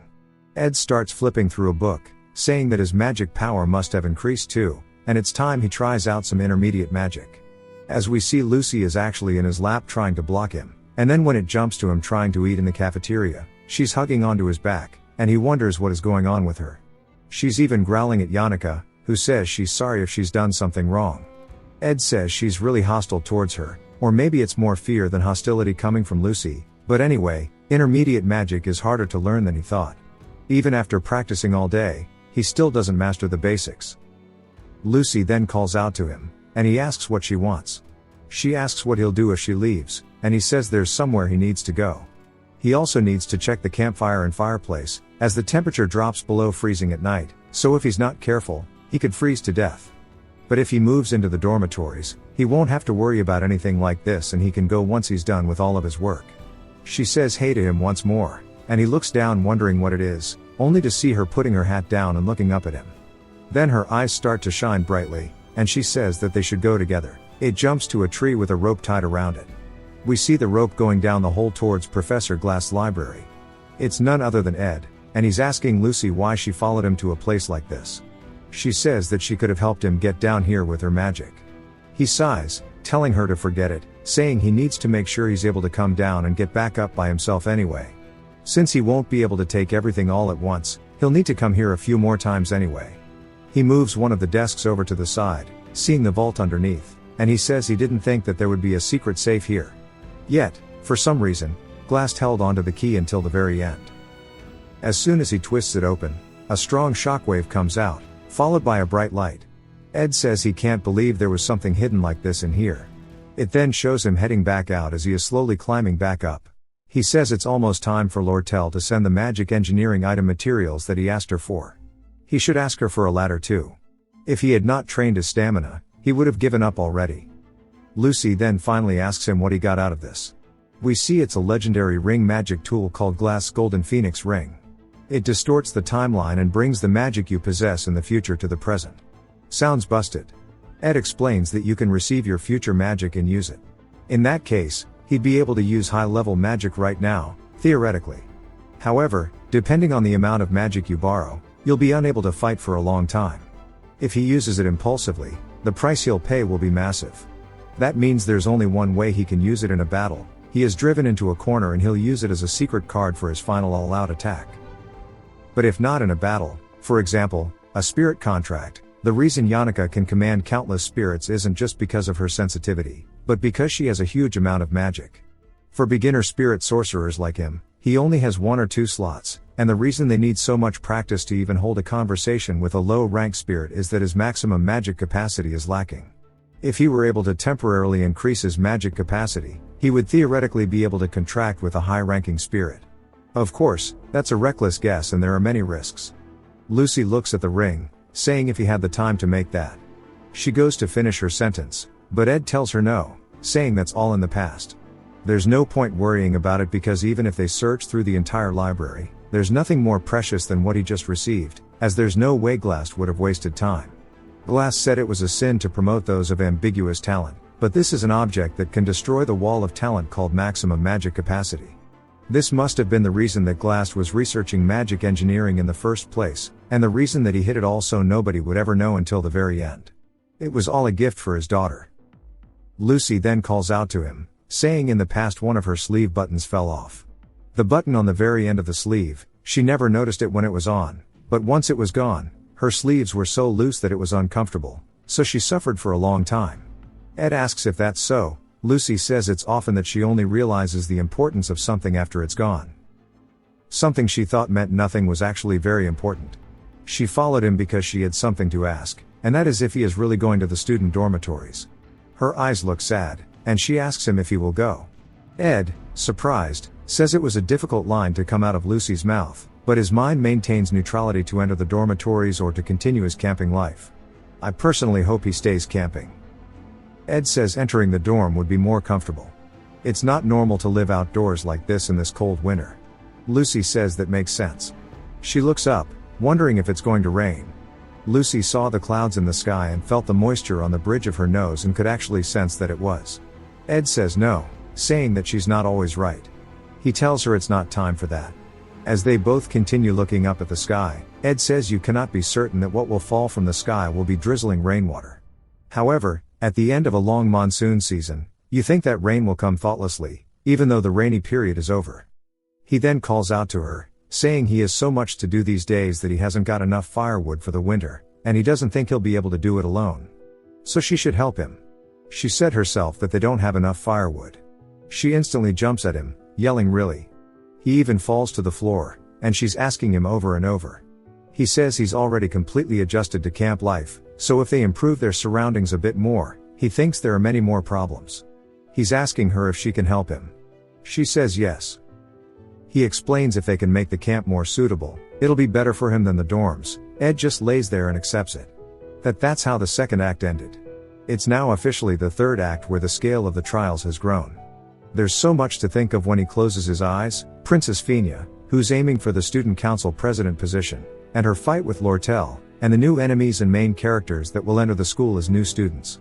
The person who will be the last one standing on the stage, the final boss of the third act, is none other than Lucy herself. Ed looks like he's really thinking about it, saying it won't be easy, but he's putting his worries aside for a moment. Even when the next episode ends, they'll both be living well and healthily. After seeing Lucy make expressions that he'd never seen in any scene or route, he was sure of his choice now. And then winter has come as it jumps to him shoveling snow, saying although it feels comfortable while it falls, the snow gathering means more work, and after shoveling it all, it's already the middle of the day. Although it's been a while since he set the policy that he can't ever do himself because of how much of a risk they do, he's going out because he was called out for the school scholarship student task, so he decided to do all the work he had to catch up on today and needs to finish the firewood and provisions work. But because the preservability is good, thanks to the cold weather, he was able to finish the provisions work quickly. By giving up dorm privileges, he receives tuition privileges, so the problem of tuition was able to be resolved, which means he doesn't have to divide his day by the hour like he used to anymore. But that alone doesn't mean he can just sleep like a certain someone, and he says he's given up on throwing Lucy out. While it's not like Lucy, who has protection magic all around her, will ever get cold, The problem is how that would make him feel. This is an ease that he doesn't know will come again, and if he had to take the risk, now would be the perfect time. He looks down at the Phoenix ring, asking if it's time to get started. He squeezes the ring, imbuing it with his mana, and he asks Marilda if she is listening to what he is about to say. It jumps back to the academy. We hear Yannicka saying that the taste of the refreshments prepared by the previous royal patissier was delightful, along with the terrace that smells like flowers. The highest quality refreshment set of La Place Bakery is hard to get because the reservations for it are usually fully booked. We hear Clara say that she'll get straight to the point, asking how else she could get Yannicka's attention without some kind of bait like this. Yannicka asks what she means, saying bait makes her sound like some kind of fish. Clara says that she'll get straight to the point, and she thinks that Yannicka is slowly reaching a dangerous line. She's completely fallen under Ed's spell. Yannicka asks how Clara knew that, and Clara asks how she is meant to not know, saying that she's trying to stop her. At first, she felt like she'd lost her country, but after reassessing Ed, she decided to accept the situation that occurred. Yannicka tries to explain it to her, but Clara interrupts, asking if maybe her heart has pounded so fast she couldn't even speak when she was with him, or maybe she's been so nervous that she couldn't look him in the eye recently. Asking if any of this is familiar. Yannicka wonders why she's asking about this in the first place, and Clara tells her to answer her. Yannicka says that rather than her heart pounding or getting nervous, being around him makes her feel comfortable and snug. Clara says that's exactly what she was talking about, and that's a sign that she's heading towards the worst bad ending in dating, which is bad ending 13, comfortable girlfriend.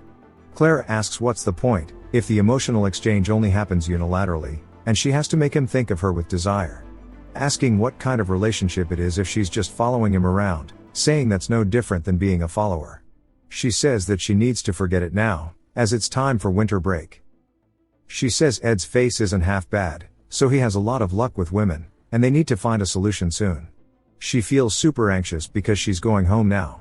For example, instead of doing that ridiculous push and pull, she should do something that activates his desire to protect. We see Anis watching this, saying as expected of Clara, who has studied through her countless friends' love stories, everything she's saying is correct. But the reason that Ed's assessment changed is largely due to Clara's influence, since it's the man that Yannicka likes.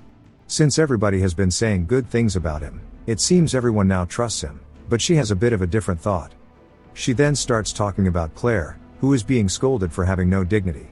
When she sees her like this, she wonders how such a person ever became a professor, but all the serious professors praise Claire's abilities, calling her lucky. Somehow, she got to have Flurben and Glast as her masters, received guidance from countless scholars, and managed to finish her degree. Now she has even obtained the greatest TA.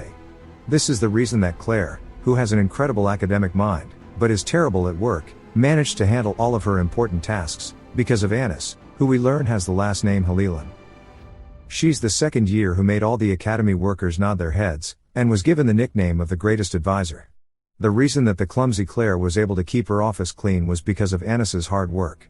She collected personal information at a rate akin to stalking, going back and forth between the student library and dormitories. It would have been trouble if she had gotten caught, but she naturally passed it with a graceful smile. Other than Yannicka and Clara, not many people knew her true appearance. Human relationships to Anis were like a game of switching masks. 20 minutes left until the professor would come back from getting snacks from the bakery. Until then, she had to analyze all of the details and information about the character of Ed. We learn more about his family, which is the strongest family within the Cloel Empire. He's the second in line in a family of 1 son and 2 daughters. She says all this information is meaningless, and she wants to look at his history. In the year he was born, Crepin seized the Lord's position, and at 2 years old, Ed became the official heir, so he must have been arrogant. He was baptized at 5 years old, received etiquette education at 8, and started other lessons at 12. But judging from his first-year grades, he's not very smart. As soon as she was admitted to the academy, Anis's family was unstable, so she had no choice but to fend for herself, which is why she had to survive as both a student and a scholarship student. She had great survivability and would use any and all means available to her. She even thought of Lortel as her role model. Of course, she didn't have the ability to read the flow of money, but she had her own methods, and that was, of course, her going through his family history. She says that he must have been indoctrinated with domineering ideas after growing up in a suppressed environment. She's certain he grew up with no money troubles and has no academic talent, nor did he show any notable abilities throughout his first year. there's a high possibility that he lacks self-confidence, so he might prefer a pure and bright girl. Ain't reading all that. The TLDR is that Ed would probably avoid responsibility and be more attracted to a plain partner. He probably enjoys modesty rather than competence, and he is sensitive to gains and losses. His past experience with wealth and luxury may lead him to value practical benefits from now. She says in conclusion that it's not that difficult and that she should practice here. Then she debates if she should practice. Claire then arrives back from the bakery, saying that she brought some food for both of them. She notices that Anis has already made tea and says she's the best, and she already knew that she'd bring snacks. Claire then drops the tea on the ground because, of course, she is clumsy. She then gets worried that Anis is going to get mad at her, but instead, Anis asks if she's not hurt, and we see Claire surprised by something. We see Anis saying that it's a relief that she's not hurt, and Claire is confused by all the bright energy around her, as it's a completely different contrast, as if she is a different person. It then jumps to Ed, thanking somebody for adjusting his uniform. It's none other than Belle Maya. She says one uniform won't make much of a difference in the amount of work she has to do. She says that it seems the person she serves is often indebted to him. Recently, while washing Lucy's clothes, lots of blonde hair was found on them, and even when washing Ed's clothes, she could smell the incense scent that Lucy uses. She found white hairs on them as well. Ed says it makes sense as Lucy has been sticking close to him lately. Belle Maya then asks why he is still speaking formally to her. Ed tells her that's just what he is comfortable with. She says she would be more comfortable if he spoke informally, and he tells her that it's the opposite for him. He says honestly being the chief maid is a senior level position, and among the workers at the academy, it's a bit uncomfortable for him to speak informally to her as someone who is no longer a noble nor a student. And that she is always stubborn about this. He says that he will speak formally since it's comfortable for him, and she is the chief maid, and she must have a lot of people around her to manage and a lot to deal with as well. She says that she's not sure and that he could. She reminds him again that she would much prefer him to be informal. They just keep repeating this. She says he has just as many people to manage, but worrying too much can be a burden regardless of what the ladies decide is his decision in the end.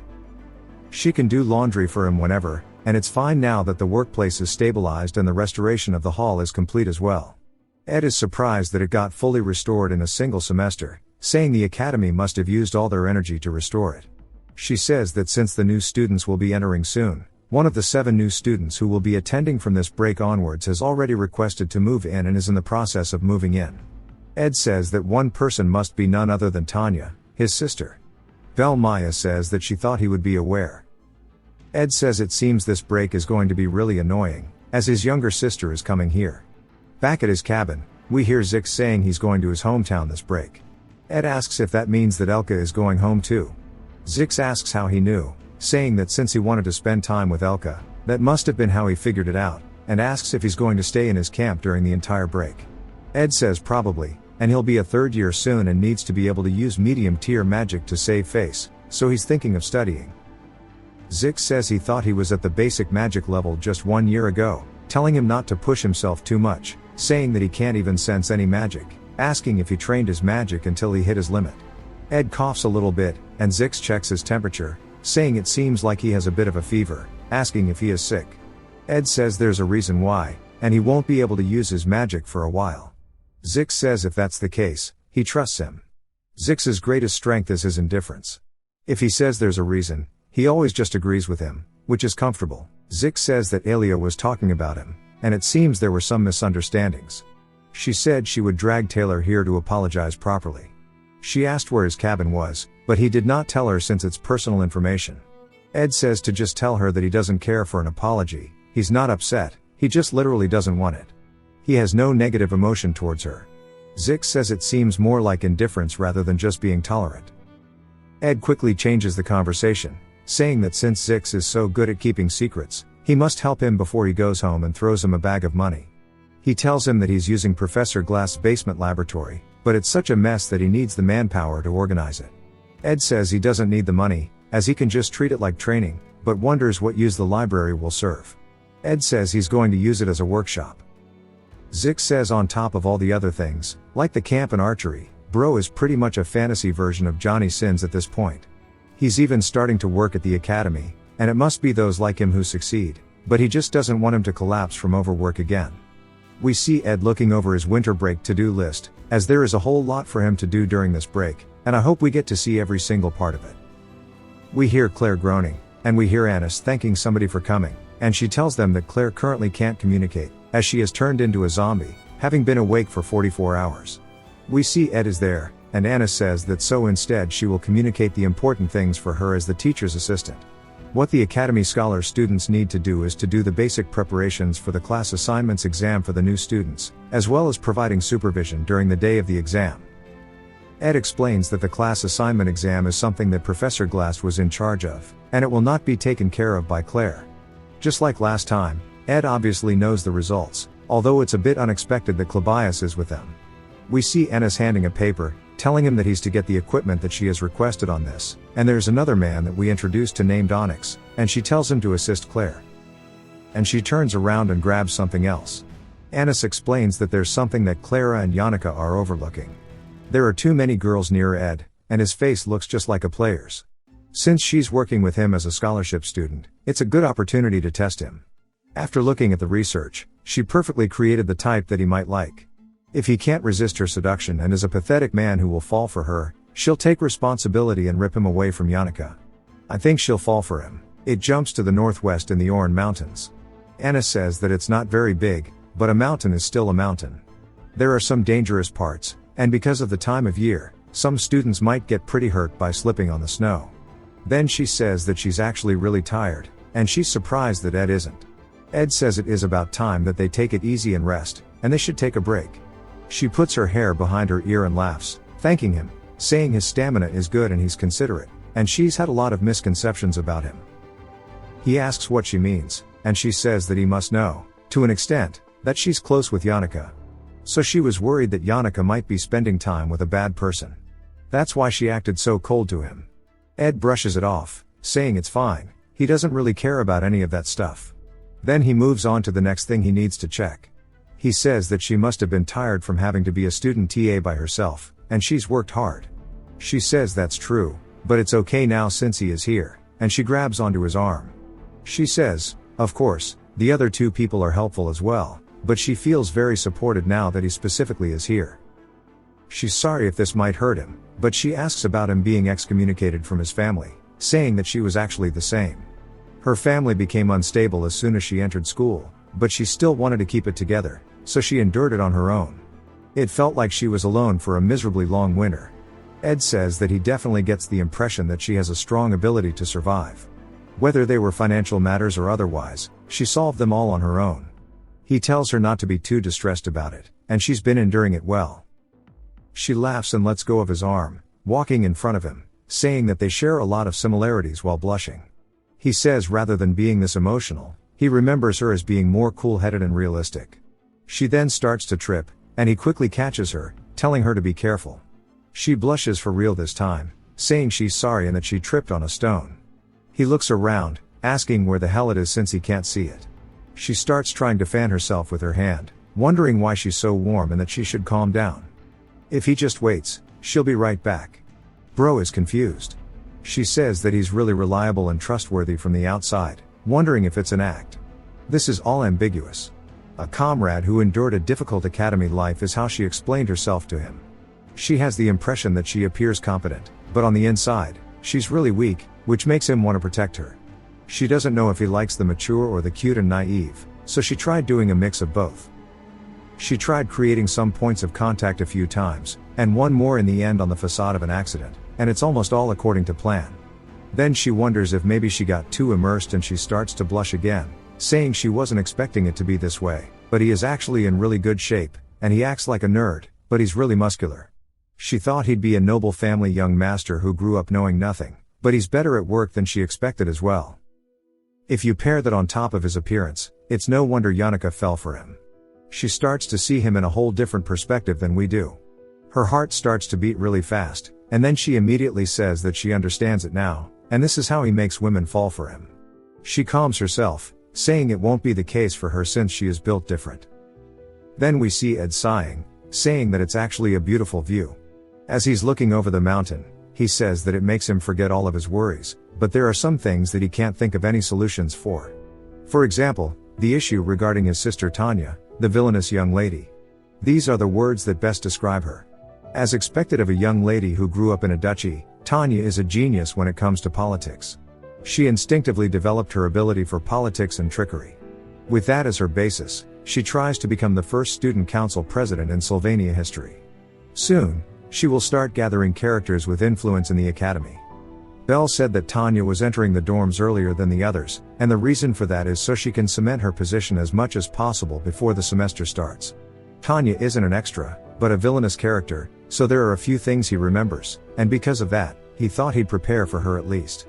But there is a problem: he has no idea how she's going to treat him, since he doesn't know anything about her, nor does he know anything about himself before they enter the academy. Since Ed is a villain who only appeared briefly in the beginning, the setting never mentioned it properly, and there was nothing said in the epilogue either. He really was just an extra character, so he has no clues at all to work with. That's why he has no idea how to handle this problem or any idea how Tanya thinks about Ed. Then it jumps to her saying garbage as we see her finally arriving at the academy. She says Sylvania is full of insects compared to the others who are attending. The Cloel Empire's princess, the L Trading Company's executive, a spirit sorcerer who can wield high-level spirits at a young age, a great alchemist who made the elixir of engraving as a student, and a beast who commanded the northern vegetation region, Nortondale's sword demon, and even a warrior who can wield the swordsman form. However, the coolest one of all is the rare genius mage who may have received the star's blessing from the archmage, Glocked. This is a gathering of abilities that makes her heart pound just imagining it, and she can't help but long for it. She will make sure to lead a faithful academic life within their gaps. Belle then greets her, saying the maids have already organized her luggage and sent it ahead of time, and her room is on the second floor. Tanya just hops out, saying that hopefully, she can complete the entrance procedures through the attendants, as she has somewhere to stop by before then. Belle says okay. The first thing she would do at Sylvania is search out Ed, the one who disgraced the family name, as she plans to get rid of the trash, and we are formally introduced to the villainous young lady, Tanya. We see her holding onto a note written by Crepin that says he feels happy to hear from her. He truly wants to encourage her ambition, and she should show her face around as a proxy for him and strengthen the position. She proudly says that she will satisfy her father's expectations, and before leaving for the land of learning, Sylvania, she told her father two of her resolutions. Her father says that while Sylvania may treat her differently depending on her identity, at its basis it is a land of learning. Even the princess, when it comes to learning, was to treat professors with respect as masters. So she shouldn't rely on her nobility and commit discourtesies, and everyone a grade higher than her as her senior. As we see her having tea with somebody, thanking them, she says that she heard they knew about that man. She says that she doesn't want to explain it for too long, but he is a human who is none other than a blemish in her family, and she's grown up with him since she was young, so she knows. We hear that Lortel is actually the other person, and she says it must have been hard. Tanya says there's no way her childhood can't compare to hers. She does not find it difficult to lead a conversation at all. She takes a sip of the tea, saying that Ed is full of bluffs and is a crude person who doesn't know elegance, and to think that a human like that sat in the position of heir to the family just because he was older. He has no perseverance, so he only barely started before giving up, but his pride is so high that he'll never acknowledge his incompetence. Just because he had the slightest bit of mana resonance, he acted all high and mighty as if he'd become an archmage. When he barely entered the academy, she was at a loss for words. But only a few years passed for him to cause an incident and get himself into this situation, so she feels better now. Lortel asks if that's really the case. Tanya says that she's sure someone like her would have noticed it in a moment. Then she starts to sweat nervously, asking about an opportunity, but then wonders why this is not even a conversation, but only her talking. Crepin's letter starts to resonate with her, and he warned her to be careful when meeting people he introduces her to. She must respect the other person, especially when it comes to negotiations and deals. This is a person she cannot take lightly, as she and he have met from the Sage's Shield grimoire business, and it'll be a great experience. Then he quickly tells her good luck instead. A chill runs down her spine as Lortel asks her what's wrong, telling her to keep talking. Tanya realizes now that she might have bitten off way more than she can chew and quite possibly made a mistake as she starts to ask Lortel if maybe she is upset. Lortel smiles, asking what she is talking about, and then laughs, saying that she just found the whole thing very interesting. It jumps back to Ed's winter break list. We see he's done quite a few of them, and now he is holding onto two mid-rank magic books called Particle Explosion, and Root's Desire with it. Ed explains that he brought it from Professor German's library last night. It's quite convenient that he can see all the books without a time limit, and he could finish most of the scholarship student work on the first day. It seemed like Ennis had suffered more than him.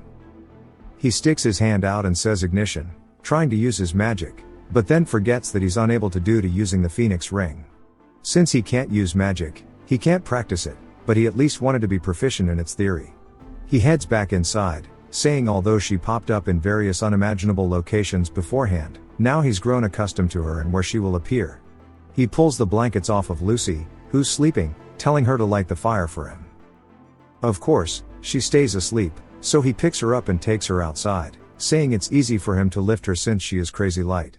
He points at the campfire, telling her to light it, and she does exactly that.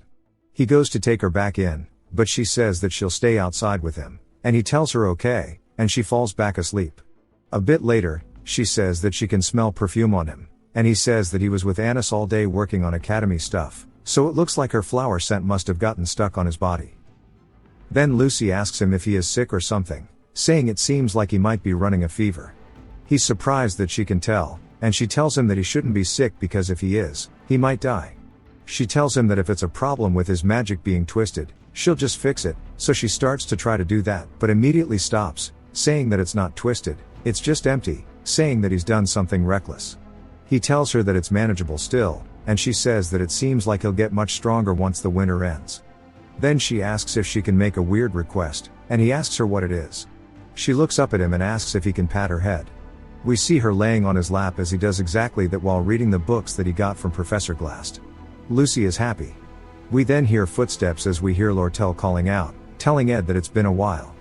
He turns, asking if she is here because of the favor he asked her last time. He says that she could have just told him to come to the trading company, and he would have gone. She says that's not it, and there are other things she wanted to talk about. We see her looking nervous after she sees that Lucy is getting a lap pillow, and she says there was something that she wanted to ask him about. Back at the academy, we hear Tanya saying that was long, but she thanks somebody for hearing her out until the end. She says that the objective is simple: if the person follows her and helps her punish that man, she'll reward them the best she can. For example, there are a lot of reputable archaeologist researchers in the Island family, and she can share the several antiques that are inside the Roth-Taylor family storage. We see it's none other than Elka, and she gets really excited. Zix is also there, asking if she is serious. He recognizes that she is Tanya. Tanya starts to look at him, and she says that his body is well trained, and she can clearly feel the flow of magic from it. She needs to get this person on her side. Zix starts to glare at her, asking if she is Ed's younger sister. She says yes and lets out a little squeak. He tells her he sees, and she starts to get anxious, but then he immediately smiles and laughs, asking Elka if she heard that, saying that this is Ed's little sister. He then grabs her hand and puts something into it, saying this is a mandatory magic engineering item for new students. She shouldn't take a new one and use it instead, as it will be easier when training her magic resonance.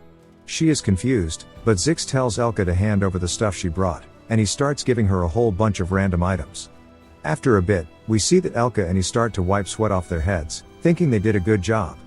But instead, we see Tanya shaking with all the random stuff that she got, and she asks if they heard what she said earlier about the offer. Zix asks if she means the thing about Ed, and then sighs, saying he knows siblings are usually at odds with each other. Then he asks if there is no way for them to get along, but says with Ed's personality, it makes sense to have that kind of misunderstanding. Elka then tells him that the ship will be leaving soon, and he immediately says it's nice to meet Ed's sister, and he introduces himself as his junior, saying that he is really indebted to Ed in many ways, and they are quite close. He says she looks tough, just like Ed, and he can tell she will do great. He puts his hand on her shoulder, saying it must be a blessing to be born from a great household with a great family. Then he and Elka head off, and he gives a little countdown before he and Elka both say good luck. In unison. Tanya falls over on the floor and is completely lost for words. Then it jumps to Claire's office. We hear Anna saying good work. Claire looks like she is about to die, and Anna says as long as the new student's classic sign may go well, they will be able to take it easy for the rest of the break. Claire is just surprised that Annis is okay, asking if this is because she is young, saying it's been 2 days and her stamina sure is made of steel. Anna says, as she thought, she can't trust in the labor force of the external scholarship students, whether it's the third-year Onyx or the first-year Clabias. They aren't efficient with their work, so she has to redo everything. But for some reason, Ed was different. There were no flaws in his document processing, and he was able to resolve practical issues that are hard to find among high-ranking nobles. It would be a lie to say she wasn't surprised and that he wasn't living revered for nothing. Claire starts drinking some coffee and asks her if she also thought she was very similar to Ed and that she should keep this a secret from him. But when she was investigating the Awfulest Hall incident, she had to tail him for a bit, and she found out that he'd made quite the decent camp bigger than this lab. The tools he uses, his work table, campfire, pretty much everything there was handmade by him, and she was able to truly feel how persistently he lived. And she knew even his grades would improve so much, it was to the point that even Professor Glass acknowledged him, and he even contracted with a spirit. So it must have been hard to do it alone, though she has no idea how he did it. But it shows that he is no stranger to working hard. Anis then realizes something and starts to sweat nervously, and she says that it's very different from the life of a noble who grew up within a greenhouse as a flower, as his skills and practical abilities are strangely developed. Claire then says that she understands now how many more similarities they have, and Anis can tell what she's insinuating. Anis tells her she's glad she's saying all this, and she doesn't think he's a bad man, but she couldn't just listen to others' opinions and tell Yannicka to have a beautiful love. But after meeting him herself, there were no flaws, and she could see that he's just a decent, honest, and hardworking man. Then she says that maybe decent is still an understatement. His appearance is outstanding, and he doesn't have an arrogant attitude.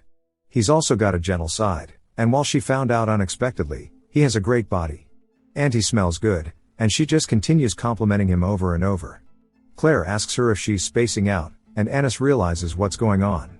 She immediately puts her hands on the table and stands up, opening the window, saying it's a bit warm in here and they should get some fresh air, sending Claire's papers flying everywhere. Claire asks her if she's okay, saying maybe she overexerted herself. We see Anis leaning over the window, saying this is really bad. She doesn't think this is okay. As her heart starts to beat really fast and she begins to look flushed, she realizes that she has made a big mistake, and she instantly covers her face. Not only has she fallen for him, but now she's recalling how Claire told her about him contracting a spirit, and she is sure that Yannicka helped him with it. That spirit must be talented and trustworthy, as it can report everything that happened to Yannicka. Her hands start to tremble, and Claire says that since she's done with work, they should go eat some snacks. But before she can put her coat on, Anis has already left. We see Mug telling Yannicka everything that has happened, and we learn that Yannicka's family, the Fae Lover's family motto, is harmony and coexistence. This is why she was considerate of others and loved everybody and has always made her smile. She starts to cry about Anis and Ed. We then see Tanya approaching her, waving, saying it's nice to meet her. She's a little gassed out from the walk, and she says that she wanted to introduce herself. The only reason she's here is because Lortel told her that she definitely needs to bring her to her side, as she is an extraordinary spirit sorcerer. The spirit begins to swell around Yannicka, and Tanya asks if she's okay, and then immediately starts to look a bit worried. Even though she's hearing Lortel's words about telling her not to worry, saying that Yannicka is kind by nature and considerate, she sees the exact opposite of that, as Yannicka is overcome with negative emotions. Lortel says they've finished arranging most of the production materials he asked for, but the legendary materials are still taking a little bit, as they're hard to find during the winter. Ed says there's no helping it then, as he pours her a drink, saying she's busy. He knows that she's busy, yet she accepted his request, and he is just grateful for that. He says that she just did it when she had time, so he shouldn't worry too much. He hands her the drink, telling her that she should have rested, asking why she came all this way to tell him this, saying it's not even close to where she was. She smiles, telling him not to worry, as that's why she is here. Ed says the moon was smiling, and when only traces the moon that was once as round as a wheel remains, Shakespeare type shit. Time has flown by in an instant after living in chaos. Even the river is hibernating in the winter, so of course tranquility finds everyone equally. Although these are trying times when he has to protect his body from the winter's bitter cold, it's also a busy time where he has to adapt to survive. Lortel glances over at something, and she begins to sweat nervously, calling out to Ed, asking him why Lucy is sleeping on his lap. He tells her it's winter, and she asks if that's really an answer. She wonders if it's maybe not that serious and she's overreacting. She sighs, saying she wouldn't have come all this way just to talk about magic engineering items. He asks her what else she wants to talk about. She looks at him, pulling out the Sage Seal's grimoire. He says that it seems like she won. She says yes, and exchanges the grimoire for an envelope, smiling and says it must be pretty fun, right? She reminds him that he said he'll do anything for her if she just won the grimoire for him. She says that a savvy merchant's virtue is to get their money's worth, and he asks her what exactly she wants. She leans in close, saying that she cannot ask a favor of him that burdens him too much or makes it too hard for him to carry out. All she asks is that he picks her side. He tells her that it's about time for the third act. The opposition between Princess Fina and Lortel will begin, and Lortel is beginning her politics and strategizing. Fina is actually the fated enemy of Lortel. According to the scenario, she'll rise to the position of student council president, take control of the academy, and raise her power. With that power, she is the main character who begins to dig up the darkness of the Roth-Taylor family in the fourth act. Lortel says there may be a moment when everyone in the academy will have to choose between A or B, and when that time comes, she just wants him to choose her side. That would be more than enough. Ed explains that between Fina and Lortel, it's the main character's decision on who is the winner, but that's not up to him. So he tells her that taking her side will not be that meaningful. She smiles and laughs, saying that his reputation is getting a bit better in the academy, but she agrees that his support won't bring about a meaningful result since he's just a student. He says that hearing her say that so bluntly makes him hurt a little bit. She says it's not an issue of being politically meaningful, the reason behind it just concerns her. He tells her okay, and that's not going to be a hard request. Then she burns the envelope, and we see that he's absolutely surprised by something. Lortel, who smiled captivatingly while devising a plan, was truly worthy of being called a girl of 1,000 faces. However, she then made an expression that was completely foreign to him as she smiled under the moonlight, telling him that she's glad. He says he's never seen this type of expression before. Then it jumps to the next day. Since it was during the break, it was a day with no classes and no academy scholarship student work, and he wanted to sleep in lazily but woke up early out of habit. He asked Lucy if she can light the fire, and she says okay.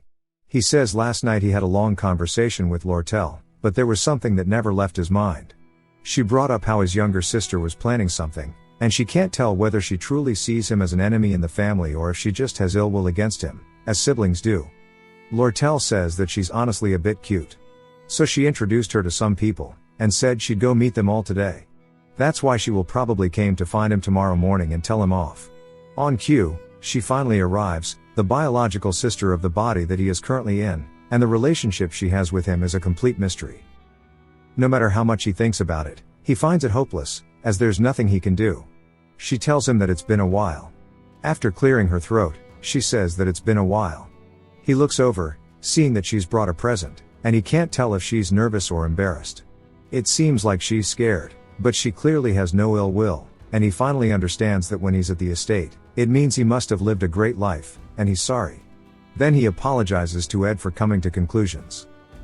Tanya looks completely scared about something and starts to flashback to Ed throwing some food on the ground, asking how dare they bring this kind of food to the next in line to be the Roth-Taylor's lord. He tells Tanya that her perseverance and not showing a gaze of contempt is quite impressive, and that she seems to be quite outstanding. He has his foot on the neck of a maid as she is on the floor, shoving her face into the food and breaking the plate. We see Tanya's hand begin to shake as she says, "Please stop." Silence befalls the room, and he asks her what's wrong, saying that there's no way she feels sympathy and attachment to these people who are mere tools. He begins to laugh evilly, saying she's clearly not a true noble yet. Immediately, the flashback ends with him thanking her while smiling, saying that he'll use it well at the start of the next semester. Strictly speaking, he's been excommunicated from the family, and he's not her brother anymore, but he is really glad that she gave him something like this. She looks confused, and he tells her not to wait by the fire. He heads inside, saying there aren't many herbs left but decides not to save them anyway. Tanya wonders who Lucy is, but Ed tells her not to worry about her, she should just go take a seat. When she sits down, Ed brings out some drinks, saying that from what he's heard, she was going around to check out the academy, asking if she's met some people. Tanya says yes, and she shared a lot about him. He finds that surprising, saying there aren't many people who know him, and maybe it was Zix or Yannicka.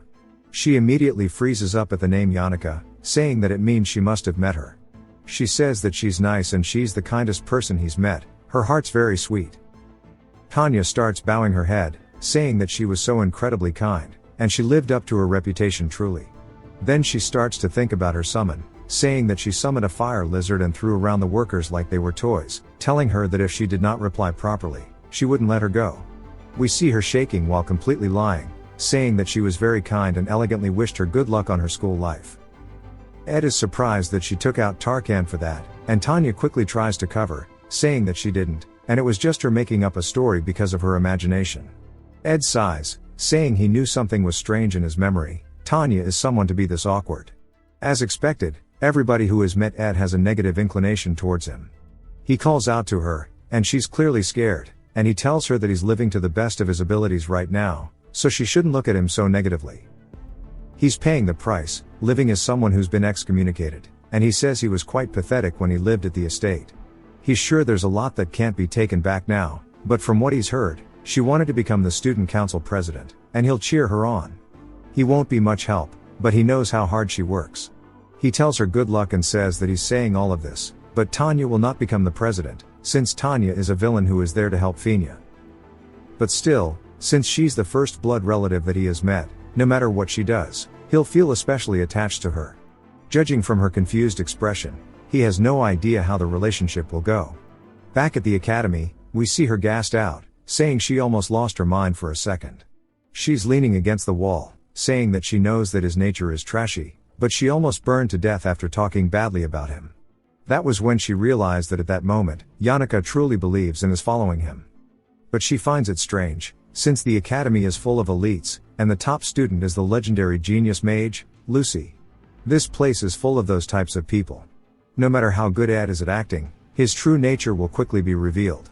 When she closes the door, she sees Lucy and recognizes her from Ed's camp, surprised that she's next door. She says even Awfullest Hall, which is the best dorm, has somebody so unsophisticated and elegant. So, of course, it seems like there are some imperfections in the academy. Tanya sighs, and Lucy asks if she is his younger sister. She then stands on her tippy toes and pats his shoulder, saying that she should let her know if she's struggling with anything.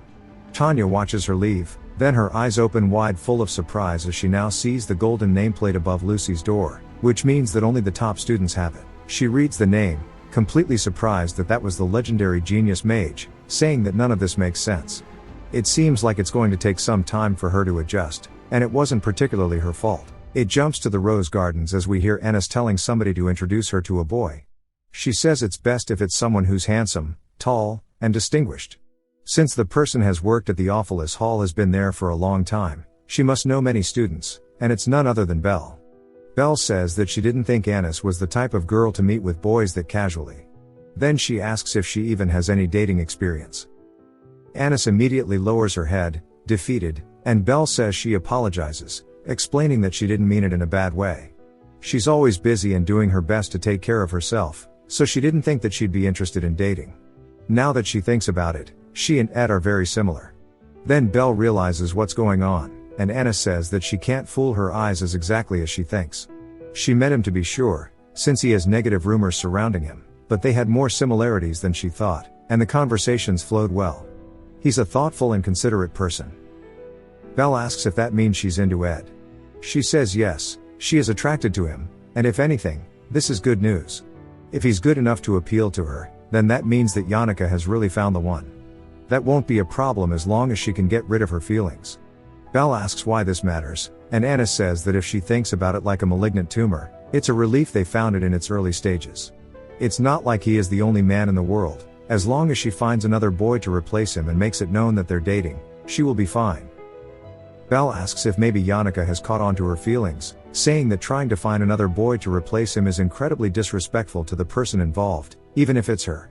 She never thought she'd be this inconsiderate to another. Ennis is trying to date someone new because she wants to be able to think that her feelings are elsewhere. To be honest, while passing through the teacher's wing yesterday, she ran into Yannicka, but they couldn't even say hi to each other, and it just felt very awkward. Her expression looked dark too. She says that next year during the class assignment exam, she has to supervise the exam with Ed, and she feels so sorry towards Yannicka that she doesn't know what she'll do. Belle says that it might not be as big of a deal as she thinks, and this might be for the better. Ennis asks what she means, and Belle says that Yannicka is always kind and genuine to others and has always protected her so she wouldn't get hurt. But maybe the problem was that Yannicka was too perfect to others, and perhaps that's not always a good attitude to have. She was a bit taken aback today, but when she thinks about how Yannicka talked to her like this and trusted her, she feels grateful. Sometimes it's better to show an imperfect side, kind of like a desire to protect. She recalls exactly what Clara was talking about, and Anna says that her head is now clearing up. She is finally able to organize her thoughts after Belle encouraged her not to feel guilty. After that, she thinks of Yannicka and can't help but smile, as we see her crying as well. It's obvious where Yannicka would go when she's confused or having a hard time. She's at none other than at Ed's. Ed asks her when she got there, and he starts thinking about how he needs to slowly collect materials since he wants to expand the storage he already has so he can work on expanding his living room, but judging from his winter plans, he needs to hurry. He notices that Yannicka's a bit off today, and he's curious about it, so he heads inside, pours her a drink, and brings it out. He looks up at the sky, saying it's snowing again. There was already a lot on the ground, but it seems that it's snowing at least every 2 days. He tells Yannicka that if she has any concerns, she should speak. Yannicka says that she's sorry and that she can't say it. Ed says that's fine and that she doesn't have to. Then he immediately wraps one end of a blanket around her, which surprises her, and she can't help but fall for him yet again. Ed says that sometimes he forgets that Yannicka's academy life must also be really difficult. She kind of seems like a small animal backed into a corner, so as hard as it is to brush her off, she starts to cozy up on his shoulder. Ed says that it's cold, but winter will continue, and even though it's so cold that it's hard to endure, spring is a lot closer than they thought, as we see that he's actually sharing the blanket with her now as they sit by the fire. It jumps to Tanya's thoughts as she says there were a lot of times when her father left because of business in the palace, but the Roth-Taylor residence was always peaceful.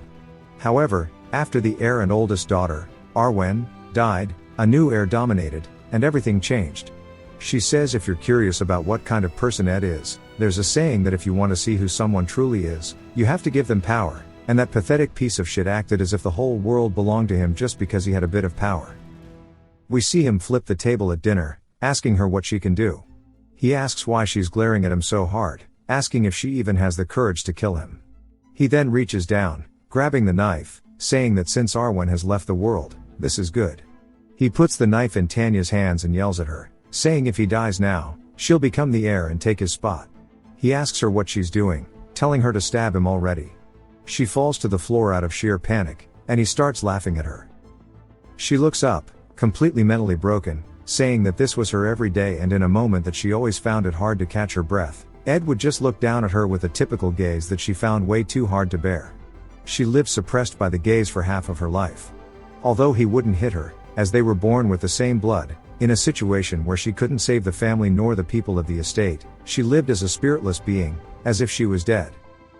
Finally, an opportunity arose after he was excommunicated, so all that was left for her was to prove herself. The upcoming student council president elections are her one and only chance. Her first plan was the class assignment exam. The next day, during the class assignment, we see Ennis turning around, telling somebody to stay away, as it's none other than Ed who is confused. She tells him that his smell, gaze, and energy don't work with her, to stay away. Ed says that she's really smart, so she must have a reason for doing this. Claire then says that she explained all the details, and they should go up and prepare for the class. Unlike the exam in the Northern Forest before, the class assignment exam only takes place on Orn Mountain. In Professor Glass's absence, Claire is in charge of the exam, so there are quite a few differences. The first example is of a class assignment exam. The second example is that instead of difficult to find magic marbles, there are easy to find magic stones. Not only are they not particularly hidden, but there aren't as many differences in points based on them. This is an exam where anyone can go for the A class. As long as they find one and put it on the altar of substitution. It sounds easy when put this way, but she is still the disciple of none other than Glast. She has a little bit of a psycho side to her. Ed explains that you must fight and defeat countless monsters and wild animals. Only the students who survive can become A-class. It's an absurd difficulty level. It's also called the Orn Mountain Survival Exam of Hell. In the end, there were no new students who became A-class in the academy that year. Ed sighs, saying of course that's only in the original scenario. And the scenario where no one makes it to A-class is directly related to an important scenario for her later on, which is why it needs to progress this way. That's why he decided not to particularly comment on her difficulty, although he'll write a written apology later on. The reason he feels comfortable is that even though it's a diabolical survival exam, none of the new students become casualties since they'll be fighting imaginary monsters based on the magic engineering item. They'll set up using vision discs, which summon the images of low-level monsters and beasts. Their work ends after setting up those and prepping for safety. But the most important of the vision discs is the purple one. From what he knows, the reason no one makes it to A-class is solely because of it, as it summons high-level monsters instead of low-level ones. Although it's commendable that Anis is taking care of them on her own because they are important objects, we clearly see her struggling with carrying them. Ed tells her to give it to him, as she keeps getting left behind. She mistakes him for Onyx, saying that it was too heavy. When he extends his hand out to tell her to give it to him, she immediately sweats nervously and pulls it away. She begins to lose her footing and fall. Ed puts his hand under her waist to support her so she doesn't fall down, but instead, the bag slips out of her hands. Ed realizes this is dangerous as the vision disc immediately starts rolling down the steps, passing right by Onyx. Luckily, someone catches it. It's none other than Clabius, who says they shouldn't be careless, asking what they'll do if it breaks. Ed sighs, seeing as expected of a top student. The scenario almost got screwed up before the semester even began. Anis just stands there, blushing, and Clabius then goes to hand the disc in, but we see it crack and immediately fall into pieces right in front of all of them. They are all just standing there looking at it and then back up at one another, doing a double take. Ed then drops Anis, saying that he knew things were going way too damn smooth. Ed explains why this is important, saying that last year during the joint combat training, the failing student Taylor picked up his sword for the first time. He beat Lucy and received attention. Although the scenario ended up not going as planned and led to Yannika's quick explosion, the joint training this year is important as well. The elite first years, all full of talent, get to request combat training matches against the generations who have already become renowned. Once the matches begin, the first years go on a rampage, making the term training useless as they use any methods or means to win. However, every one of them ends up losing to Taylor as he solos the entire group. Due to how much stronger he's gotten throughout the year, this lets his name be known to everyone. The Saintess Clarice fixes her gaze on Taylor, and the act ends. It's emotional to see Taylor's growth. The fourth generation hero, the Saintess, and Taylor's relationship is also important here.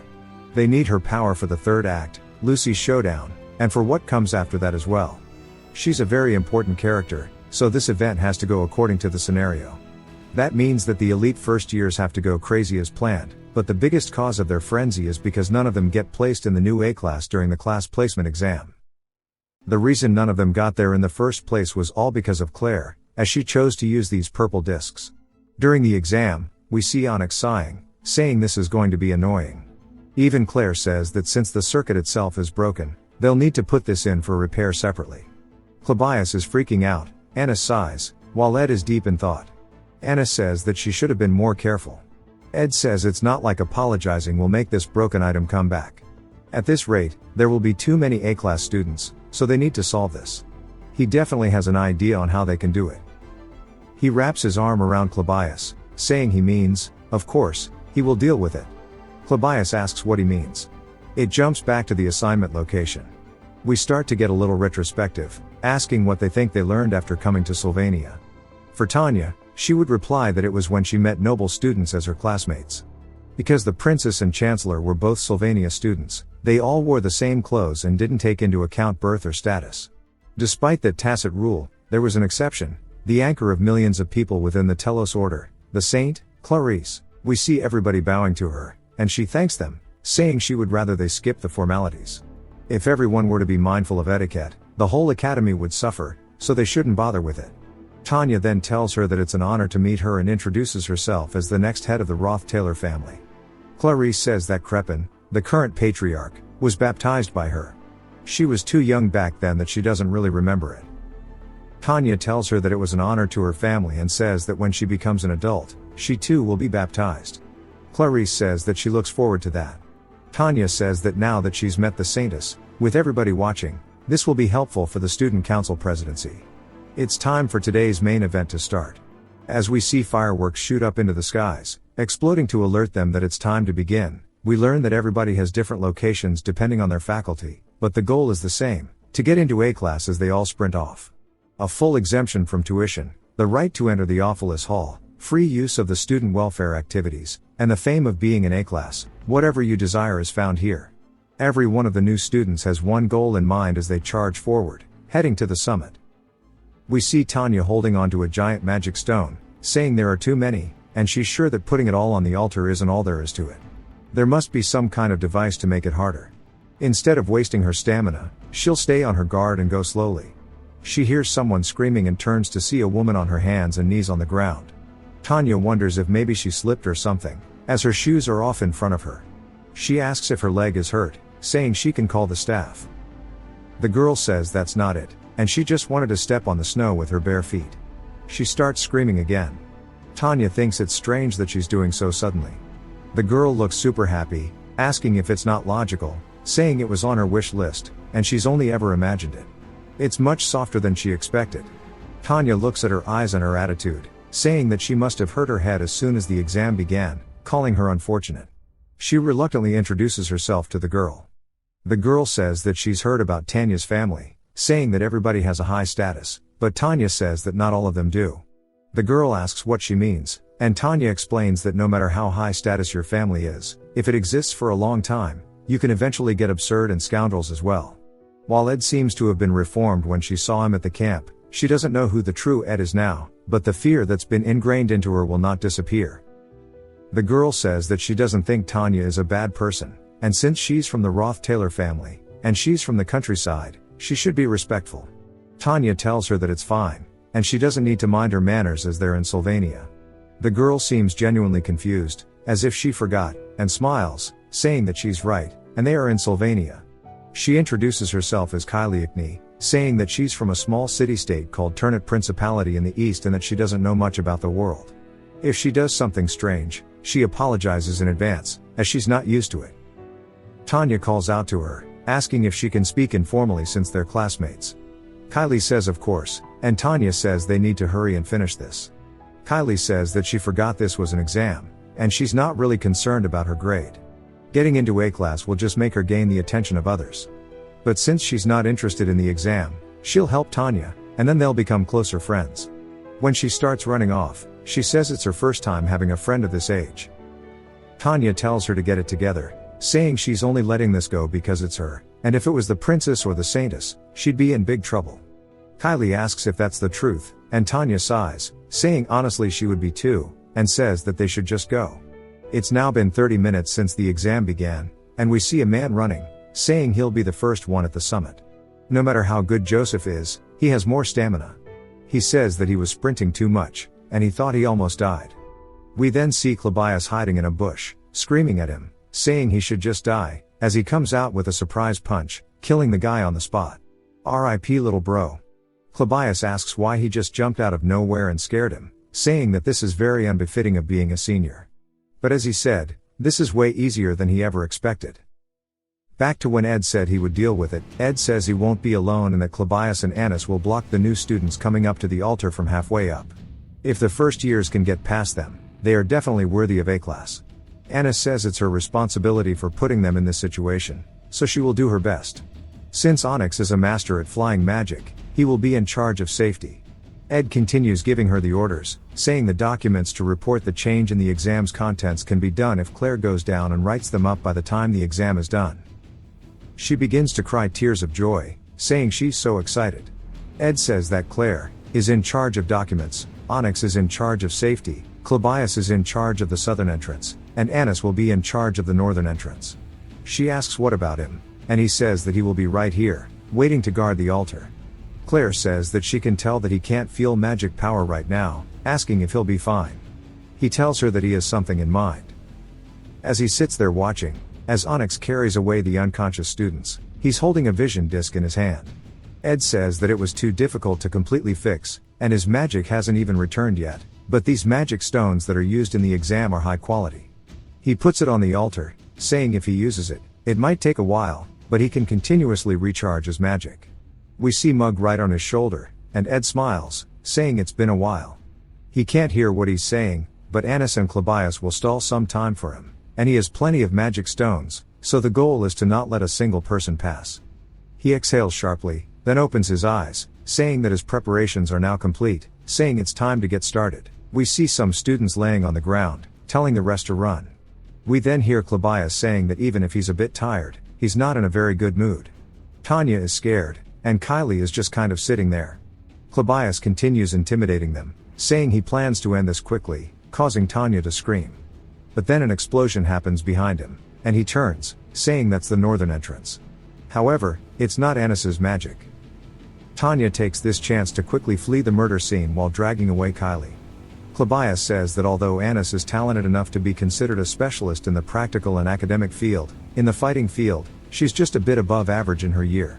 Of course, she's not an easy opponent for the first years, as we see her telling somebody to go on ahead.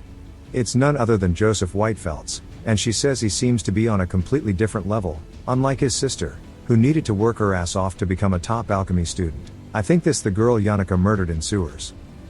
Joseph was the youngest to reach the status of Magic Society researcher in the mid-rank magic. But in other words, Joseph is a genius and a leading top student candidate. Joseph tells Anis that there's no need to be that upset, and he's sure that she has her own field that she's talented in, and fighting just is not one of them. She tells him that he's mistaken and that that's not why she's upset, and that he should just go on ahead. He says he understands, and he walks away. We see her sitting there shaking, saying that everything was going perfectly without a flaw. To make things difficult by breaking the magic engineering item, she couldn't even think of an alternative plan. But all of a sudden, Ed took control of the situation, and not only did he not get mad at anybody, he led the conversation in a constructive manner. Yes, she lost to a new student and couldn't block the northern entrance to the altar. But more than the feeling of defeat, she feels angry at herself, and she keeps falling more in love with him. Then it jumps to Ed, saying it seems like he's got his first guest. He tells Joseph that surely he knows that he just needs to put the magic stone on the altar behind him, but he doesn't plan to let him do that. Joseph says that this exam method is kind of strange but double checks that if he just defeats him and puts the magic stone in, who will defeat the students that come after him. Ed says that he doesn't know either, but that's not something he needs to worry about. Joseph is sure there's some kind of alternative prepared. In his mind, he says that he's not actually curious at all, he just wanted to buy some time to understand his surroundings. He sees the vision disc off to the right, noting that it's a completely different color than the other ones, so he should be on his toes. While the senior in front of him looks like a magic faculty member, he can't sense any mana from him. But he can sense a magic stone has been used on the altar. This means that he has a very low amount of mana. He sticks out his hand and says that the academy is much more disappointing than he thought, as he thought there would be more to learn. He thinks he can just focus on the food he's going to eat when he gets down the mountain. He closes his fist, using his magic to explode where Ed was using a spell called Particle Explosion. It's a vicious mid-rank magic spell that does not have strong firepower, but if you are not ready for it, you will get hit. If you don't see the direction of his hand, and dodge it in advance, you will be hit. But he sees Ed actually evading attacks and acknowledges that he must have some combat experience. From the flow of things, he's going to use some fire magic, and judging by his low level, it will either be Ignition or Scorch. Scorch spurs out fire in a radial shape, but looking at how he's aiming downwards, it must be Ignition, as Ed throws exactly that towards him. As it gets closer to Joseph, he's actually surprised, saying that the scale of the flame is way bigger than he expected, which shows that he's trained his magic diligently, and it could be considered mid-rank. It stops just shy of hitting him as he deploys a barrier and says that it's still a waste. No matter how high the level of Ignition is, it won't be able to get past his defensive magic. Battles between mages are often decided based on the amount of one's mana, so if the two consume a similar amount of mana, whoever has more will win in the end. He guesses that Ed doesn't actually have a lot of experience fighting with magic, so he won't be able to block his offensive magic or maintain his Ignition unless he runs out of mana. While he's yapping about battles between mages being very profound, Ed says his name while grabbing onto the back of Joseph's neck. Joseph is caught off guard when Ed says that he can block spells with his magic defense, but not physical force. As he brings his knee up, Joseph looks down at it, only to get caught straight in the chin.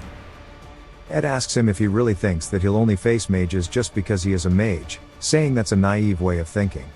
Joseph backpedals to create some distance and asks how he went through the fire just now. He starts preparing more magic, saying that he won't be careless anymore, as he begins to use mid-rank ice magic. Ed throws out Ignition once more, and Joseph starts to wonder if maybe it's to respond to his ice magic. Maybe he's trying to block his vision with steam, just like last time. But too bad for him, he can use the other elements as he starts to form a fire magic in his hand, shooting out Scorch directly towards Ed's face.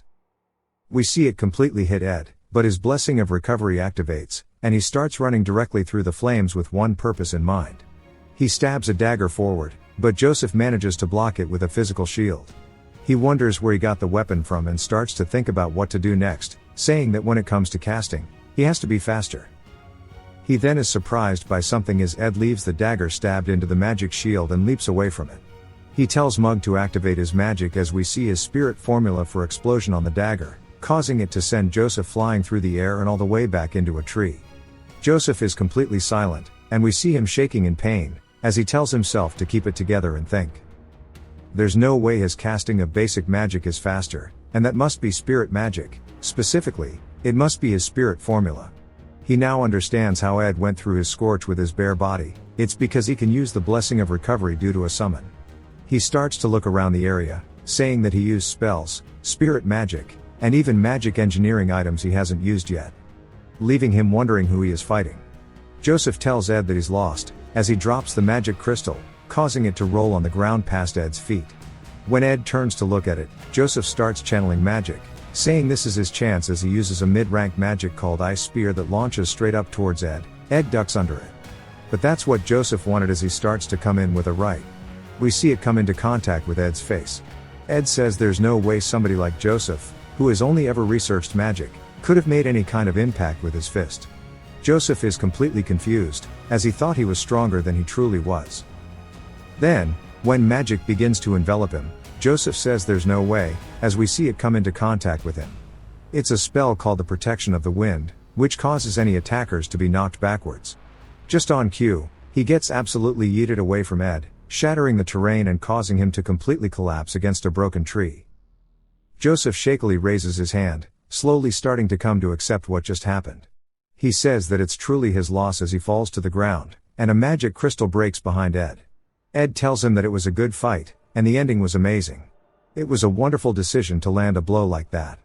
Joseph then asks what his name is, and Ed sits back on the altar, waiting a second, and tells him that his name is Ed. He then says his last name as well. He then tells Onyx he'll leave it to him, as Onyx takes Joseph away to get healed. Then it jumps to a carriage, where we hear Elka asking Zix why he decided to join the magic faculty.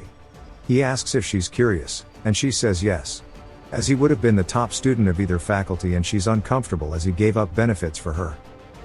He smiles, saying he doesn't put much value into being the top student.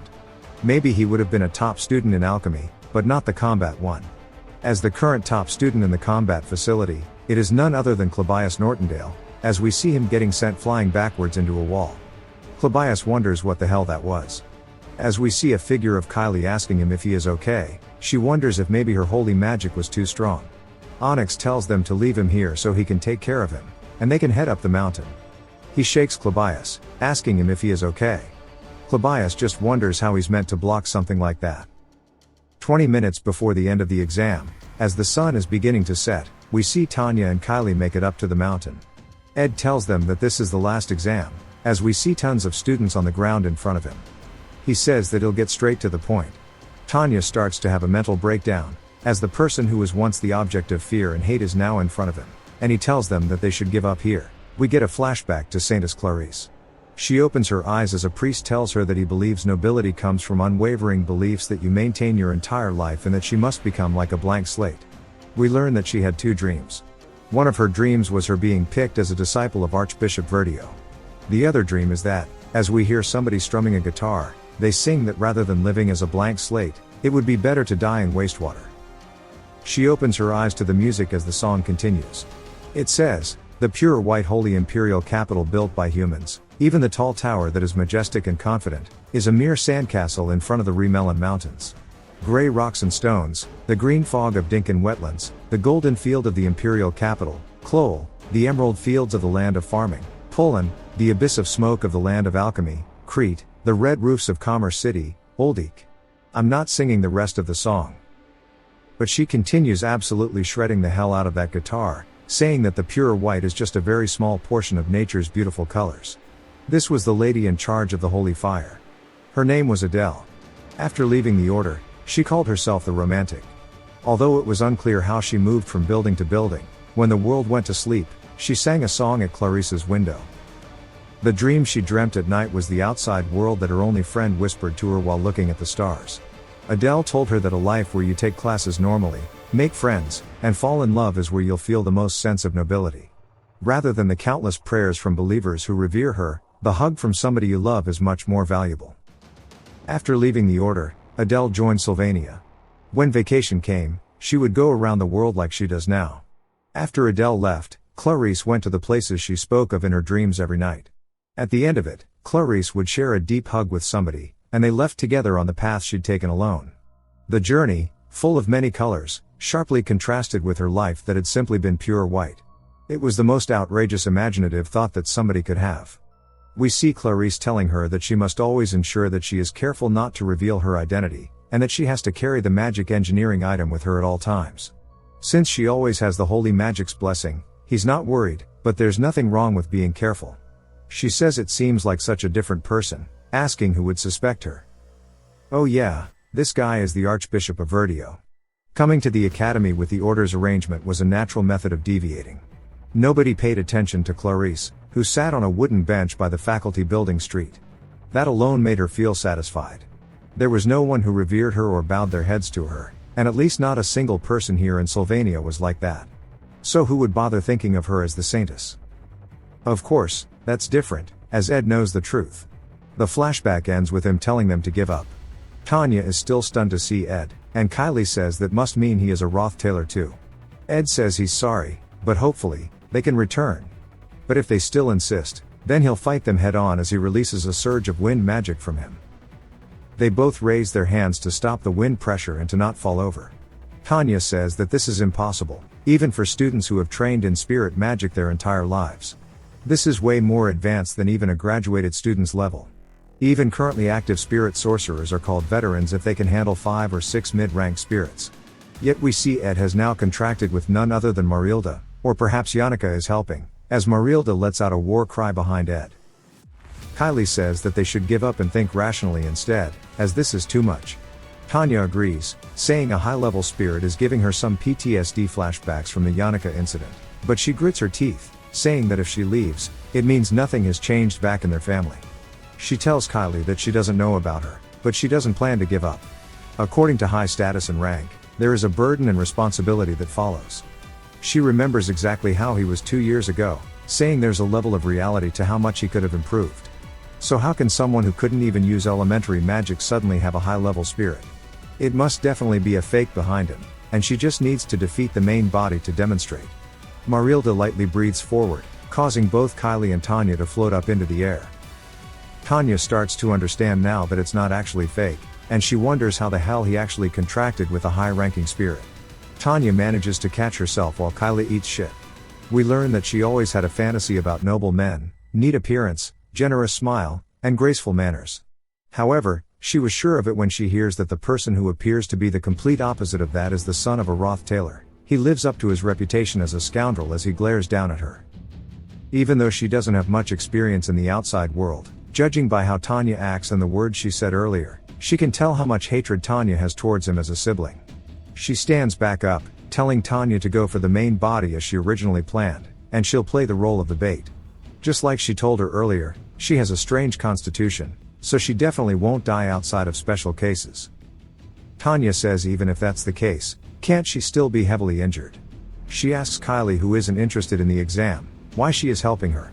Kylie says it's because she told her he was a really bad person and that Tanya is the first friend she made at Sylvania. Normally, Tanya would have said something to her, but she'd seen Kylie on the way up to the altar.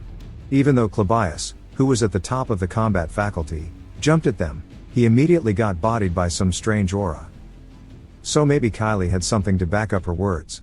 She's just more surprised by the fact that Kylie, who's been allergic to fights, is now taking the lead. But of course, that's not true, as Kylie begins to cry while screaming and running directly forward. She heads towards Ed and Marilda sighs, striking her hand forward. We see blood flying, and Marilda is surprised, as a holy barrier has blocked her attack and actually injured her. It's called the Holy Magic's Blessing, and it'll automatically cast holy magic that is mid-rank or above on those who are trying to harm the user. Marilda starts to howl and follows through her attack, sending Kylie bouncing across the ground. Ed glares at her, asking if that's all. Then he hears Tanya to his right, asking if he thought she would give up. He looks over to see her channeling magic into her hand as she uses a basic magic called Emit. She shoots out some wind directly at Ed. He's unable to properly react and actually gets knocked aside by the attack. She watches as he starts to fall over, and she's surprised that it actually worked. She wonders what's going on, and sees that the vision disc is starting to glow, and immediately 3 things land around Tanya, almost hitting her. After a closer look, we see that they are mana arrows, and Ed tells her to stay still. She begins to sweat nervously, saying there's no way, asking how somebody who couldn't even wield the hilt of a sword properly could use a bow. But not only that, the arrows are made out of magic. Ed tells her that was only a warning. She wonders if this is really the same brother she remembers from the past. As he starts to walk back towards her, with Marilda intimidating her, she starts to pant, and her mind goes blank with fear.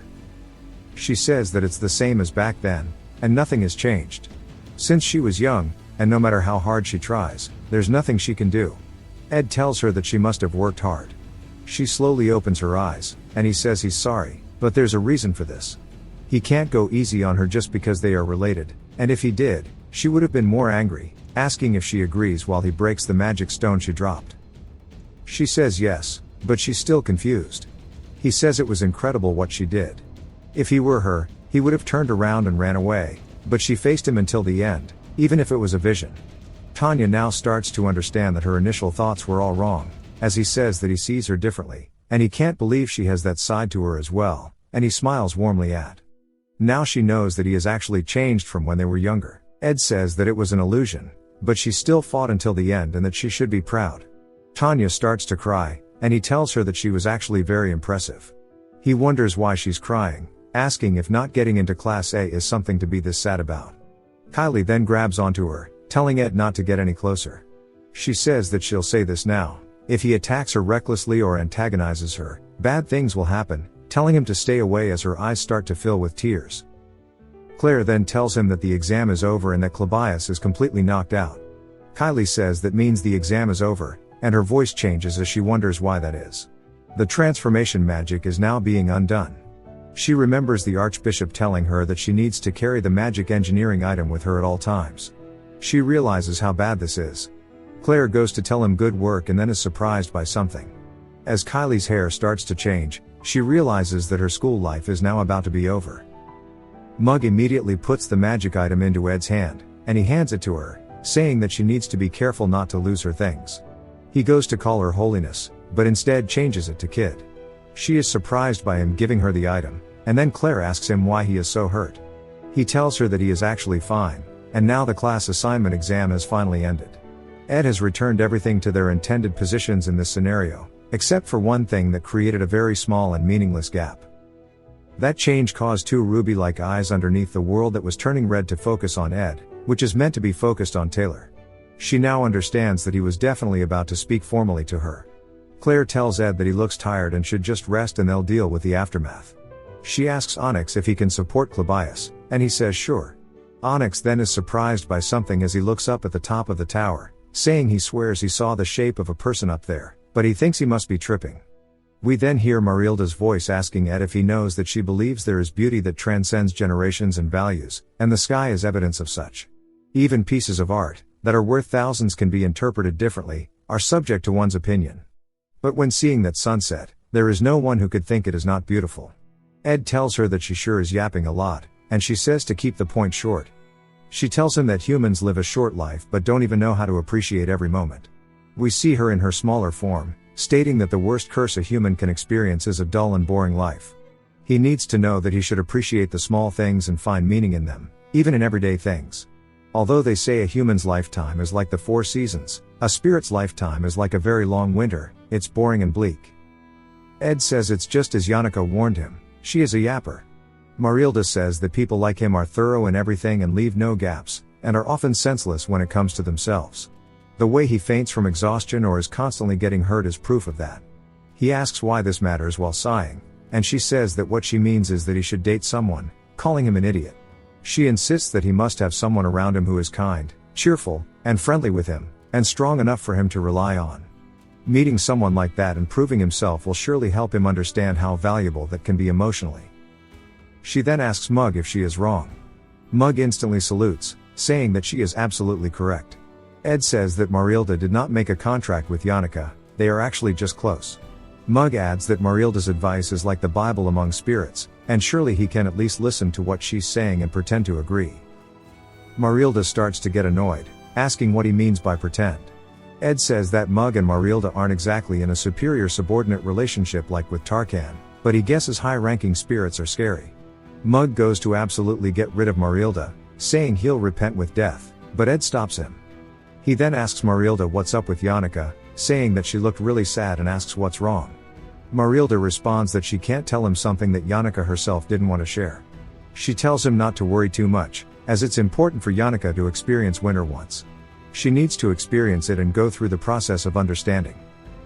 The world isn't like a fairy tale, sometimes, you just have to endure what you're given until spring arrives. They should go, as consuming more of his mana would make her feel guilty.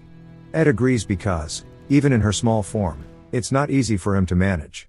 She says that she's definitely expensive and that this form is the best for efficiency. He asks if she has any other forms, and she says that she can turn into a beautiful girl.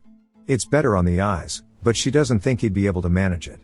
He tells her it's fine, and back when she underwent gigantification earlier, he didn't notice much difference in her efficiency, so he was curious.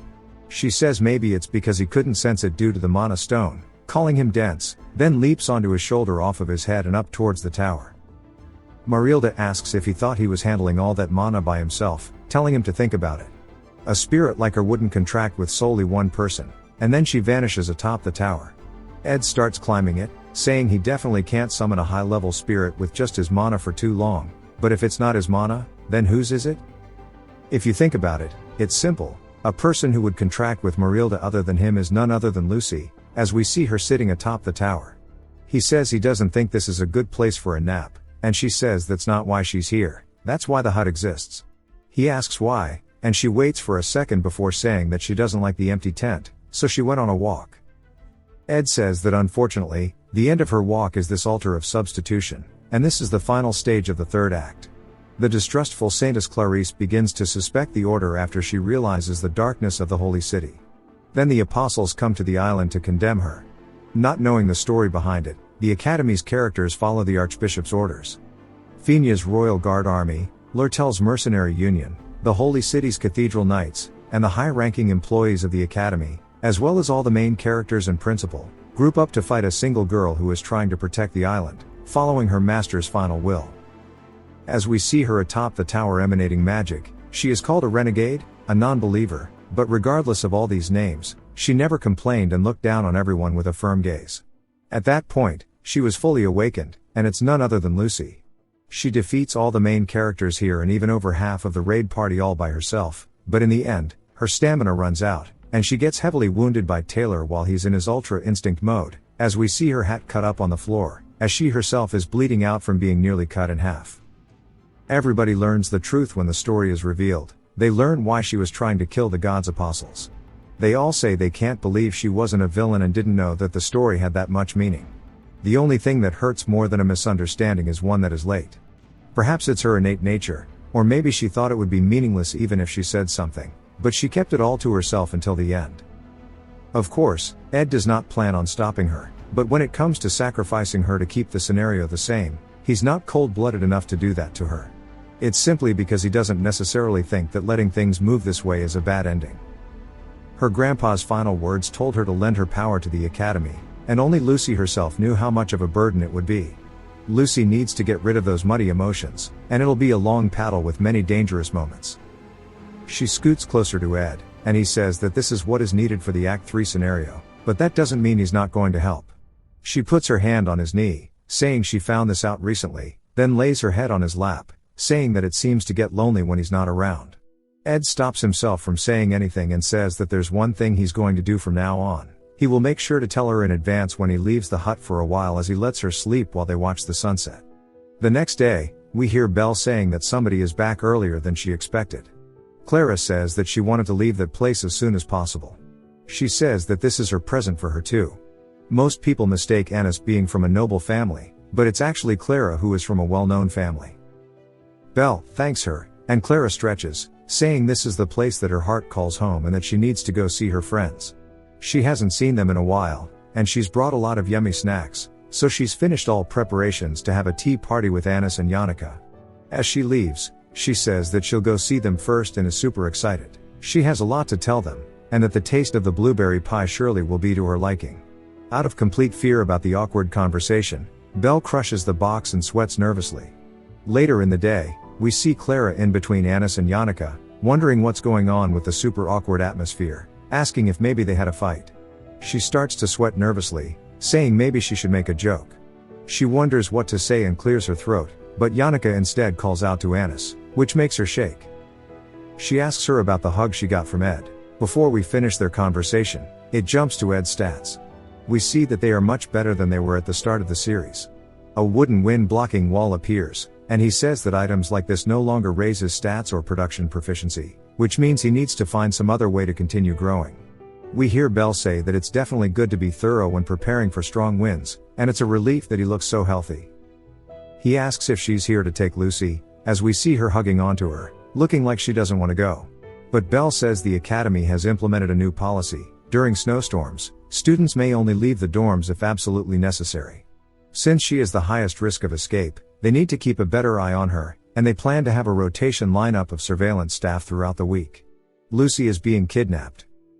Ed says that he understands, and she then clears her throat to remind him about what they discussed. He says that he will continue using formal speech.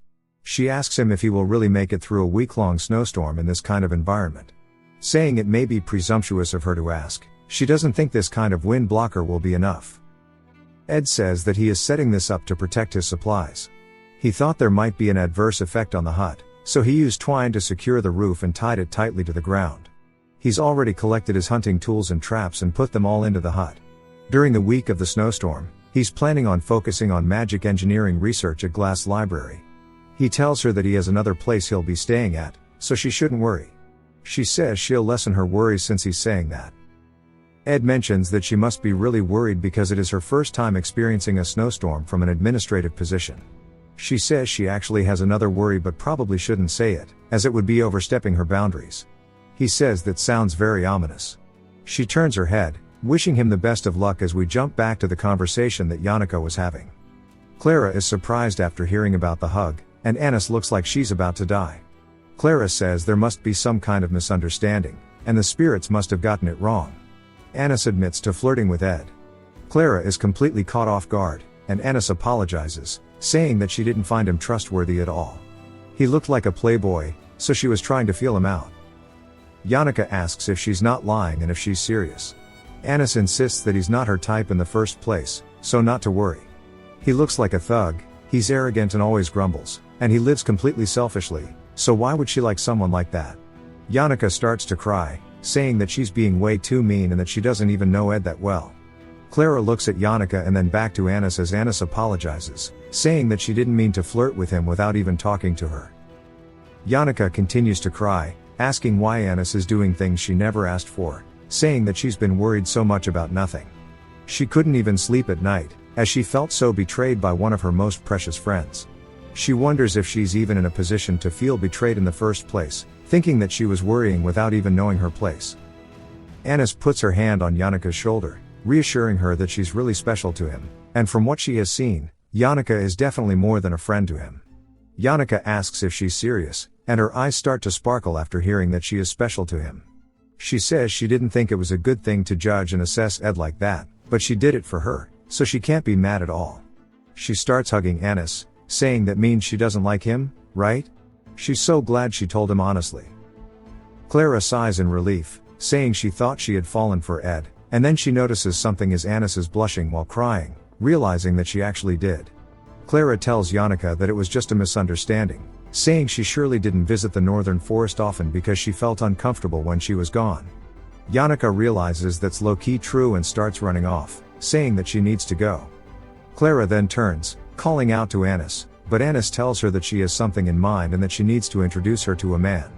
Rather, they should do something more adventurous, and she asks Clara to break the stereotype, saying they should date each other. Clara looks at her with a weird expression, and Anis shakes her, saying not to look at her with those kinds of eyes. She starts to go crazy, apologizing for lying to Yannicka, but when your bodies are apart, your feelings fade too. Once the break ends, the Academy Scholarship student work will end too. But of course that isn't how it turned out, As Claire says that all of these scholarship students are going to continue being student assistants to her, and that both Clabias and Onyx worked hard. She felt it was a waste to send them off to another lab when they were proactive and proficient, especially Ed, since he was really good at working. It'll be better for him to work here than in other labs, and since they worked together throughout the break, it'll be more comfortable this way. We now get to see Ed's magic powder details. His spirit slots have Mug and Marilda in them, but there are still 2 empty spirit slots left. Yannicka tells Ed that he needs to make a contract with a mid-level spirit soon. He says it looks like she's back to normal, and that back when she visited the camp, she seemed down. She starts fanning herself off and asks when that was, saying she forgot about it after remembering how close they got. Ed sighs, saying that when he's with Yannicka, he feels like he loosens up a bit. She is a character who never appeared in the scenarios after the first, and she is the only person he could call his friend within his year. She says she knew he had made a contract with Marilda, but no matter how much she thinks about it, it's strange, as it's too early for him to handle a high-level spirit.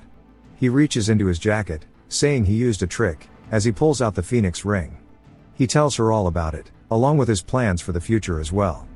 She says that since he can't use magic for a while, it's going to be hard for him to make a contract with a mid-level spirit. He says that his magic will return when break ends and the semester begins. She laughs, congratulating him and saying that among spirit sorcerers, they often call the day you make a contract with your first high-level spirit your second birthday. She asks if he's really planning to stay at the spirit library throughout the snowstorm, saying he sure does work hard. He tells her that she works hard as well, and when the snowstorm ends, there will be student council president elections. Since she's the top student of the year, she'll probably get some attention. She laughs, saying that everybody was asking her, but she doesn't know yet, so she's maintaining neutrality.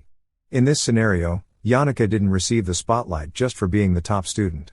This is because, based on her personality, she respected all candidates. We see her making a shocked expression, saying that she remembers Ed's sister was running in the election. He says yes, and that she's quite ambitious. She then starts to look worried, asking if he is close with his sister, and he says that he guesses she could say that. He can't exactly say that confidently since he's been excommunicated, but they are blood relatives.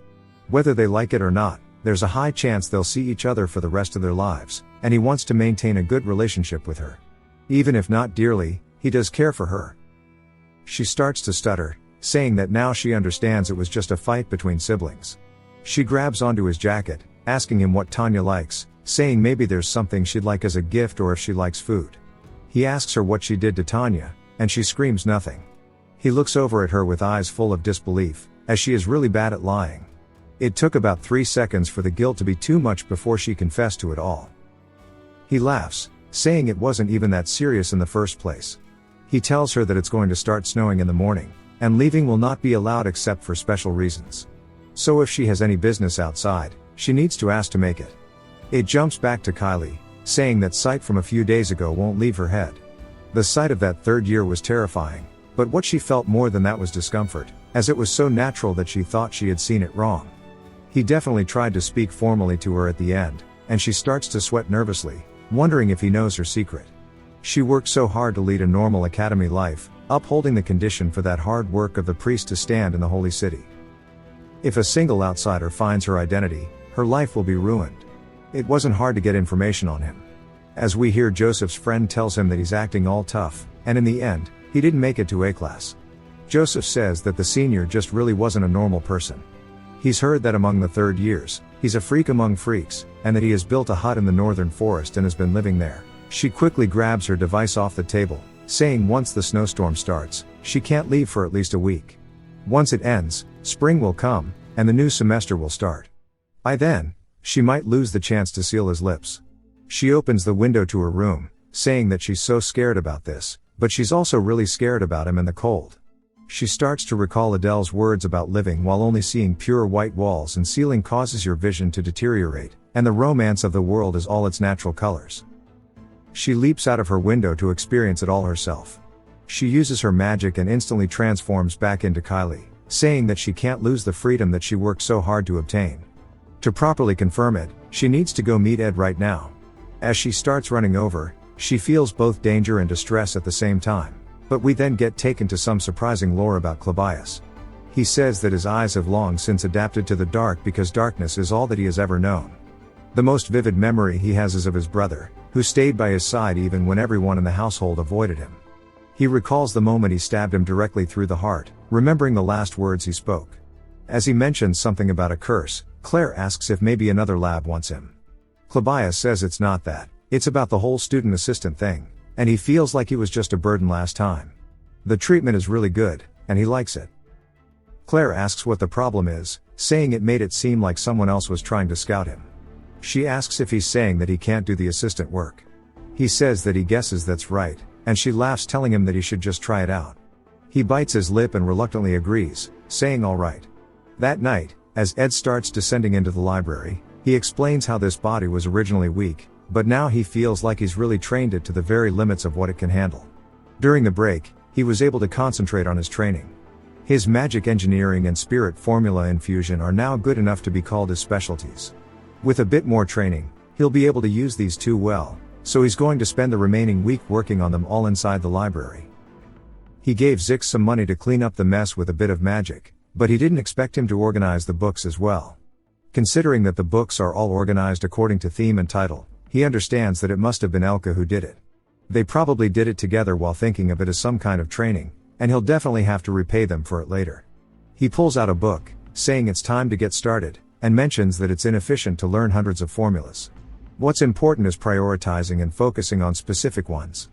The goal is to make Glock's Eye and Delim's Hourglass, as he wants to create at least one of them to have crafted a legendary item.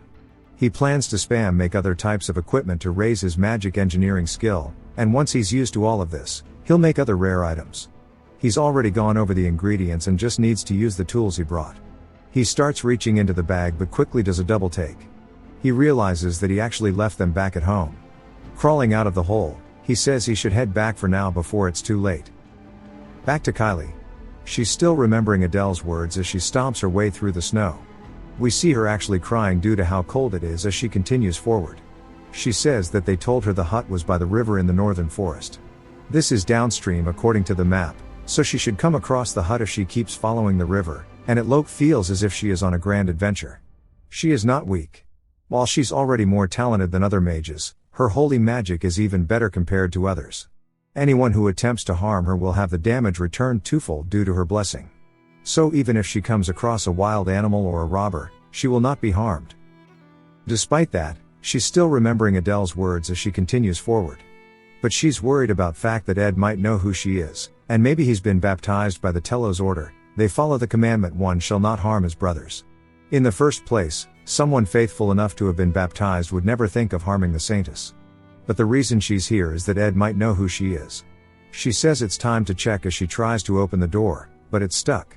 She brute forces it, causing a bucket full of blood to knock over. She's surprised as she looks down at it, and then looks back up to see a boar gutted on the ceiling, hanging down. She screams, seeing all the blood everywhere, and wonders if maybe she's fallen into hell. Her heart starts to race, and then she hears footsteps. She looks for somewhere to hide, and then the door swings open again as Ed has made his way back. He sees the bucket knocked over as Kylie hides under the desk, holding her breath. Ed puts his hands on the table, and the bear trap falls beneath his feet, almost jump scaring her. She must feel like she is in a horror movie. He starts rummaging through his toolbox, pulling out one of the blades. She sees this and lets out a little noise while covering her mouth and holding back her tears. She starts to shake in fear, hoping he didn't hear that, and then Ed puts his hand on the bottom of the table and peers down with a knife, asking her who she is. He then recognizes her, asking Kylie what she is doing here and why she is shaking. She screams while shooting out a holy magic spell called Divine Explosion, which nullifies most of the opponent's magic and inflicts physical pain. It hits him straight in the chest, causing him to fly back into a wall, knocking a bunch of books over. We see some wood hit his head as well, and he is now soaked in blood. She starts to panic, saying she didn't mean to, and drops to her knees, saying she can't believe she just killed a person. She starts crying while praying to Telos, saying she has gravely sinned and that she, who was supposed to live a life of purity, has been stained with sin and must burn in the depths of hell to atone for it. Ed puts his hand on her shoulder, asking her if she is kidding him with this. Her soul leaves her body, and she dies on the spot. R.I.P. Kylie. He starts to grit his teeth in anger, wondering how this is possible. Back at the academy, we hear somebody calling out to Belle. She says she heard the report, and they need to figure out what to do. They should notify everybody and begin the search. Belle says they won't have enough people left to run the place and need to be as efficient as possible. She is aware of Kylie's real identity, and the order had decided that the person in charge at least needed to be aware of the truth. The nation would be in an uproar if the Saintess were to go missing in a snowstorm. But even then, she keeps her composure and decides that it would be best to take care of things in secret. Considering her blessing she will be fine, she suits up and heads off, saying she will go find her on her own and tells the other maid to please take care of the other students, especially Lucy. The girl says that according to a witness, Kylie went toward the northern forest. Belle realizes that it's none other than Ed's territory and that he is low-key blessed with women, and that's odd. She now understands that the snowstorm left a man and a woman alone together, having to depend on each other while waiting to be rescued in harsh conditions.